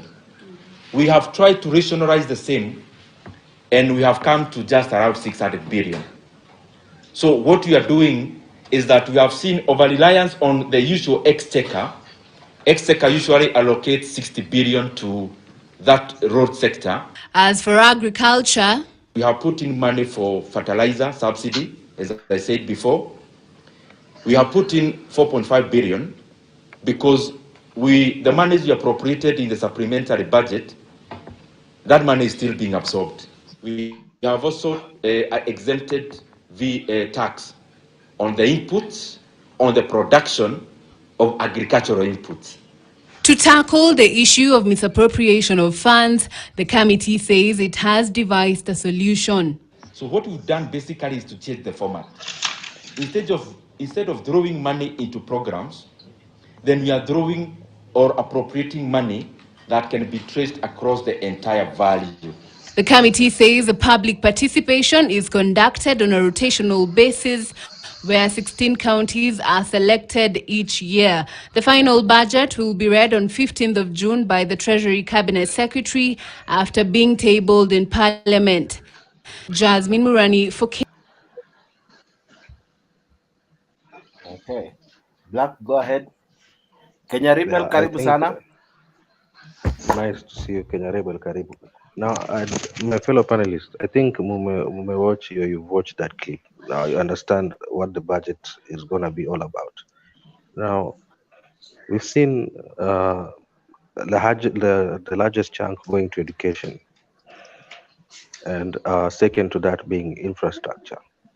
But key to this conversation is the agriculture part of it. 4.5 billion, they've just added 300 million. Sorry, they've just added 3 billion from what Uhuru Kenyatta's budget was in 2022-2023, which was 4.2 billion. Now, taking a look at that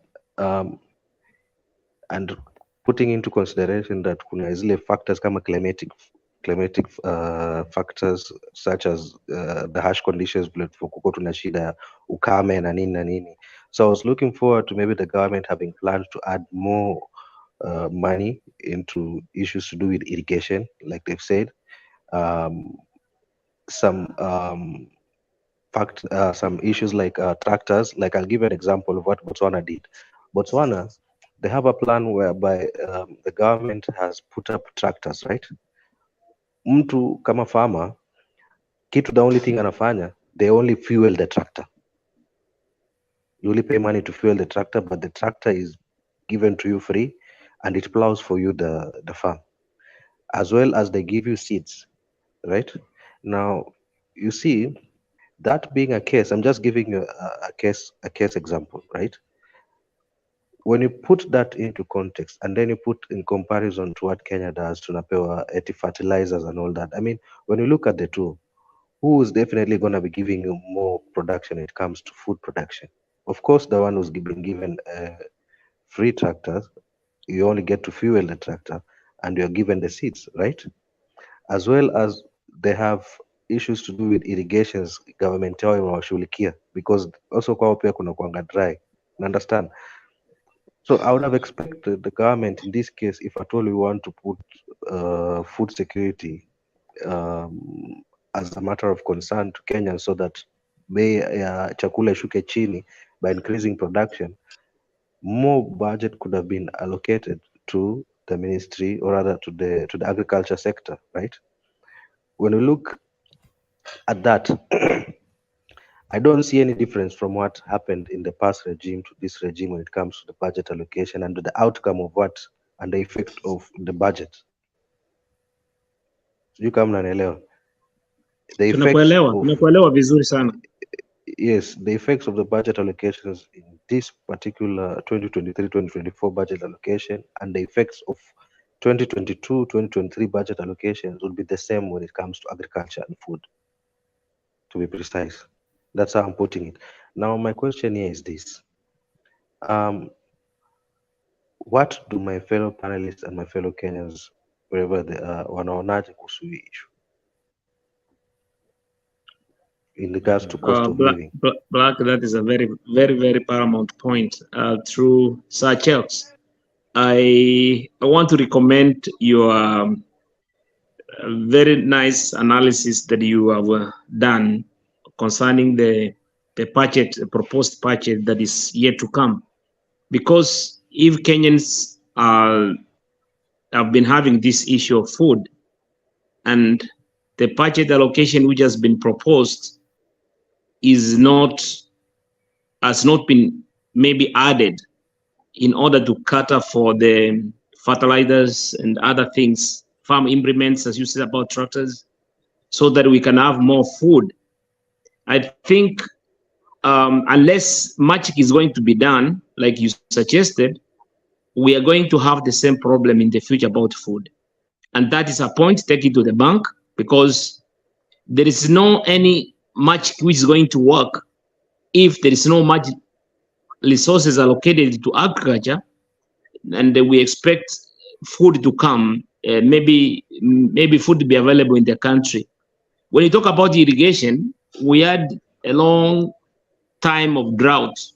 We did not have enough water for farmers to do farming. I think those people who are sitting in the panels, these are the kind of proposals they were supposed to give to Treasury in order for the country to get food. Because Kenya is the same parameter, is the same country we are talking about. What are the effects that the Kenyans got during this time of famine, that people have been crying, we don't have food, we need food? These are the proposals which are supposed to be catered for. So, Mr. Black, I really appreciate and I support your point. And if these things is taken into account, I think they can revisit the budget and try to adjust, unless we are going to have miracles happen by going abroad, maybe to IMF and other financial institutions to borrow money to supplement this budget. So the point remains that Kenya still remains at a point of shortage of food. That's my point, Mr. Chetz. Okay. Yeah, I mean, when I was listening to him, I was more keen on agriculture. I didn't want, sikutaka kusikia mengine yote. Nilikuwa nataka tu nisikie okay, nini atasema kuhusu agriculture, you know? And I'm seeing us having the same problems like we already have. I was hoping that this time around, my good government, because now I support sana by the damu, watu kila mtu hapa anajua na support sana hii gava, mimi KK damu, we don't let no one like mimi with damu. But you know, we need to point out errors where we see errors, but in order for us to correct them, right? It's not about trying to make one side look bad, another side look good. And that's the problem that I've been seeing, that even sometimes when we're discussing issues here and even out there, that it's all about trying to paint Ruto as bad, Raila as good, or Raila as bad, Ruto as good. And that's the mistake we're doing, because at the end of the day, those two are just individuals. It does not change anything when it comes to Kenya as a whole. So the discussion should be around the policies and what best we can do to correct those policies to make Kenya better. No. On the issue of something that I heard Alex talk about when it came to coal, that was coal, right? It is true everything that he said, and it's very unfortunate that hata Kenya tupokuwa tunataka kufanya coal mining around Lamu, if I'm not wrong, ilisimamishwa. Why? Because wale wananchi wa pale waliambiwa vitu nyingi negative about the negative effects about coal mining and all that. At this point ikasimama.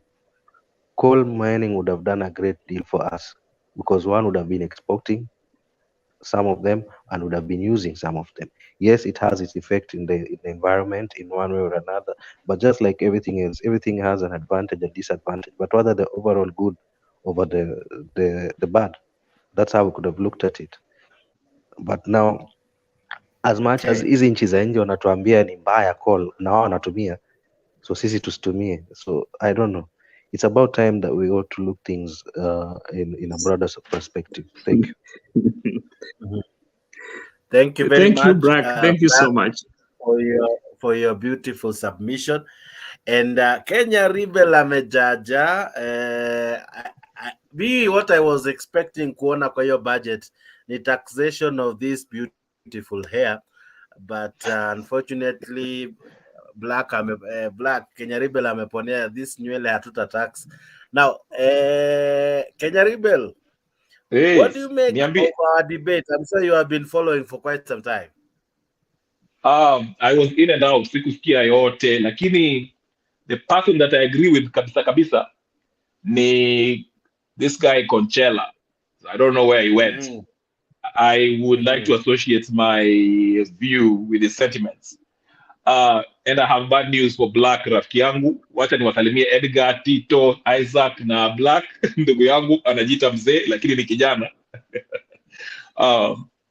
But Black, I know we were talking yesterday, and Omtata is a very, very, very interesting character, and he's saying something that actually can help Kenya.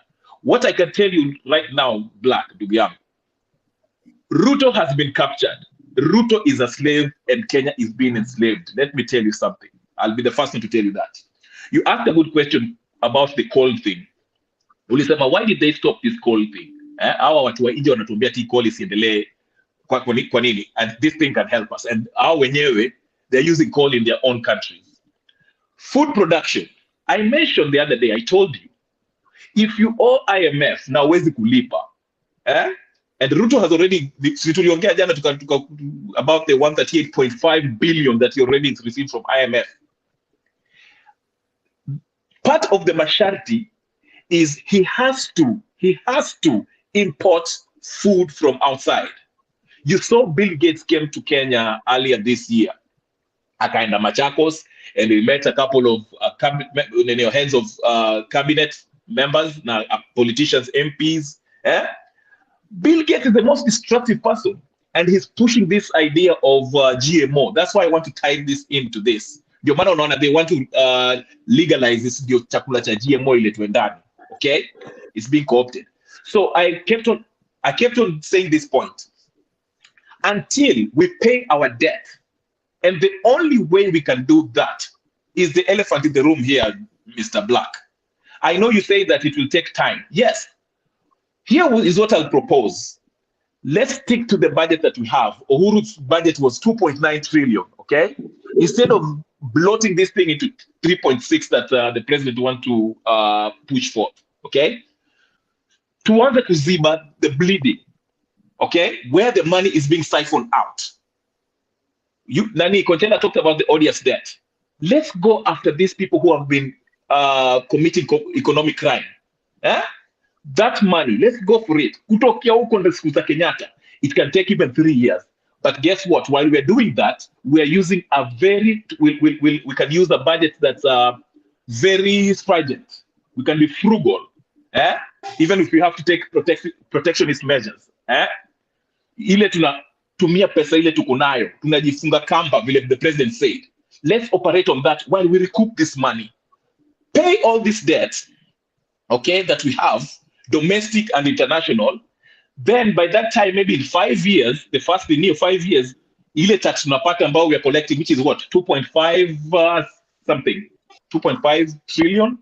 We can start putting on that housing project, things like housing project, because we'll be on a surplus budget. But until we address that, IMF will tell us what to do. And I can guarantee you, right now, the reason why those production, and Ruto is, hiyo nini yake, plan yake ni nzuri. The only way to bring the prices down ya chakula and have food security is to increase production. That's not linear science, and it's a good way, but Ruto will be limited because IMF tells you how much you can produce and how much you're supposed to import, and they will make you do that as long as you have their debt. Failure to do that, you know what they'll do? Coup, now assassination, or you'll be removed. And that's why you see useful idiots like Raila Odinga, they're kept there for that. So anytime Ruto does something that is not within the IMF, wakina Raila and all those idiots wanaenda maandamano to overthrow the government. That's the whole point. But anyway, I'll stop there. Okay. I was looking at, because I'm yet to finish reading the budget. Hey, ni mrefu, or rather the proposed and also the financial bill. But anyway, coming to the show, even as we try to find a way of wrapping up, tunaelekea 4.20 minutes. We sawa. Isaac, when you hear what Black has said and what Kenya Rebel equally has raised, are we headed in a positive direction as a country? You as Isaac, do you feel the country is headed in the right direction?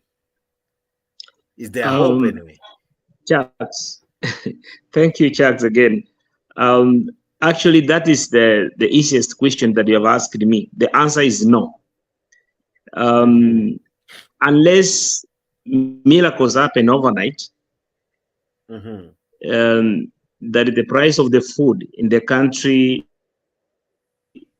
gets affordable,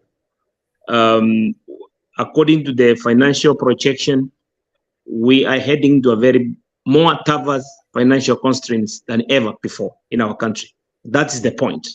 I am not a financial analyst, but from my point of view, our country is heading in a very bad way. As simple as I have said. So Black, according to your analysis, it's okay. But I wish you, the minds or the brains that I can hear, is being involved in proposal making, maybe in policy making about budgets. Because when you hear about the previous regime, the Uhuru regime, the 2.9 trillion budget which was working, and even though we had that financial constraints, with the current one proposed, I don't know where this money gonna come from. IMF is looking to collect their money back. All those donors who gave the money, they need to repay their loan. So I don't think going back to the citizens of the country, to the common mwananchi, to increase taxes, is not going to be a point, but still Kenya is in a big problem. A bigger problem than the one we have right now. Kenya very quickly, Jakes, very quickly. The money is there. We can get it. I was listening to Cherigei the other day in an interview, and there's some sections where we can raise the money without asking the common mwananchi to pay more. We can raise taxes in tariffs, okay? The goods that are coming in from others. We can raise taxes, corporate taxes. Right now, there's a case. I think there's a company that's owes Kenyan government 438 billion Kenyan shillings. The issue is in the courts in back taxes, and that's only one company. There's a bunch of companies that have this haven't paid their taxes. Okay, tax reliefs and exemptions. I keep on saying this about the Moi and Kenyatta family. They are the biggest landowners in Kenya, and their names are inscribed in the estate duty tax act. Sorry, these people should pay taxes. Okay, that's number two. The money that we can get from them. I said kufunga corruption. Corruption is the biggest thing. I can't stress this enough. Trillions of shillings that can be brought back. Haina haja tufinye mwananchi ambayo wanang'ang'ana saizi, and you want to ask for another 3% from them, 3% from the employer, mara 16 VAT ya gas, mara sijui nini. No, we don't need that. This money is there, but mpaka tufunge hizo maninio, the bleeding parts, wale watu wanasaifoni pesa, wakina Kidero, they shouldn't be in government, for example. I'm just using that today. So the money is there. We can collect taxes from these corporations, the tariffs, and the tax exempts and reliefs that we offer these companies that are owned by the very people who are not paying taxes. Thank you. Sorry, Isaac. Liberal, Kenyan liberal. Thank you so much. But what's your suggestion with the current government that we have? Because you are giving solutions on how we can recoup the money from the corporate institutions or some families. I think one point that I wanted to withdraw, even in case that's a point, is about families which is owning properties. I think that's a quarter of the Kenyan budget. When you're talking about two families owning land, I think is an inconsequential question that you are raising, because I don't think the land owned by these two families is equivalent with the budget of the money that the deficit that the country is having. So that point, Mr. Liberal, I think with me is not adding up. Another thing that you have said is about international companies which is owning billions of money to their country. I don't know which kind of legal procedures a country is supposed to undergo in order for them to recoup this money back to their country. So are you sure with the current regime that we have, with the judicial procedures that we have, where cases are being dragged in court, where there is no honesty, where there is corruption, somebody maybe from international body is going to be hired to work on these court procedures in order for a country to recoup this money to their country? Because our system in the country, when you talk about the best things which a country is supposed to undergo to make justice happen to a country, we don't see it. So I don't think our people, the current regime, is ready to go through that process to recoup that money. That's my point. Okay, very quickly. Number one, any company, any foreign company that's in the land of Kenya, that conducts business in Kenya, where they are producing or doing whatever in the land of Kenya, the government can go after them, can ask them for task. And if there's any conflict, the dispute will be handled in Kenyan courts. Okay? So let's say it's an American company or a British company. We don't have to go to Britain to file the case in Britain. We take them to Kenyan courts. And there's one exactly that I was talking about. I think it's a Chinese court. Chinese company that's currently in court because they are also using delaying tactics. They owe $430-something billion. It's an ongoing case. Okay? So how are we going to recoup it? We'll recoup it right here. If they owe us, and if the Kenyan government win that case, they pay up, okay? And that's only one. Number two, you ask how does the families, you think that the money that can be recouped from these families is not enough to help the economy. You are very wrong. I gave an example the other day I used Moi family, for example, okay, of how much they own. I used Gideon. In 2007, Gideon's is worth 600 billion. Okay? We don't know how he made his money. We don't know what industry has been, and if he started an industry, how did he start? Okay? That's only Gideon Moi.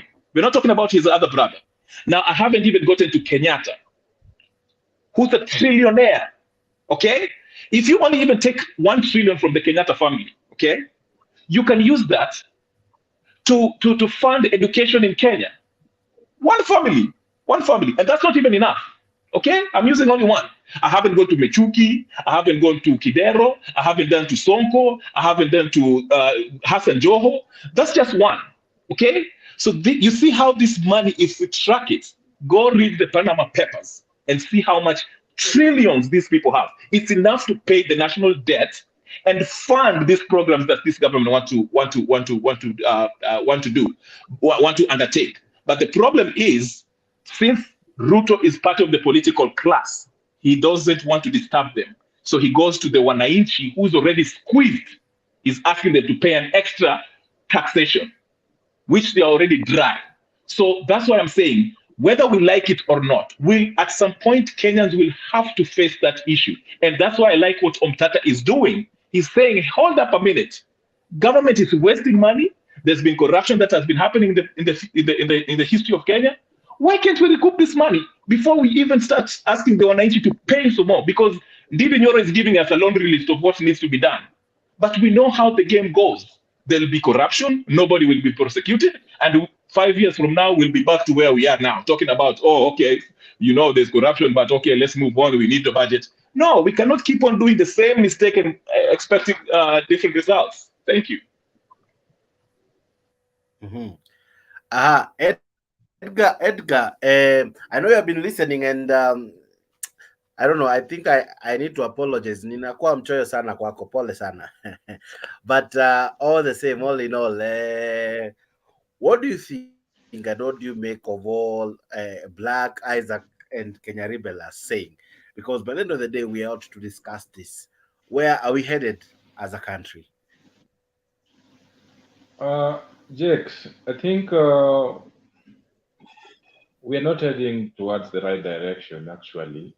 Based on what my fellow panelists have said, I think I'll agree with most of their statements. But from my point of view, our economy has regularly and persistently experienced budget deficits for quite a long time.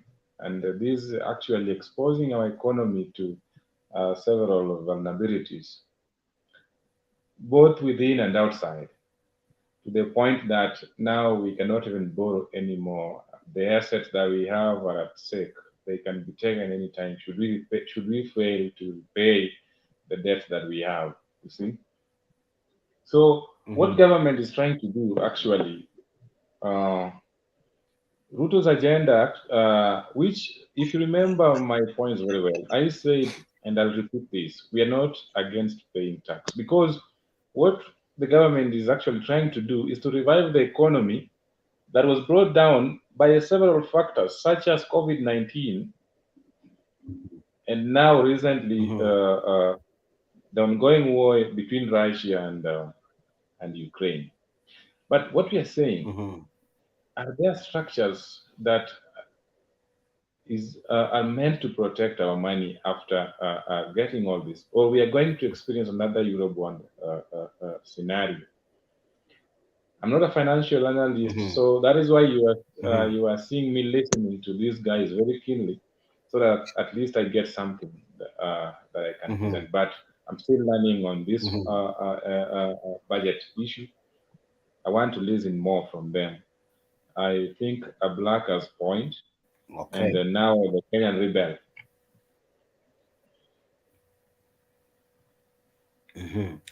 Awesome. Now, Isaac, my last question to you, actually, very last. Yes. Before I'll give you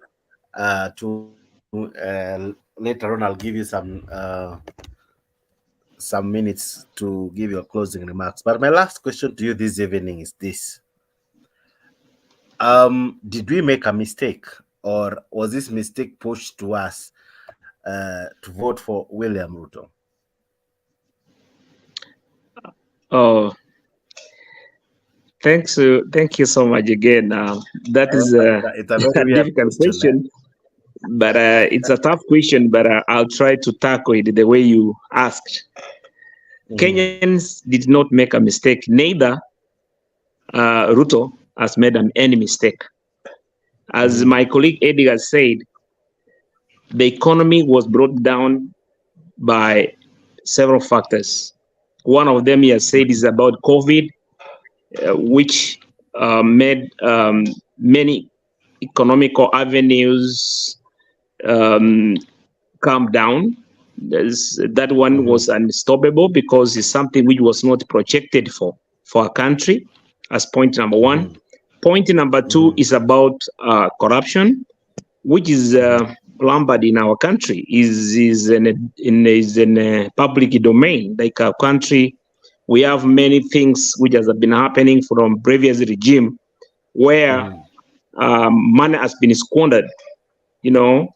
So these things were not taken into consideration at the beginning. We did not have a formula or a method to stop this corruption, which has been going on for many years. So that point should be taken into consideration.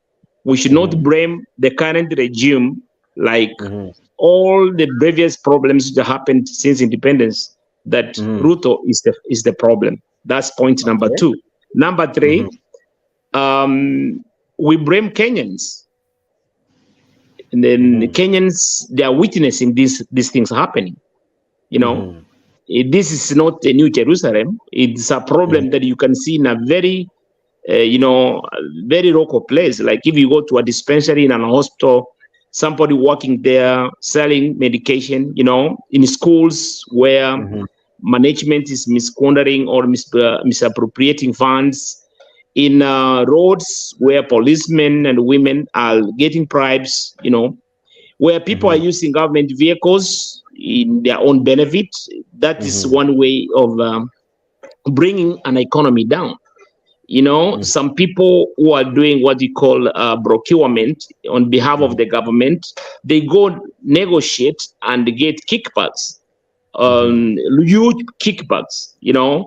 They bring down the country in different ways. So there are many factors that we can look at. So it's either we blame ourselves as citizens of the country and go back to a drawing board, try to address these issues so that we can stop for the upcoming generation. We are not going to stop today or tomorrow. It's going to take some time, but we have to be patient about it. The only thing we are saying is like, is it going to be happening to the upcoming generation? Our grandkids are going to meet Kenya in this situation again? That's my point. And I can summarize and say that today I've met very vibrant speakers like Alex, who is well connected in economical terms and the advices that he gave. I'm happy also I met Edgar for the first time. Very eloquent speaker. I've met Brack. Brack is, I recommend your points, and this would make some sense in the future, because if these factors are being considered, you know, in the future, we can come up with an amicable solution in order for our country to move forward into another level. Thank you, Mr. Checks, for asking me to give my closing remark. And thank you all, everybody. Okay. I was to give you your closing remarks, but it's okay. Black, do you still hold this view that the fact that you supported William Ruto and you still do support him, do you believe it was a choice you would still continue holding on to, despite him having the challenges he has had, the failed or rather broken promises he has issued? Do you still hold this, that if given a choice again you would still vote for him? And if you would, what would still inform your decision again and again? I would still vote for him 100 times, even as if the elections would happen today. I would still vote for him 100 times based on the manifesto. Yes. The manifestos were totally opposite from each other on many fronts. One was more about handouts, where someone tells you, we'll give you free education, we'll give you 6,000 shillings every month. I mean, and this other one was more on empowering the people to be able to manage their finances well by themselves. as it is right now, the policies being put forward, I believe they are for the good of our nation. It's unfortunate that the debts are the ones that are drawing us back. But when you look at the plans for like the affordable housing, it's good because it's going to provide employment for very many people, and the trickle down effects would be massive because pesa ita circulate sana within the nation, because wauzaji chakula watapata wanunuzi, wauzaji bidhaa, when it comes to the materials, they're going to have customers.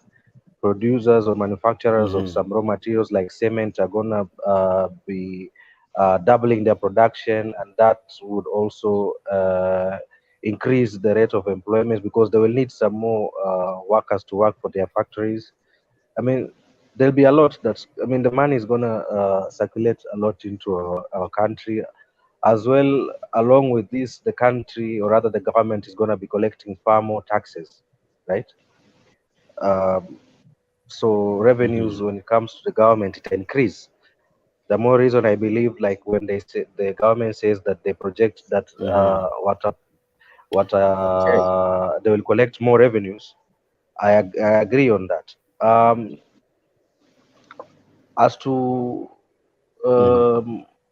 hii issue ya kusema kwamba watu hawangevotia rais sahihi because of the current situation, I do not agree to that. I believe this is the right choice, and hard choices have to be made. Okay. For us to make a step forward. Again, I want to reiterate the same thing.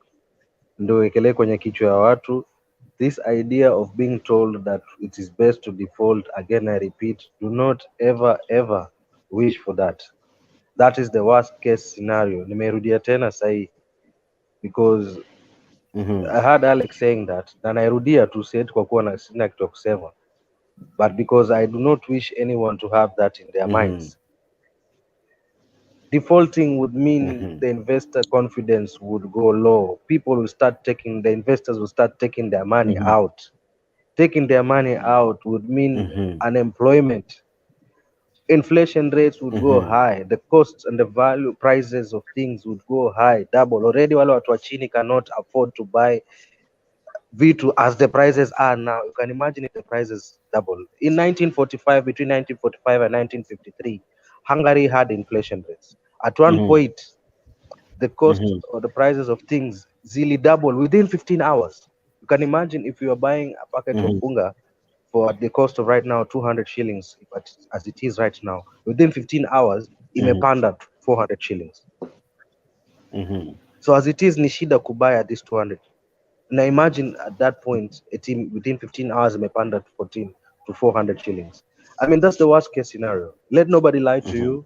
Defaulting on debt payment is the worst thing that a nation can ever go through. Let's not ever think about that. Yeah. Okay.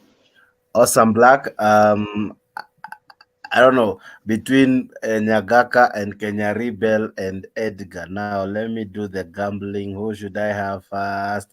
Okay. Kenya Rebel.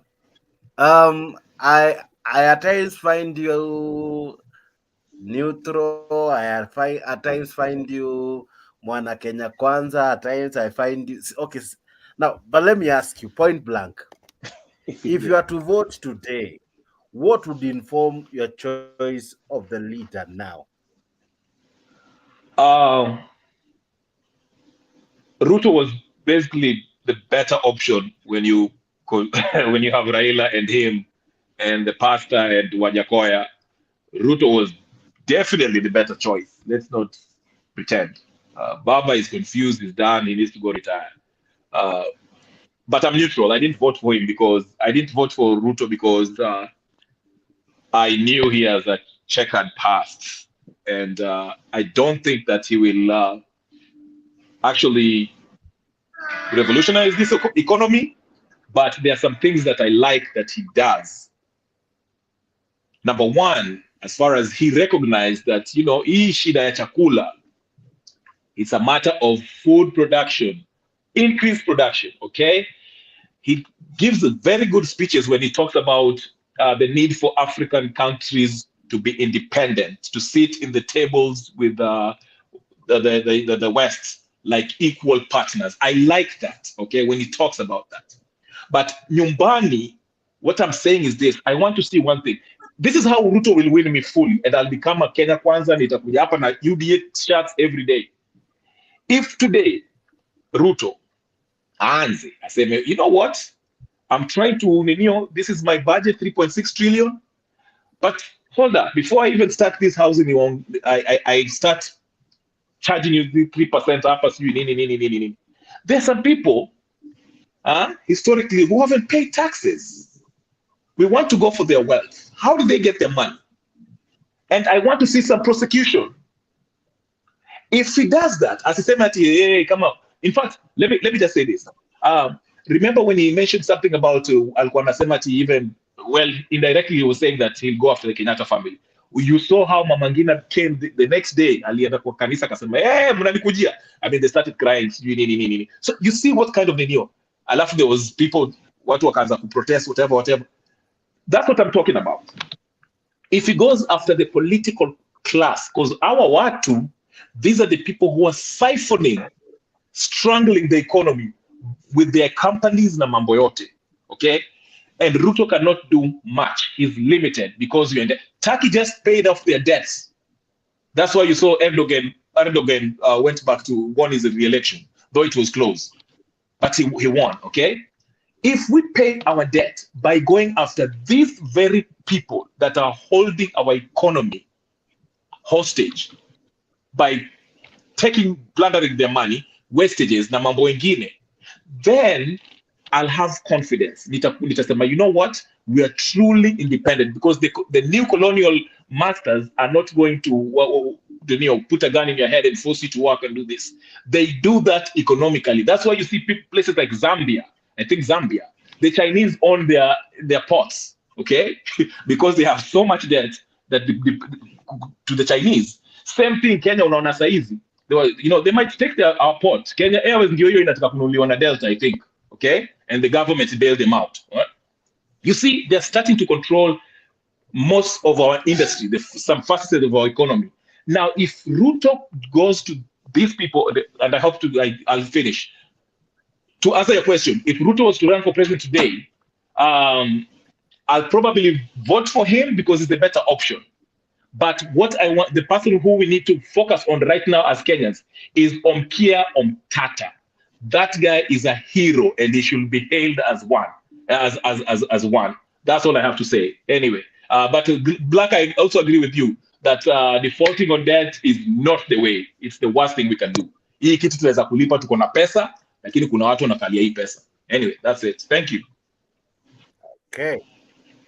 Aha. Nyagaka, thank you for being part of the show. I don't know if you're able to speak. I see you driving. I can stop and speak. I can talk. Nitawazungumza. Kenya Rebo, mzuri sana kukuona leo. My son Black. Habari. Salama. My son Black, mzuri sana kusikia vile unasema. Oyo mintoi saka ya konyugero bororo. But yangu ni kusema kwamba Black, unajua ule Kikwete nilimubet na akakimbia akatoka. I bet him $1,000 that William Ruto atashinda na William Ruto won. Yangu ni kuambia vijana muendelee hivyo hivyo, na what is going on right now is a question of us Uda ruling for another 4 years. So what is it that we can do that is right? Or what is it that we have done that is right? We've done everything. We have tried everything to do that is right. And that's where we are. Wacha niwaambie tu ya kwamba in a democracy, everybody, it works with what the constitution says. Na vile ulikuwa unauliza Jakes, why some of us will vote for Ruto anytime. Personally, it was an economics. Hiyo ni ililetwa na mheshimiwa anaitwa John Maynard Keynes. He's the one who developed Europe after Second World War, after the devastation of Second World War. And it is very simple. The more people you have, the more you tax them, the more funds that you raise. And for sure, Ruto is doing exactly the same thing. So for him to destroy their corruption as we know it, and as I've said, Jakes, he has shown by firing the people of Kemsa, and there's people who were selling bad sugar. So if he continues that trajectory, Kenyan Rebel, will go very far. That's hiyo tu ndio mimi nasema. Sitaki niseme yani watu wengi wa ODM wanakasirika. Abunga yo chikorage danko bwati. Idaragira lejwe sayangu tubago Kenya. Ntomere bane address ngo chande go jongolere whiskey. Onda chen. Later Alex. Okay, asante sana mheshimiwa Jakes. Thank you very much. We'll see you tomorrow. Thank you. Thank you, Nyagaka. And I have like 10 minutes. I'll give you guys Edgar, your final words as if we wrap up. Well, Jakes, I'll just have to give my final word. First of all, I'd like to thank you for giving us a platform actually to air our views. We've had a good debate, quite illuminating. And now our challenge is to actually make our views heard even by the top leadership, so to speak. And at least if we can implement them in real life, we can actually explain these things that we are doing here to people who are close to us, it would be better. And again, one thing that I'm deeply concerned about our economy, as it is right now, we have a big deficit, which government is actually trying to transfer on us through heavy taxes, and this will actually hurt us more. Hata kama unasema tutasikia mazuri mbele, but currently itatumiza. And then I think I've learned a lot. Day by day, I think I always get to know new things. Like right now, sasa nasoma kuhusu finance and economics from the likes of Blacks and Kenyan Rebel and the legendary Nyagaka and Isaac over there. So I just want to thank you so much. It was nice being with you. Wacha tuchape kazi kwa sasa. Okay. Beautiful, Edgar. Isaac? Much has been said, Chucks, and I've really exhausted my talk, and I appreciate everybody. And I wish everybody a good time. I can see Mamboreo. He's heading to work. Maybe he's at home. And I'm willing to meet him next deliberation. I hope the topic gonna be a very good topic so that we can challenge each other. Thank you so much for tonight. Moderator. The show will happen today at 10. It's already the following day here in Kenya. So today at 10 Kenyan time. Okay. Isaac, you can always be sure you'll catch us live here at Mutembei TV. I will do that. I appreciate you guys. Wish you all the best. Thank you so much. Thank you, sana. Okay, before I give Mzee wa Mutembei show, let me begin with Mzalendo. Mzalendo is younger than Black, so according to Black. Now, Mzalendo, I give you 2 minutes. 2 minutes extra to give me some statements, and also you give me your closing remarks as well. Mi naomba tu kabla aseme kitu for Edgar kabla aende. Edgar, yes. Basi penye I hope anasikia penye yuko. I believe anasikia. That yes, those leaders do listen to us, because I've realized something. The other day Alex Media spoke about kina Muchomba, that pengine wataenda kwa watu waonekane kwamba wako na wananchi kwamba hata support, lakini kwenda kwa parliament, kwenda kuvote vile ni parliament kuvote ni secret ballot, aende avotie financial bill since haitaonekana. Then the following day I got to hear the president talk about he would like to see nani hata vote na nani hata vote. Yes, and then earlier in the morning leo nikasikia not leo, jana nikasikia during one of the interviews on Spice FM, one of the interviewee talking about the TOT, the turnover tax that I was talking about here yesterday. The same example which I had given about the 1,300 shillings, blah, blah, blah. He gave the same example, explained it in the same way about the tax being put on turnover tax before profit. And he exactly mentioned word by word venye tulikuwa tumesema hapa. So I got to realize, okay, so these leaders do listen to us. So yes, Edgar, just in brief, they do listen to us. Thank you. Go ahead, mdogo wangu mzalendo. Sawa kaka mkubwa in quotes. Asante sana Black.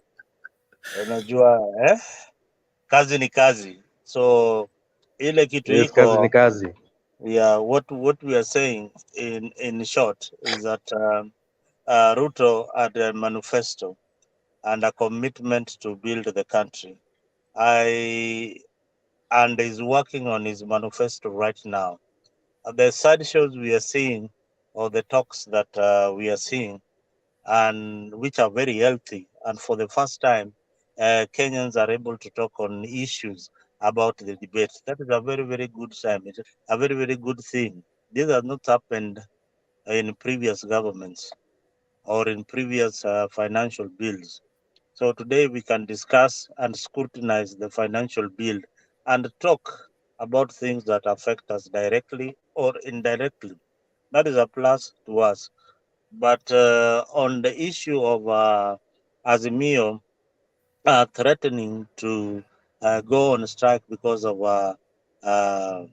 KK financial the financial bill, or rather the taxes, it's neither here or there. Ruto has got a government to run. He will make sure that he implements his manifesto. This is something that is well thought through. This is something that has been scrutinized by most financial institutions, and they've given it a clean bill of health. So anything that is proposed by government today, it must be countered by the opposition. There is nothing new that Ruto will bring on that the opposition will say this is a plus. That is the work of the opposition, and we want the debate to continue like that, because that is the only way we put the government on check. Otherwise, we have got a country to run, we have got debts to pay, and China, for your information, Jakes, there is a law that says that you can, freeze the interest of your debts from accruing.